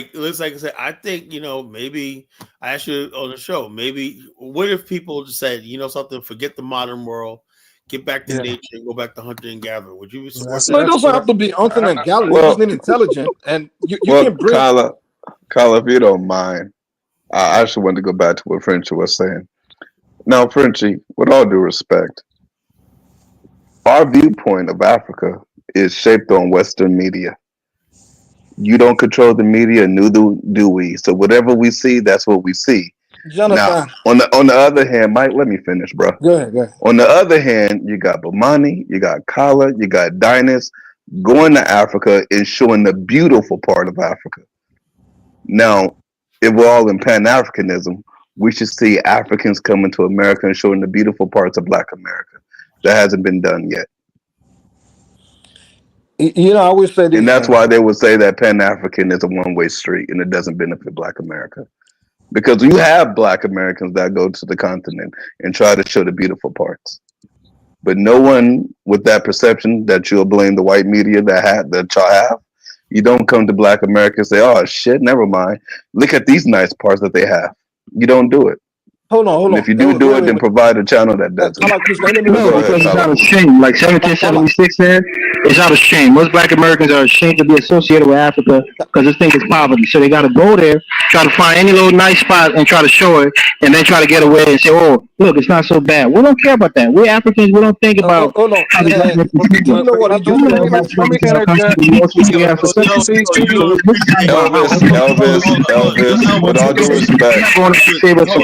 Elvis, with all due respect, with all due respect, you will say that it's not a shame, but then you actually have people that try to go out their way. We do not care, Jonathan. Elvis, lying does not change the fact that you fucking care, nigga. Kala, can you give me a second to respond to But Jonathan? the thing is, wait, let me say, I'm gonna speak like 10 seconds. What do you say, bro? I'm gonna give Mike 30 seconds. Give me. Mike's been talking the whole show. Let me just. He's gonna be short. First of all, anybody that's reality shit Mike, by you got media. 30 seconds. Go ahead. Anyone is reality shaped by media, then that person is not. You're not intelligent. You're foolish because the media shouldn't shape your reality. You should create your own. You should be the one to use facts to shape your own reality. Secondly, he made a point. He said Pan-African is one way because some Black American like Dennis went to Africa to show him Africa. So it's like him making an argument that any African that comes to America to go show and take a video and to go show Africa and Africa America. That's Pan-Africanism. That doesn't make sense. It doesn't make sense. It actually does make sense. You know, it doesn't. So the Black American went to Africa to do a video. Mike, according to you, Mike, people doing business in Africa doesn't make sense. Anything that's positive for Black people, Mike, doesn't make sense. The thing.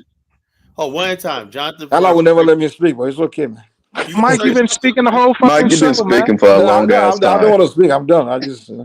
Damn. Go ahead, Jonathan. Your time's running. No, the only thing I want to say is Mike didn't dispute anything that I said. I disputed your moronic argument. You actually didn't, Mike. You didn't.